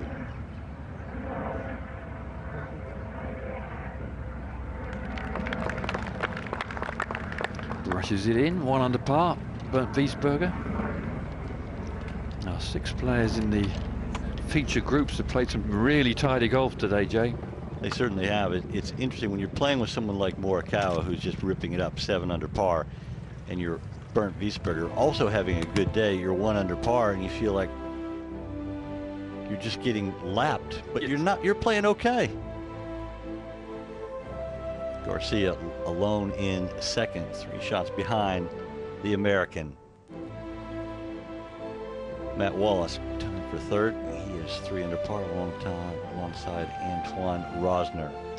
I walked a number of holes on Monday, actually, Monday afternoon when Rosner, my goodness, he was hitting the ball well, really striping it. It had all the shapes going, looked like he was putting well, so I wouldn't be surprised if he's in the hunt at the end of the week. Stephen Gellhert, 2-time winner here, the only back-to-back winner of the Slink Dubai Desert Classic. He's off to a decent start. He's 1 under through 11. Callum Shinkwin posted an even par 72, one of the early starters. The best score posted so far today was by the Dane, Soren Kildsen. Time does not slow down the Dane. So, looking back to the 6th tee, which was shoved back about 8 years ago. Dogleg right, often ends up the hardest hole on the course. Sometimes it's the 12th. Breeze helping a little bit today, eases it a fraction. Good hole this one, Morgie, isn't it? It is. It's a beauty. I mean, you can't see the second half of the fairway coming over a big old bunker on the right-hand side, picking one of the big old tall towers in the distance. The further to the right you go, the bigger the carry. Like you said, though, Ken, straight down the breeze, they're going to be able to thunderbolt this one. Reduce this to next to nothing. It's a beautiful par 4, 485. He's not going to play anything like that, though, with this little bit of breeze helping them. Some green, though, and it's a little bit of magic, the green. Yeah, it's like a little bit of a 45-degree angle, and it's so tight up there. You've got to know your number, get your line right. You can easily bust it straight through the fairway, though.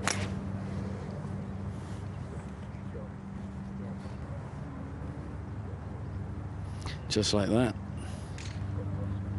170-mile-an-hour ball speed is moving it out there pretty good. Gotta love all those statistics and everything. Would you have loved the old TrackMan type of stuff, Ken? Yeah, you have to like it. You know, it's allowed people to analyze their launch spins and then adapt their swings to make sure things that you can move it faster. So I was asked to test it almost before anybody had ever tried it, and I knew as soon as I did it, it was very basic in the early days. This was going to be a feature that was going to be handy. Nearly everyone's got one now.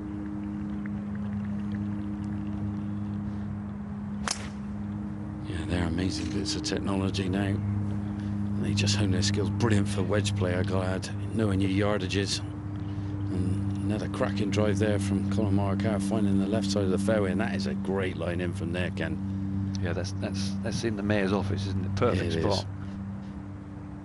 Is this driver out? I'm just seeing with my eyes. If it is, my goodness, you're gonna have to cut the corner off quite a lot.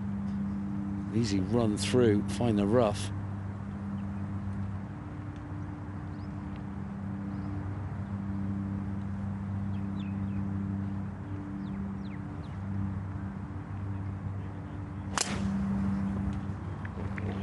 Just such a good swing, isn't it? Oh my goodness. 182 ball speed, that one. Wiesberger was 170, Morikawa was 169, 182. Carries it 320 yards. I'd say those are pretty good numbers. Yeah, 182's fast. He's cut the fairway in half. Suddenly this becomes very much a birdie chance for Rory McIlroy.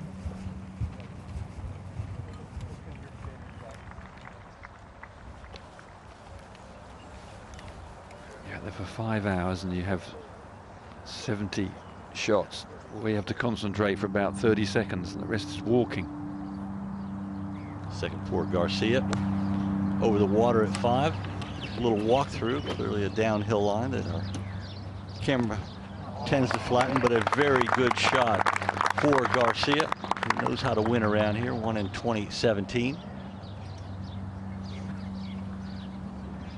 10 times on the Ryder Cup team. Of course, the all-time leader in points has Garcia been. Hatton, a 2-time Ryder Cupper. Now the rough, different story from left rough to get at this flag. Hatton wooded the palm trees. And he exceptionally well as well. Got it to stop very quickly. Found a good lie, but well played. Nice too.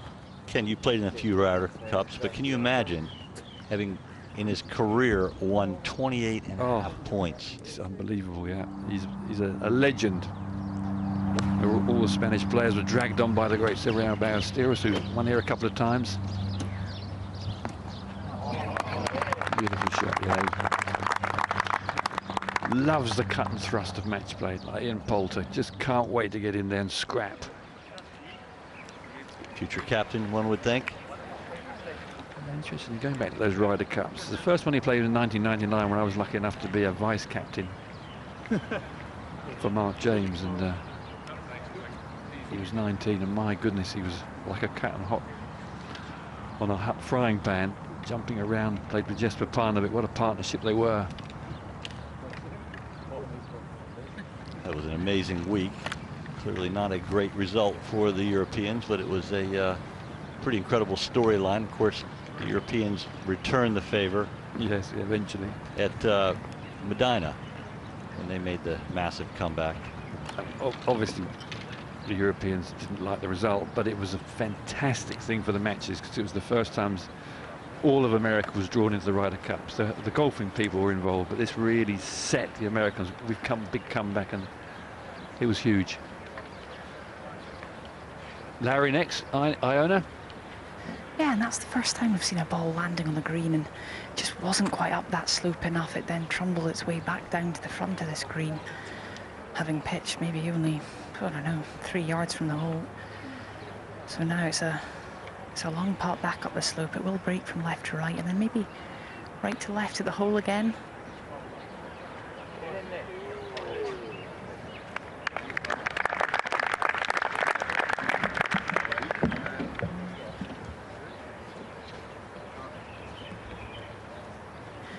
It was left again, guys, for Hatton off the tee. I've got a feeling he'll be heading to the range after this round of golf to try and iron out that driver.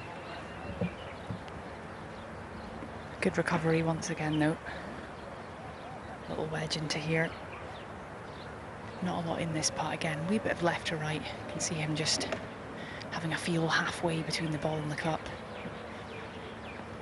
That sun really beating down on the 5th green, very exposed. Yeah, this one can get really fast at the end of the day. You just say it sort of bakes down.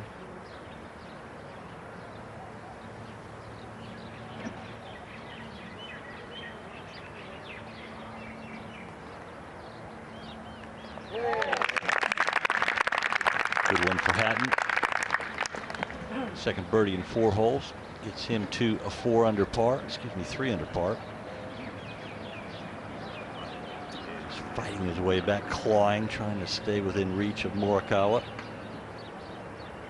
About within reach of Morikawa. Garcia currently in second on his own. This to close the gap of 3 to 2.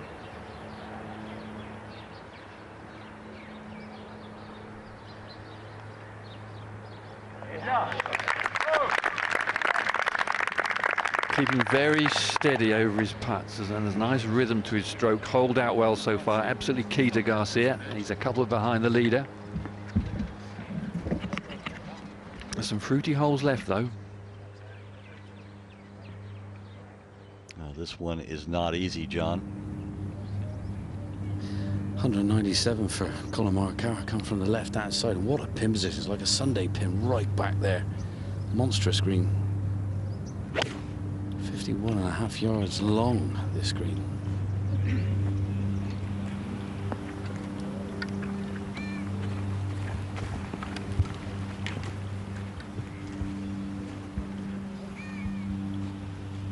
This was one of the greens that was really expanded back to its original size. It became very, very narrow between the left fringe and the right bunker in the first third of the green. Yeah, huge drive, around about 340 yards off the tee, 167 yards for his second shot here. Rory McIlroy. Big bunker lurks down the right of this green.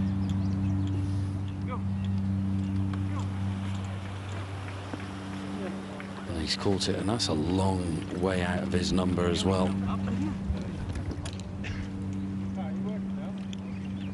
Oh, that's a loose one. Down breeze to come up. Short, little right. Collin Morikawa hit a nice tee shot there. He was about 35-40 yards behind Rory.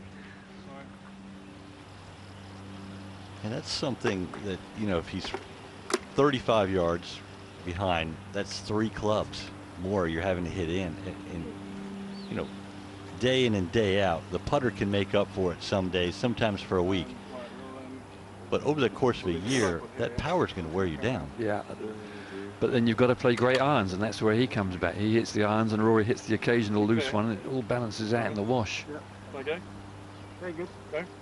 As long as his ball didn't plug. Now, Rory's is quite an inviting bunker shot.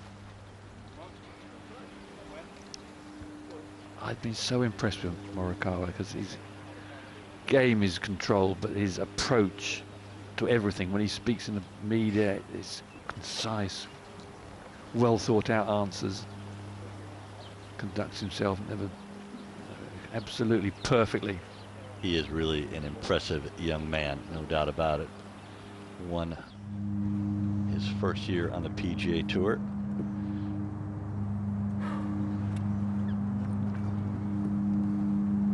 Driver then for Garcia at this beautiful par 4, 485 yards down the breeze today.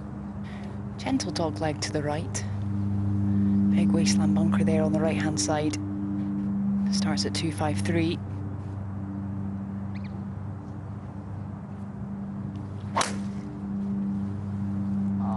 Go. Go. Just to get over the palm trees. Oh, he got over the bunker. That's okay. Nice line. What's carry over there? 290.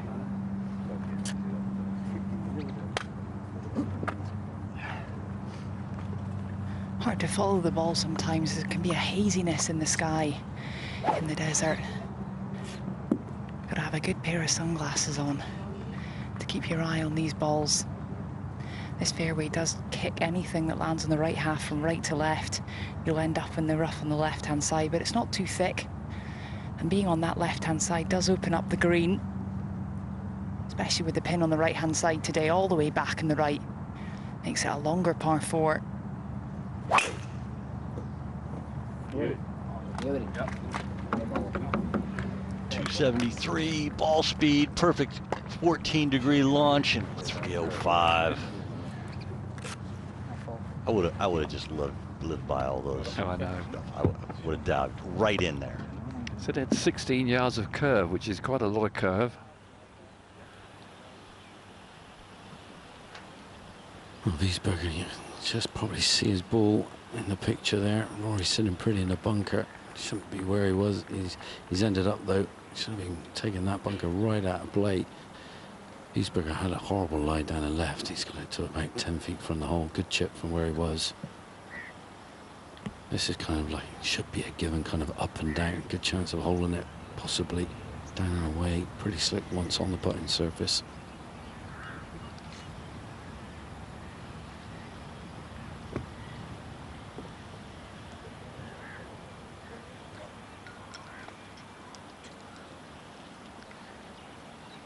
Two loosey shots in a row. It was quite an inviting bunker shot. It was. Again, it really was. Didn't see how you could have pitched that pretty much just about a yard short of where his ball's finished. But it fed down nicely.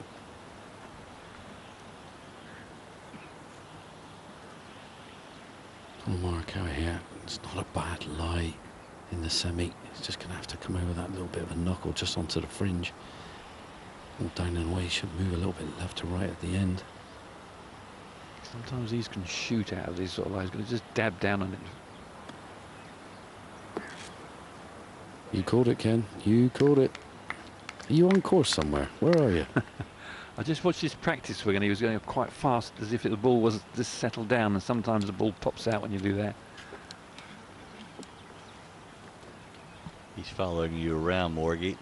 He's lurking. The excellence of Mr. Ken Brown.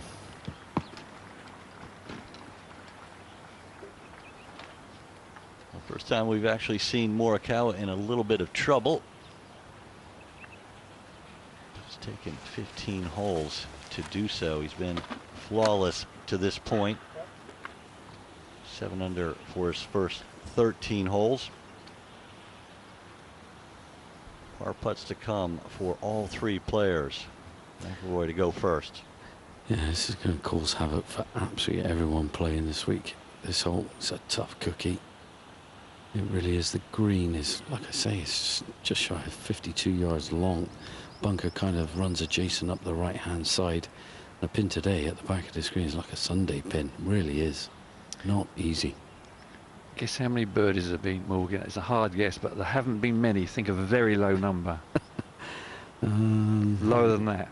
Yeah, minus nearly, is it? None. None, exactly. I'm not surprised, Ken. I'm not surprised. This is a slick little number now. You can see how much Collin Morikawa's ball raced past the hole. He's only going to have to touch this.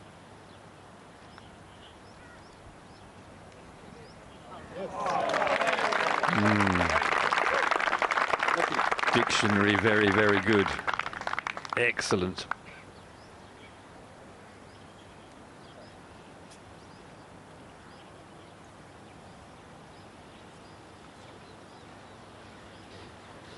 Yeah, Rory looking a little bit bemused, I must admit. Scratching their head, thinking, what's going on here? Feels pretty good, but the score is not giving me it. That was a great putt. That'll give you a load of confidence. That was a tough putt as well. Brent Wiesberger able to go to town. He would be happy Rory went first. He was just slightly wanting to feed off to the right, so be aiming just a tad little bit further left.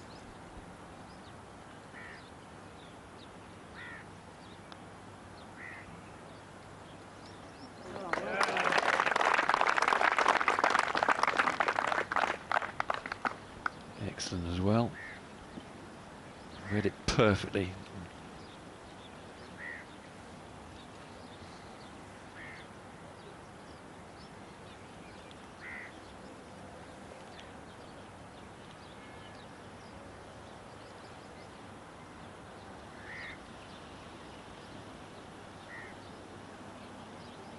Well, race pass, straight back up the hill for Collin Morikawa to save his part. I'm right behind this, just someone's just dived in front of me. This one, and you can see he's just aiming a little bit outside the right. I'll keep it nice and firm. Tricky one to read. It moved on him.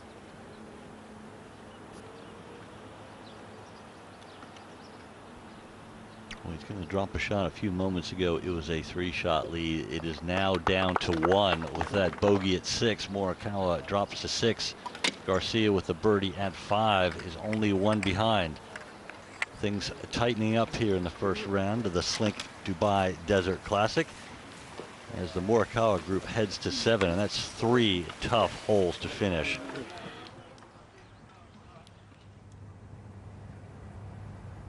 Garcia's tee shot, 305 yards, 192 left. Iona, what sort of lies he found? It's a good lie, but one that you have to be wary of because it is sitting up a little bit. Could catch a little bit of a flyer there. It's sitting, yeah, very sprightly in the grass, straight down the breeze for Garcia. A pin all the way back, right-hand side of this long, narrow green. Right. Roll right. Just trying to hit it miles and miles in the air. Sorry about that. It's just camera turned on and switched back on again.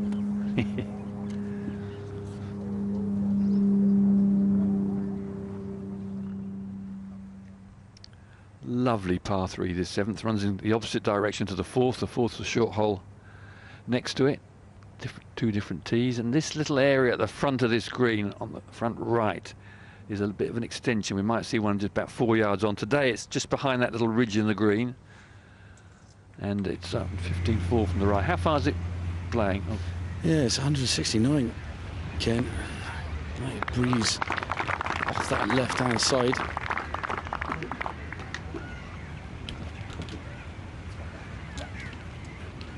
Wiesberger loving life, getting a little round of applause. Nice shot in there. First time all day we've really seen the flag flutter on the wind, John. Yeah, it's been in a couple of places, but pretty dominant, but it's quite exposed out here, obviously.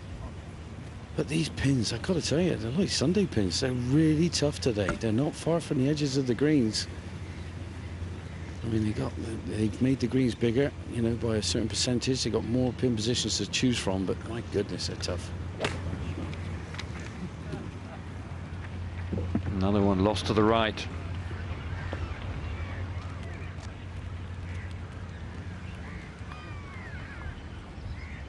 Not easy.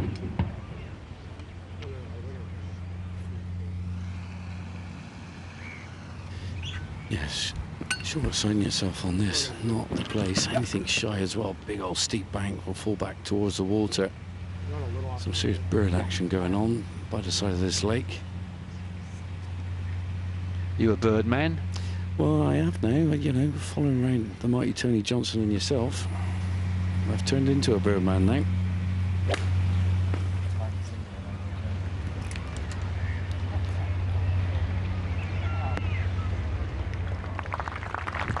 Another iron shot, like his approach to the 5th, hit exactly where he's aiming. Didn't want to miss it on the right, just favouring the left side of the pin from Morikawa.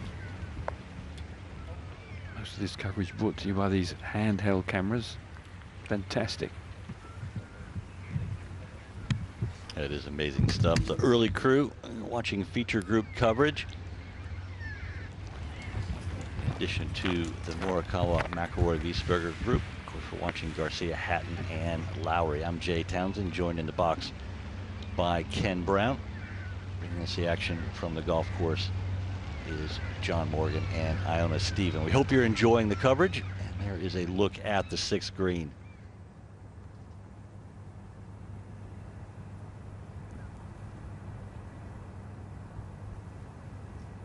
Garcia's got one of his little fiddly chips, Iona. Yeah, it's just nearly up against the collar of that second cut. He's having a wee look at the drain. There's a few more green shirts turning up out here. A couple of hurling strips as well, I'm spotting. I've seen one strip for the team Kerry. I don't know much about hurling. What about you guys? Snap. I know that Not a Bob big McIntyre sport is in pretty good at America. it. Oh no, they've got enough sports in America, I think. I think the closest we would have would probably be ice hockey. Bob McIntyre, Shane Lowry, both very keen on the hurling, both very good at it by all accounts. I know you've tried it. Tell me about it. I've given it a wee crack, a bit like field hockey, so I could get the basics, but there's not a lot of loft on a on a hurl. Maybe about, I don't know, maybe 6 or 7 degrees of loft. Really smack down on it. Bob McIntyre told me that he thought his handicap in hurling was +4. God, he's better at hurling than golf. So, yeah. A little bit more money in golf, though, I think. I think so. McIntyre is going to feature in our coverage tomorrow. I hope you join us again tomorrow for your feature group fix. That'll be your match tomorrow then, Iona. I hope so. It's always a treat to watch someone from the homeland. Now Sergio taking a little bit of relief from the drain, and this is a double breaker. They've been tough to read all day, guys, these greens. I think it's maybe because they're new. It takes a little while for the grain to settle. Not so easy to, when the grain's settled, you can see where it's shining. It's quite a little easier to read them. Be interesting to see how they cope through the week. I know I said it earlier, but it is very impressive what they've been able to achieve in such a short space of time. Importing grass in refrigerators and getting it here safely. Sergio, we're taking his time here. Coming off the fringe now, and it will be up the slope. Breaking both ways, but from my eye I could see that predominantly it was right to left. Back into the breeze a little bit. Really a pace putt, this one. Do the greens look like they're drying out a fraction? Yeah, definitely. The whole course is drying out a fraction. It was dewy this morning, and it's hot, hot, hot now, Ken. Ready for a cold shower after this. Not the easiest two-putt. A little bit up the slope, and then it levels out.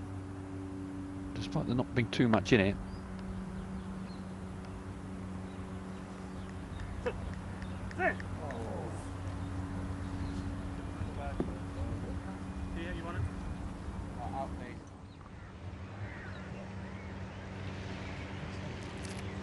Morikawa for birdie at 7.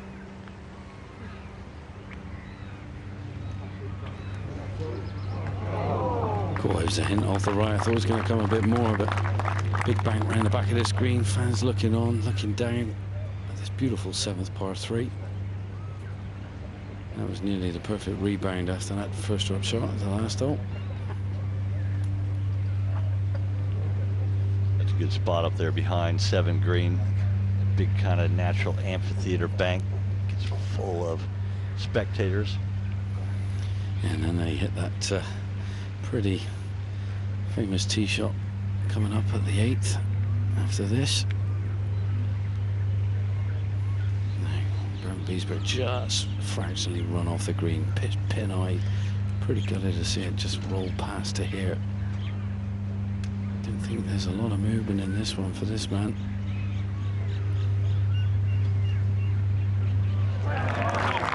And dents the back of the hole. Wonderful stuff from Biesberger, fighting back. Birdie 2. Gets to 2 under par, 4 behind the lead. A bit of work to be done here, Jake. I felt Rory McIlroy didn't play the best chip. We're accustomed to seeing him. He had a very inviting one as well. It's kind of just a little cushion kind of shot. He could float it up there, a bit of a full swing. Just didn't quite get all of it. Pitched it in the fringe, just stopped dead.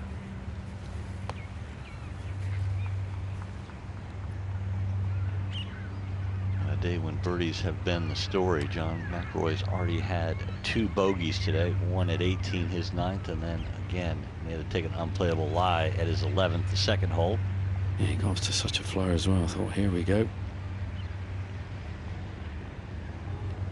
Up and walking early, third birdie of the day for Rory McIlroy. Drops back to 1 under. Hasn't been super sharp. Driven a little bit wildly. Hit an iron shot in the water at 18.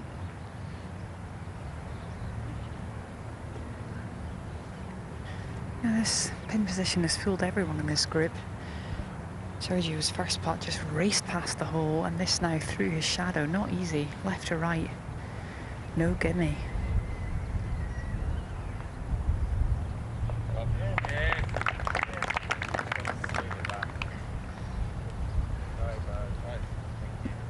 Another one of those quality short ranges right into the heart of the hole. Garcia's, when he putts like this, you know he's going to be in the hunt because the rest of his game's so sound. Number 8. 8 and 9 tough holes. The 9th really tough today. Dogleg right, then the second shot up the hill. It runs sighted to the putting surface, and it plays about a club uphill and a pin at the back of the green, which makes it a little easier to land the ball on it, but you very rarely get it to the flag.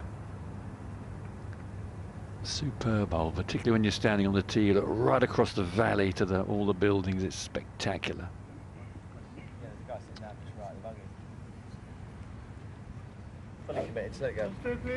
Yeah, saving grace, you can aim as far left as you want, you'll be okay, pretty much. The longer the second shot, now you can't cut the corner.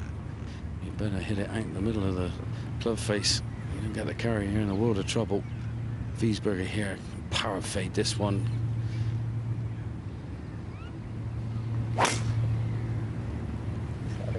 A lot further left, drifting nicely.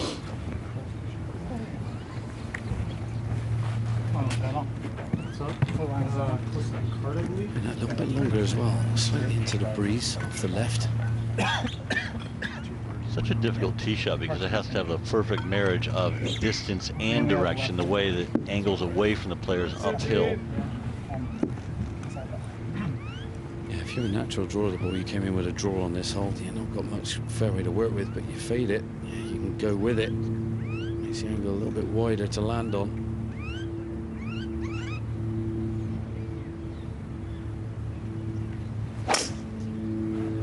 Suit Collin Morikawa, but he's got ahead of it. This one right in the wind, going right. He's the laugh of the gods in there, absolute laugh of the gods. Some scrubbing, can get lucky. It's not very level over there, it's humps and hollers. Rory next, we can see all the cameras of the fans just ready for the man. Get the shot they can send their friends on social media. A few of the professional photographers kneel down just in front of the signage there as well. Such an iconic tee shot. There's a lot of movement going on as well. Steadying the ship here now. Watch these hips get out of the way, and it's going to absolutely pierce into the distance.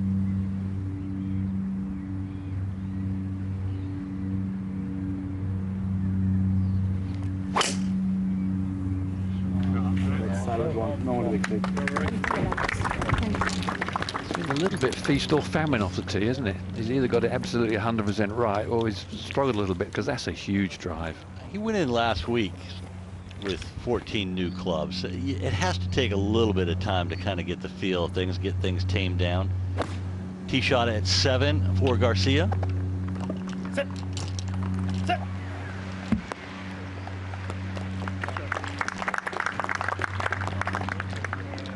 Reasonable shot for Garcia up there in Morikawa land. Yeah, it's a good place to be on the green there. This pin position, Johnny mentioned it. I heard very prickly pin positions today. That pin at 6, this one at 7. My word, they've really tucked them in some hairy spots today. And this one invites that sort of short right or short left. Short left is the trouble because there's a bit of a false front to this green and you'd be trickling back down into the water. It lurks. It's only 15 on, 4 from the right. 169, but it plays about 3 yards downhill, so 166. Wind just swirling around. It is helping, definitely helping. Firm wedge or a smooth 9 for most players. If you're going to ride the wind, then I think a wedge will get you there. Might bring in that water. A couple of yards long of this flag is a good play.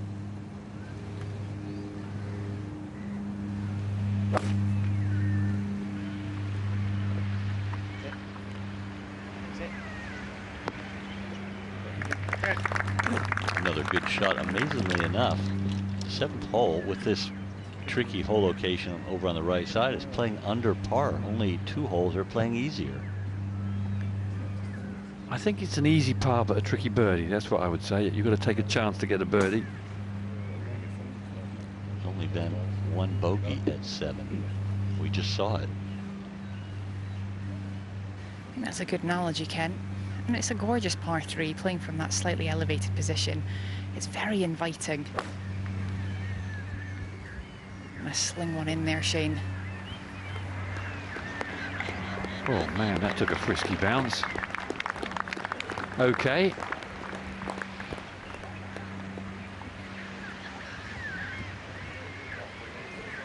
Walk round the pond over the Hogan Bridge. It hasn't got a name, that bridge yet, but maybe we'll call it the Monty Bridge. It's a strong one. Now, Morikawa, 161 yards. Has he found any way of getting the club on the back of the ball? I know someone will know. Yeah, I can tell you, Ken. There's 2 little bushes, he's very close, and he has drawn an absolute cracking lie. He's just to the left of them as well, so he's got a bit of an angle. 2 palm trees he's going to have to go over. Can he get over the scrubby stuff in front of him? Yeah, shouldn't be a problem. It's all uphill. I mean, he's drawn an absolute peachy lie. I mean, if it was just a couple of inches left or a couple of inches further right, there's a couple of little dips, he'd have had a completely different ball game. He'd have hitting it back into the middle of the fairway, just taking his medicine. But the wind's off his left as well. It's going to help him get that curvature required to get it round this bush that's in front of him, so he can aim down the left-hand portion of it. 161 yards to go. It's going to be Wiesberger to go first, though, from the fairway. And just look back now, just looking back down this fairway at Wiesberger, who's going to hit, just see the definition of the golf course from such green, beautiful grass, all the cuts of grass as well, then into the wasteland. Is just magnificent. You can add 10 for Wiesberger, 171 yards over his playing partner Collin Morikawa. So much extra he's got to give it, and like you said, Ken, clubbing up here, he'd probably rip an 8-iron normally at this, but this is going to be a 7-iron for Wiesberger. Pins on 30, pretty central. Really just trying to land it right in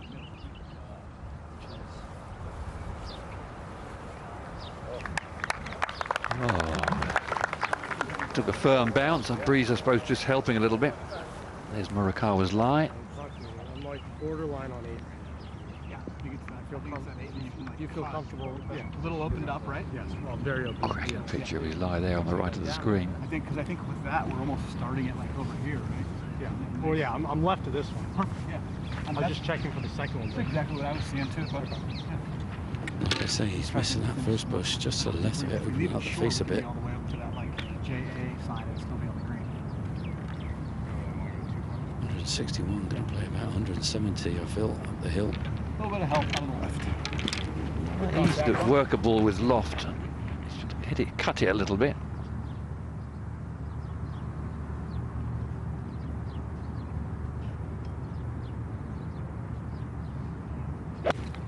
Oh, how about heavy? He's taking lots of sand, and this is staying. On the right-hand side, loads of spin in the rough. That was bouncing backwards. 145 yards for Rory McIlroy after hitting it well over 315 yards. Can he make some hay after a perfect tee shot? Well, he has left himself one uphill, but it's like half that distance away. This timing's not been right. He's trying to rescue it with his hands. A few going right, a few going left.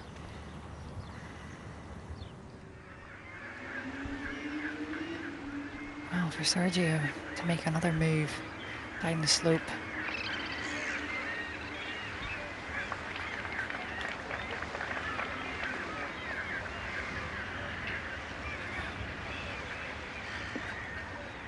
Not a bad one there for Sergio, and par will likely be good enough to get a share of the lead, with Morikawa in trouble at the 8th. They were really talking about, he and his caddy were talking about the launch angle and picking a club to get it over those bushes in front of him. And as you tend to do when you're trying to get it up in the air, you come in a little shallow when he caught extra sand. Mr. Morgan, have you had a look at the lie? Yeah, lie is just down just a little bit, Ken, but nothing. I mean, really and honestly, he's got so much green to work with. I actually thought he was going to do a lot better from where he was. In a natural fader of the ball, I didn't think height was a problem getting over the palm trees. He seemed like he tried to work the height so much, he actually hit a little bit heavy and took a lot more sand than he would have liked. And Rory just shaking his head a little bit as he's wandered up on the green, a little bit gutted. It's not half the distance like you were alluding to just a minute ago.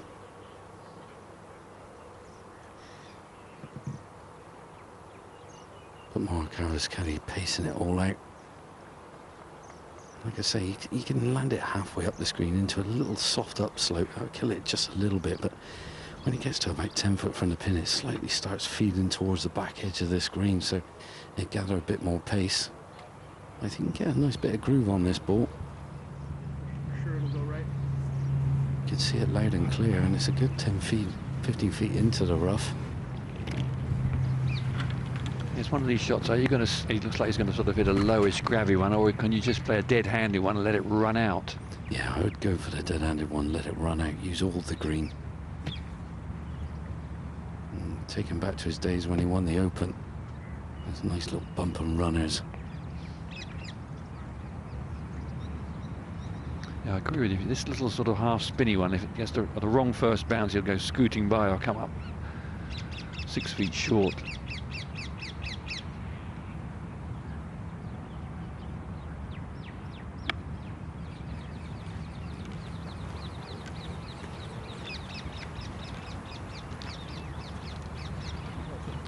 Brilliant effort there from the #2 world ranked player. Let's go back to 7 and Shane Lowry. Very few twos. Another par. It's easy to play left with a short iron. You play left of the cup, 2-putt, move on. And if it's difficult to read, which it must be, otherwise some would have held a few more putts than they have done. Plenty of threes. Yeah, the one thing you definitely fancy on, he's had a few of these chips. Bernd Wiesberger hasn't converted yet. This might be the moment. Back at the stance, hands forward, jabbing it forward. Tracking, just didn't hit it.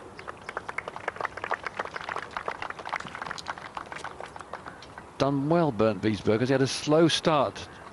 Oh, he didn't. He looked to be struggling a bit with his swing.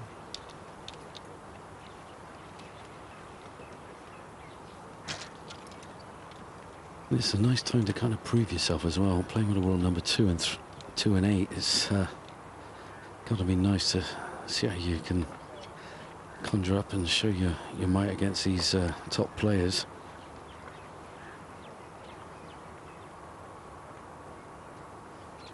And McIlroy here, little feeder off the left-hand side, going to gain a bit of pace. Like I say, about 5-6 feet from the flag, from the hole, I should say. It's stacked up around this green at the back of it. Good 3-4 deep.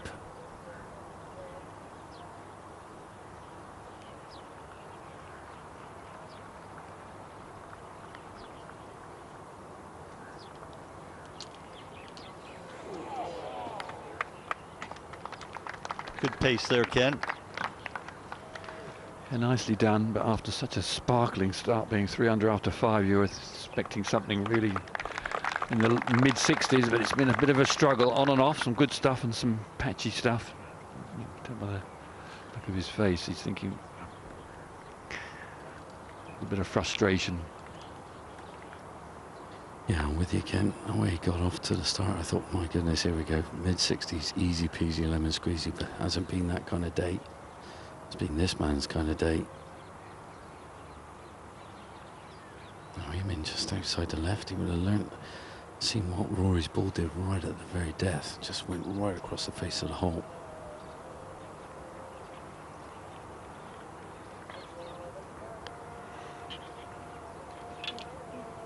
He's got forward like me, went the other way.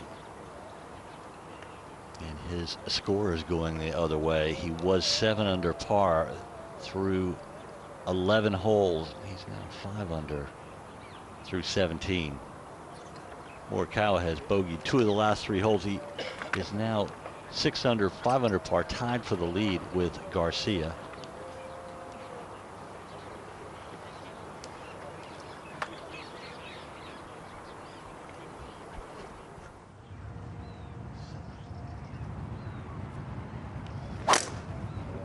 Hang on. Look at that backdrop for a tee shot. Go hard. Go. He's down in the flat part of the sand in a buggy track. Looked like being in the fairway. As long as he didn't have big treads. Let's have a look at the 9th. Hardest hole on the course today at 488 yards. Dogleg from left to right. Hit to the corner. It's a little bit easier said than done. You can run through the end of the fairway if the breeze is helping, if you're a long hitter. And then the pin on the back right. And it's way back too. It's double green, 33 on 4 from the right hand side. And that awkward slope at the back is one of the reasons I think it's making it play a bit tricky. A demanding hole that really concentrates the mind with the second shot with the water on the left. Gentle slope from back right to front left. And we're looking from the corner of the dogleg towards the green. Lovely media centre just to the right there of the 9th green as we come round the corner. There's the bunker on the corner of the dogleg, which not many players go into, but occasionally a fairway that slopes a lot from right to left as we turn to look back to the tee. Good hole. It is a fabulous hole and a real challenge, especially with this new tee. And it's way back there, up nice and high. Look down onto this gorgeous hole like you were just describing there, Karen. Just looking at the ripples on the water in the distance. Seem like they're just coming straight at me a little bit, and a little bit from left to right. So I'll tell you where the breeze is. Into off the left. I'm in the left half of this fairway. Little gentle left to right. Fade would be ideal. Fairway cambers from right to left, and if you get it going, you can find that water. Got to be careful.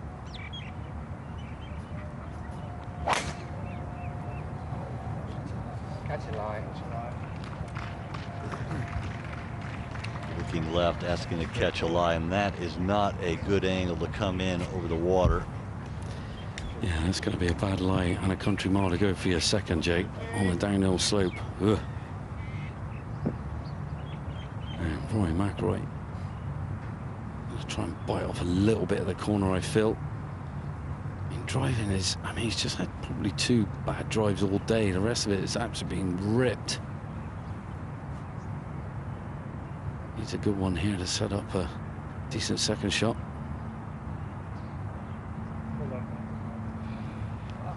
Just one Lone Ranger coming into view there. Stop Rory McIlroy in his tracks.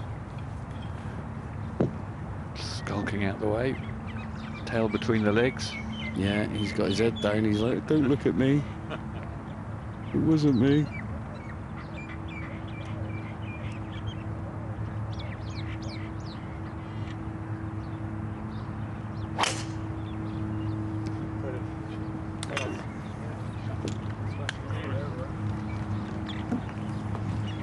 Worried it's going too far, but that's absolutely inch perfect. Yeah, you couldn't ask for better than that, Ken. That is perfect, as you rightly said. Collin Morikawa. Like that. Another guy about to walk into play. I better stop him 1 second. You're marshalling now as well. Yeah, nonchalantly going over. I don't know what's going on there. But anyway, Collin Morikawa. Driver in hand.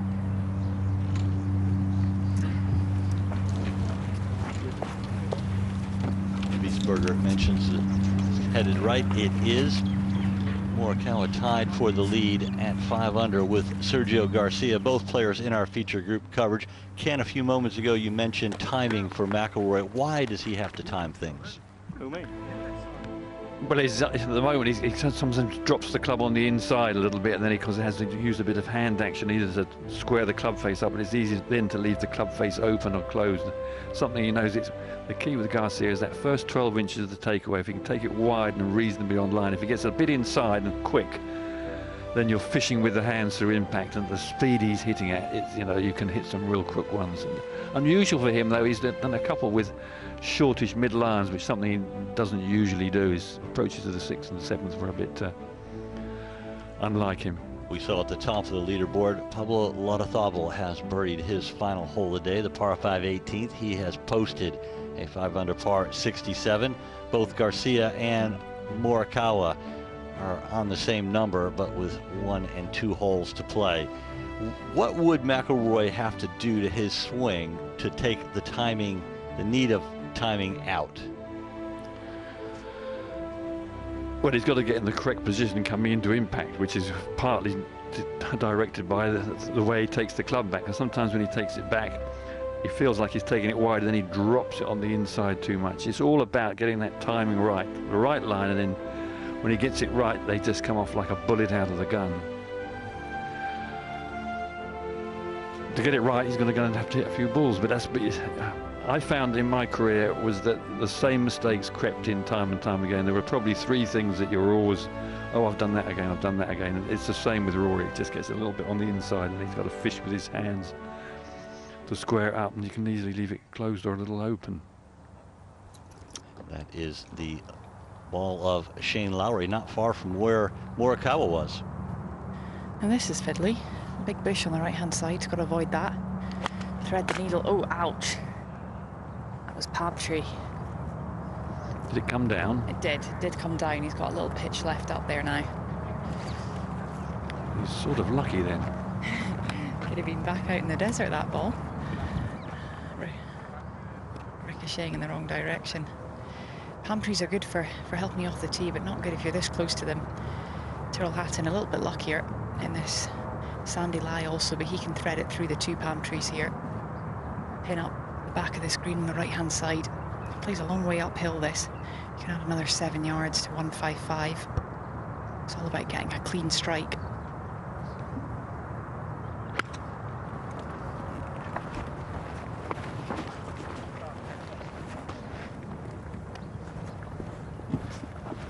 That's tasty.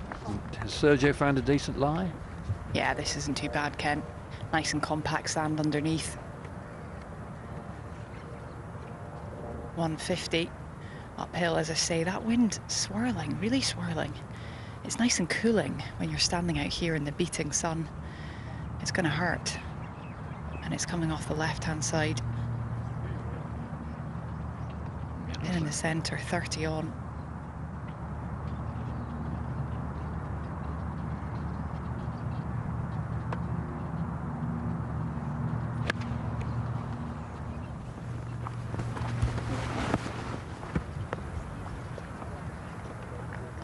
Unusual for Garcia. There's been 3 shots of his back now where he slightly lost his balance coming through the wall in his endeavour to transfer his weight. You don't want to be turning it over from here with the water looking down the left-hand side, but Duesberger doing a good job using the camera of the ferry to slope it back into the middle. Forced to lay up after driving in the left rough. Terrible angle over the water.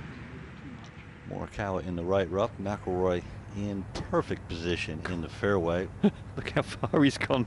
I mean, that's against the field. Yeah, 201 yards for Collin Morikawa. Long way back from Rory McIlroy. Grass right against him here. I don't think he can get home in 2. Take some shot, and brave shot at that. Got to be careful. Ooh, very careful one. I think this is coming towards me. I'm going to run.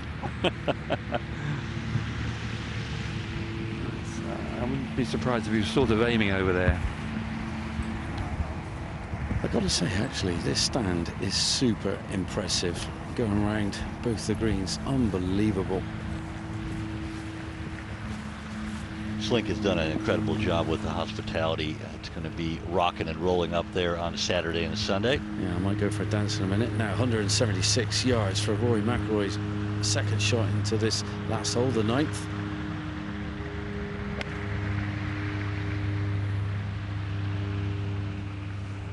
Much more smooth swing that one, wasn't there? Give himself time to square the face up. Delightful shot. Well, it's been an adventure and an enjoyable watch this morning. It has been. I mean, so nice getting up early, watching 6 incredible players like we've been given the privilege of today. But it's the third shot up the hill at 8 for Lowry. At this late stage in the round, this is an important shot for Lowry. Don't want to let a shot go. 66 yards. He's been magnificent from this range today. Just so elegant in his swing. He's not in a rush. Soft hands, long backswing, just flights it up there. Lands soft into a bit of an upslope. So he's got to get it all the way back into the wind. Go ball.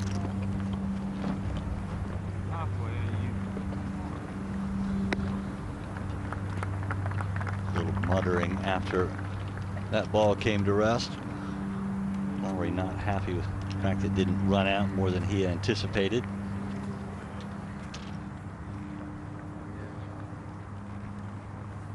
From 8 green, let's go to 9 fairway. Wiesberger is eyeing this one up. Yeah, trying to float this one in there. Coming up a little bit shy though, Jay. I mean, these pins, honestly, if you're slightly out, you're the wrong side of it, short side, and you've got treacherous up and down coming your way. I can tell you that. I'm not surprised the players are staying well away from going long or short-siding themselves, making them look a little bit foolish, but better be safe than sorry sometimes. As that wind freshens, the challenge gets even trickier. Yeah, pretty good view of the hospitality areas behind the 9th, to the right of the 9th, behind 18, left of 18. Incredible. On top of the fact, hats off to Slink for putting the media center, which you see right there in the center of your photo, to short right of 9 green. Right there, up there into play, where the media can sit there and watch play live as they come in at 9 and 18. Great stuff. Very innovative, I must say. It's amazing, Jay. I've got to say, it's amazing. The look, the atmosphere. It's just, you know, come the last 2 days, it's going to be electric. Now, Morikawa, not much green to work with. Nice lie, he can glide the most lofty club in the bag straight underneath it. Expect a nice high floaty one to the fringe, let it feed down there from right to left. You never want to finish around with a bogey, so expect a tall order good shot here. Look at it, it's fanning it right open like a frying pan. Sit.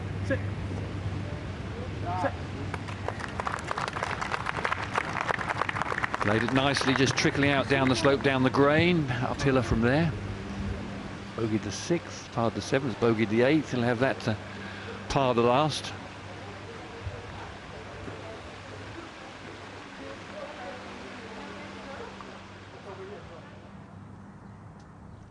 Garcia, 8th green, bound to be breaking to the right.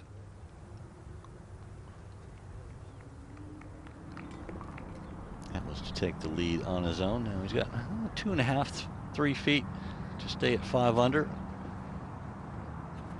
I would have thought that the Spaniard was already in the clubhouse in 67. Wiesberger eyeing up a par putt at his final green. And, well, just hanging on because someone's putting out on the 18th. Another player. Just a courtesy. If he goes and rolls his in, there's a big roar, put him off. So he's tapped in, so all systems go now. A little breaker off the right-hand side. Must be some par from that drive. Good layup. Would say poor third to his standards.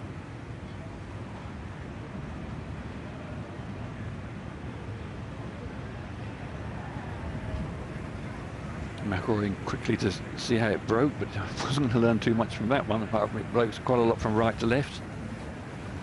McIlroy's a little bit more down the slope. John, were you one to sneak in there and watch someone putting on a similar line? Oh, yeah, definitely. Anyone going to give you a free read, you grab it.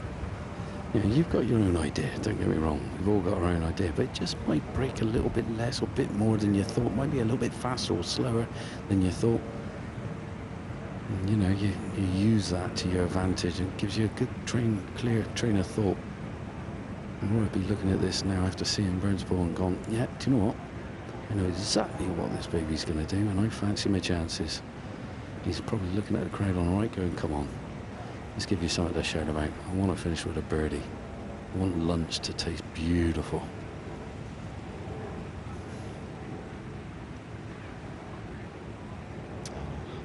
Under-read the break, as did Wiesberger.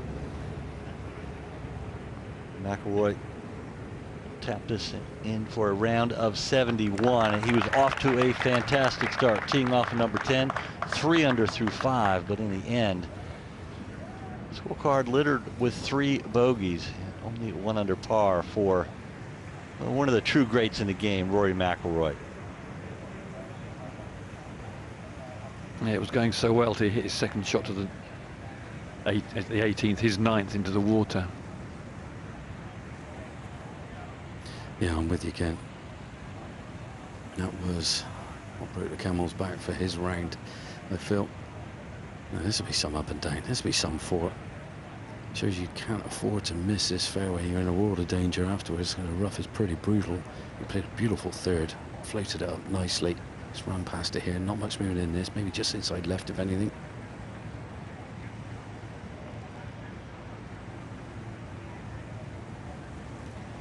Slides by. He was 7 under through 11 holes. Finishes with a 68.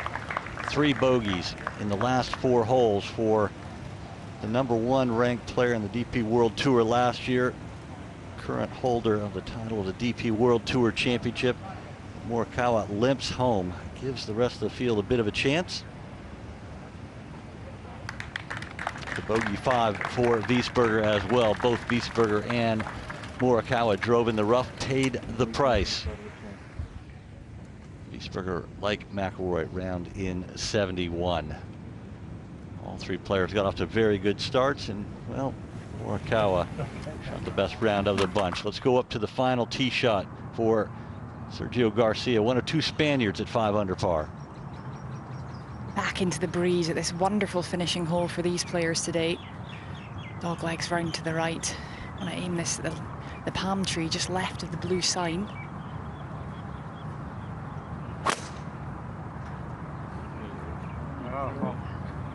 Thank you. That was a tee, made a lovely sound. Low launch with his driver, but high spin. Perfect. There's a lot of hustle and bustle around this 9th tee. There's little refreshment stalls to the right-hand side, and lots of spectators coming out now to watch the golf this afternoon, but wanting to catch a glimpse of these 2 major champions and a multiple Rolex winner. It's been a joy to be out here. One last hole to go. A tough par 4.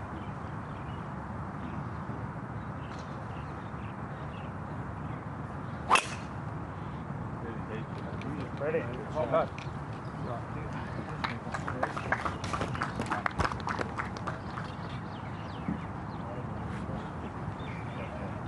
There's a bunker lurking down the right-hand side. That's certainly not where you want to be.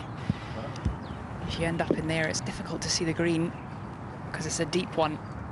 So really down the left-hand side opens things up nicely. But there is water. Starts at 348. Not in play into this breeze. A little anxious. Is he going to get a good bounce? No, on the bank of that bunker. You're unsighted to the green, and there's some thick rough down there, just short of the sand. Good news is missing it on the right is a good bit shorter than where Wiesberger missed it on the left, and you have a better angle not coming in over the water. That's just looking at the bright side. And if you get a good lie, if tempted to go for it, then there's all sorts of risks. Sometimes it's better to get a scrawny lie and just have to wedge it out. 2 Spaniards atop the leaderboard here in the first round of the Slink Dubai Desert Classic. A lot of thobble in the clubhouse after a brilliant 67. Garcia Well, he's in the fairway on his final hole today. Could he make a birdie to get to 6 under par? We will soon know. It was a poor finish for Morikawa, boogieing 3 of the last 4 holes for his 68. George Coetzee posted a 70. Garrick Higo, another South African, the same score. Shane Lowry in the right rough. He's 2 under par. Daniel Gavin's a couple under through 8. You can see some of the afternoon players are getting into their round. Brandon Stone, he's got a gold star. He won the Genesis Scottish Open with that brilliant final round of 60. Had a putt for 59. It just slid by. Thomas Peters, that's a new gold star. He was the winner last week at Abu Dhabi HSBC Championship, where he became a Rolex Series winner in his 6th victory on the DP World Tour. 2-time winner here at the Slink Dubai Desert Classic, and the only back-to-back winner, Stephen Gallagher, even par through 15. Edry Arnaus, who had that brilliant 65 in the final round last week, he's on even par at the moment. Lee Westwood, early into his first round at the Slink Dubai Desert Classic, even par through 2. Westwood, of course, a 2-time Rolex winner. Poulter, Paul Casey just getting their round started. Ross Fisher pars the first hole. He was doing a lot of testing earlier this week with drivers and launch monitors. Andy Willett, former champion here, a disappointing round of 73 to start his campaign. Thomas Dietrich won over early bogey for the Belgian. Nicholas Colsaerts, a new resident here in Dubai. He's also off with a bogey start. Laurie Cantor, disappointing round of 75 for the sweet swinging Englishman. It's a golf course, when you're on your game, it will reward you, but if you're slightly off, it certainly is more than ready to penalize you. I think that's the skydiving, skydive Dubai airplane there, Ken. You wouldn't jump out of an airplane, would you? No, not. I can't think of any reason I'd jump out of an airplane. The word is there's just flying around up there, not actually skydiving today. Maybe too much wind or something like that. But a great skyline here to the right of the 9th. Some of the most iconic buildings you could ever imagine. Let's have a look at the 9th. See what the tee shots are. Larry 206, depends on his lie. It's a big gamble to go for the green from there. The other two in perfect shape. Garcia absolutely ideal. 314 yards into the breeze, so 186 yards left for him. And he's played some really tidy golf today, Garcia.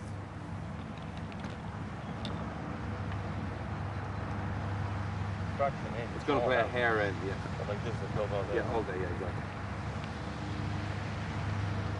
206 then, as you said, Ken, and this is not easy. You can't see a thing from where Larry's ended up.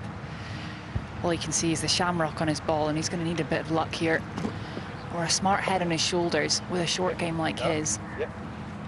I just don't see why you'd go for this. Thick grass. It's still a little bit of moisture. I'm kneeling down, I'm feeling it further up, and it's still chewy. Really, you just want to punch something out and rely on that wonderful short game, that wonderful wedge game that he's got. This is really not where you want to be down this right-hand side.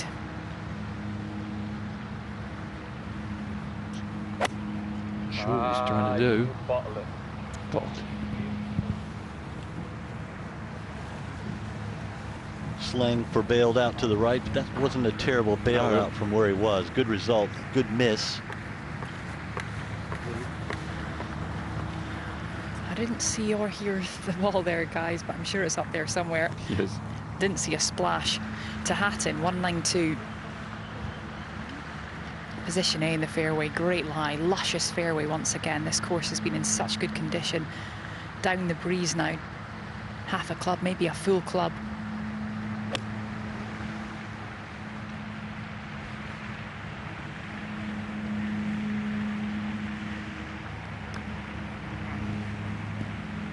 If you're going to hold a putt, that's the side you're most likely to hold a putt from the left, putting more up the slope.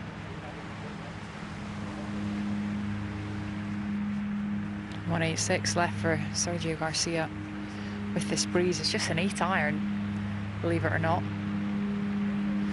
Plenty of room short of this flag. Another one way at the back. They've really tucked him in some tricky positions today. This one 33 on, just 4 from the right.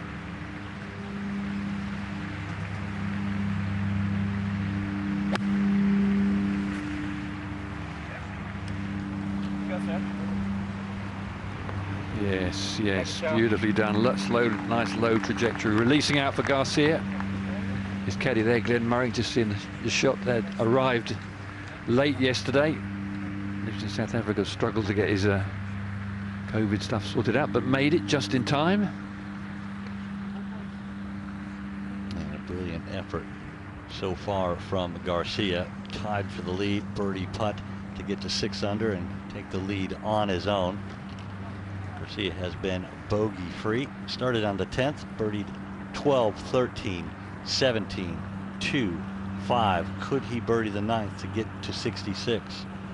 At one point it looked like 66 wouldn't even be in the conversation for low round, because Collin Morikawa, who we watched all the way around, was 7 under par through 11 and really marching, but limped home a little bit. At this point, 5 under leads the way. Morikawa, the only one in the clubhouse on 5 under. 2 68s have been posted. Besides Morikawa, Kaye Samoya, he too has posted a 68. You can see in the little mini leaderboard there, Josh Hill playing for the 2nd week in a row on the DP World Tour. Another invitation, made the cut, played 72 holes last week against some of the best players in the world. Hill, certainly a talented amateur. What an opportunity. Remember they gave Rory McIlroy an invite way back to this tournament. He was 16, little curly hair, looking a bit shy. He missed the cut by 1 in the end. He went out and watched different players play. Because you can learn also by playing, but you can also go and run the practice ground and go down the line. Oh, I see, that's how he hits that shot. And learn from people's timing. You learn a lot, I think, as a spectator, especially an aspiring player, whether you're an amateur, you know, or an aspiring junior and hope to be on tour. You learn a lot from watching on the practice rounds as Lowry is getting ready to hit this pitch shot. What kind of a line does he have, Iona? It's a good lie, Jay. It's actually not a bad spot. He's got the 58 out. This club's very valuable in Shane Lowry's bag. I'd love a bit of magic like he can produce in this club, and he's chipping back into the wind, so he can be aggressive, plenty of speed through the ball. That's the key in this long rough. This has to release. Come on, ball.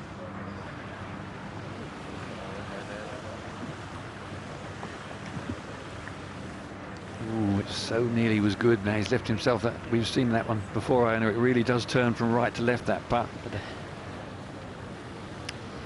yeah, his body language is a bit deflated at the end of this round, Ken. It's sad to see, because he's hit some great golf shots, but hasn't holed many putts. The golf course hasn't given him much today, and that can feel like a hard day at the office.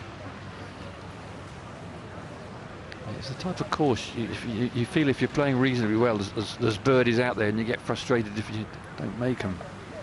Yeah, I think from what I've seen in the players so far, you've got to put it close, because these putts are so tricky to read in these young greens as they are now. I've even seen these 3 guys talking about the putts, you know, all confused together. But what a good one this would be for Tyrrell Hatton.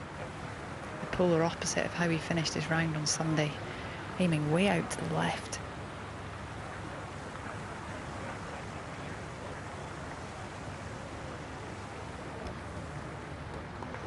Good effort. Oh, I know, this is not an easy hole to commentate on, is it? Oh, I'm trying to plaster myself to the wall here, Ken. I know, you've got to find a little corner, made like a little mouse, and hope they can't hear you. I'm trying to walk backwards into a solid wood wall. I'm using all the tricks in the book. Hand over the mic. It's a wonderful atmosphere around here. Gotta say, on a day like this, I wish I had a glass of bubbles in my hand and I was up there watching from a high point. Well, you only have a couple more putts, and you can be. I'm sure there's bubbles up there. I thought you had some waiting for me, Jay. I will. I'll rush down there as soon as we get finished. Hatton was rounded in 69. Garcia, this is for a 66. Ken said it's got a big break on it from this direction, right to left. He deserves this putt. Up the slope. Has to get it there.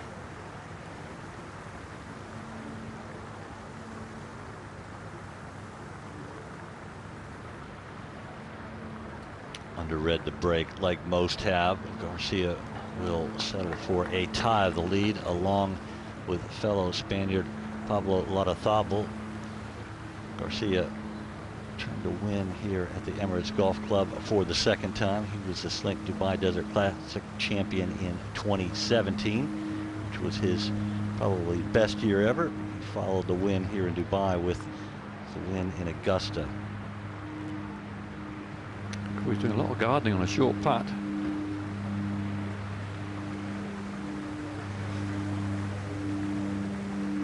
Been impressive, Iona, hasn't he? Certainly has, Ken. As I say, there's an intensity to the way Sergio Garcia plays. First time I've been able to watch him for 18 holes, and I could tell from the warm-up he had Glenn dialed in. Opening round of 67 for the 2017 champion. Two Spaniards in the clubhouse with 67s. Bogey-free round for Garcia. Keys, I think he drove well, holed out well. He had a few of those 4 or 5 footers which he tumbled into the front of the cup, and a few magic little chips. But a delightful way for him to start. Iona, well, you're going to have a whisper in Shane's ear just to start it an inch further right than he thinks. Well, I'm not too far away from him, Ken, so he might have heard you with a bit of luck. He's just not looked comfortable, really, on the putting green today. Bemused. But one last putt. Come on, Shane. In she goes.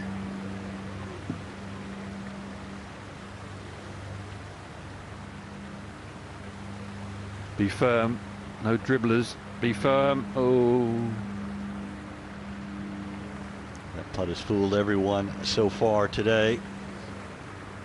Bogey 5 for Lowry at his final hole of the day. Back-to-back bogeys for the 2019 Open champion. Round of 71. Certainly that makes lunch not taste quite as good with the finish. It'll be a good lunch for the Spaniard, Sergio Garcia. Some frustration for Lowry walking off the green, knowing he threw a pretty good round away. Ken, thoughts on play this morning? Well, Morikawa got off to a flying start. I have to say that, played some super golf. Had a hot putter on the front nine, but dropped 3 strokes on the last 4 holes and looked a little bit ring rusty. Rory, we thought he was going to absolutely rip it away. After 5 holes, 4 under. Lost his timing on the back nine, got a little bit quick, trying to hit the drives a little hard. Few irons leaked away, and it was a very frustrating 71 for him. And Garcia, well, I said earlier, he holed out well, and a magic, deftly short game, and bogey free. A great round for the lovely Sergio Garcia. He really enjoyed it. First round of the season, pretty impressive. Equally impressive in that the greens were relayed since last year, so they're not putting from memory. Different surface. Some of the breaks have been taken out to account for the faster green speeds that the players play with, as opposed to when this golf course was first designed. This is the 33rd edition of the Slink Dubai Desert Classic. You've been watching feature group coverage all morning. We hope you've enjoyed it. We'll be back tomorrow morning at 8 a.m. local time. I'm not sure where you are, but hopefully you will tune in again. From myself, Jay Townsend, Ken Brown, John Morgan, and Iona Stephen, we have enjoyed having you join us today, and hope you enjoy us tomorrow as well. Thank you. Goodbye.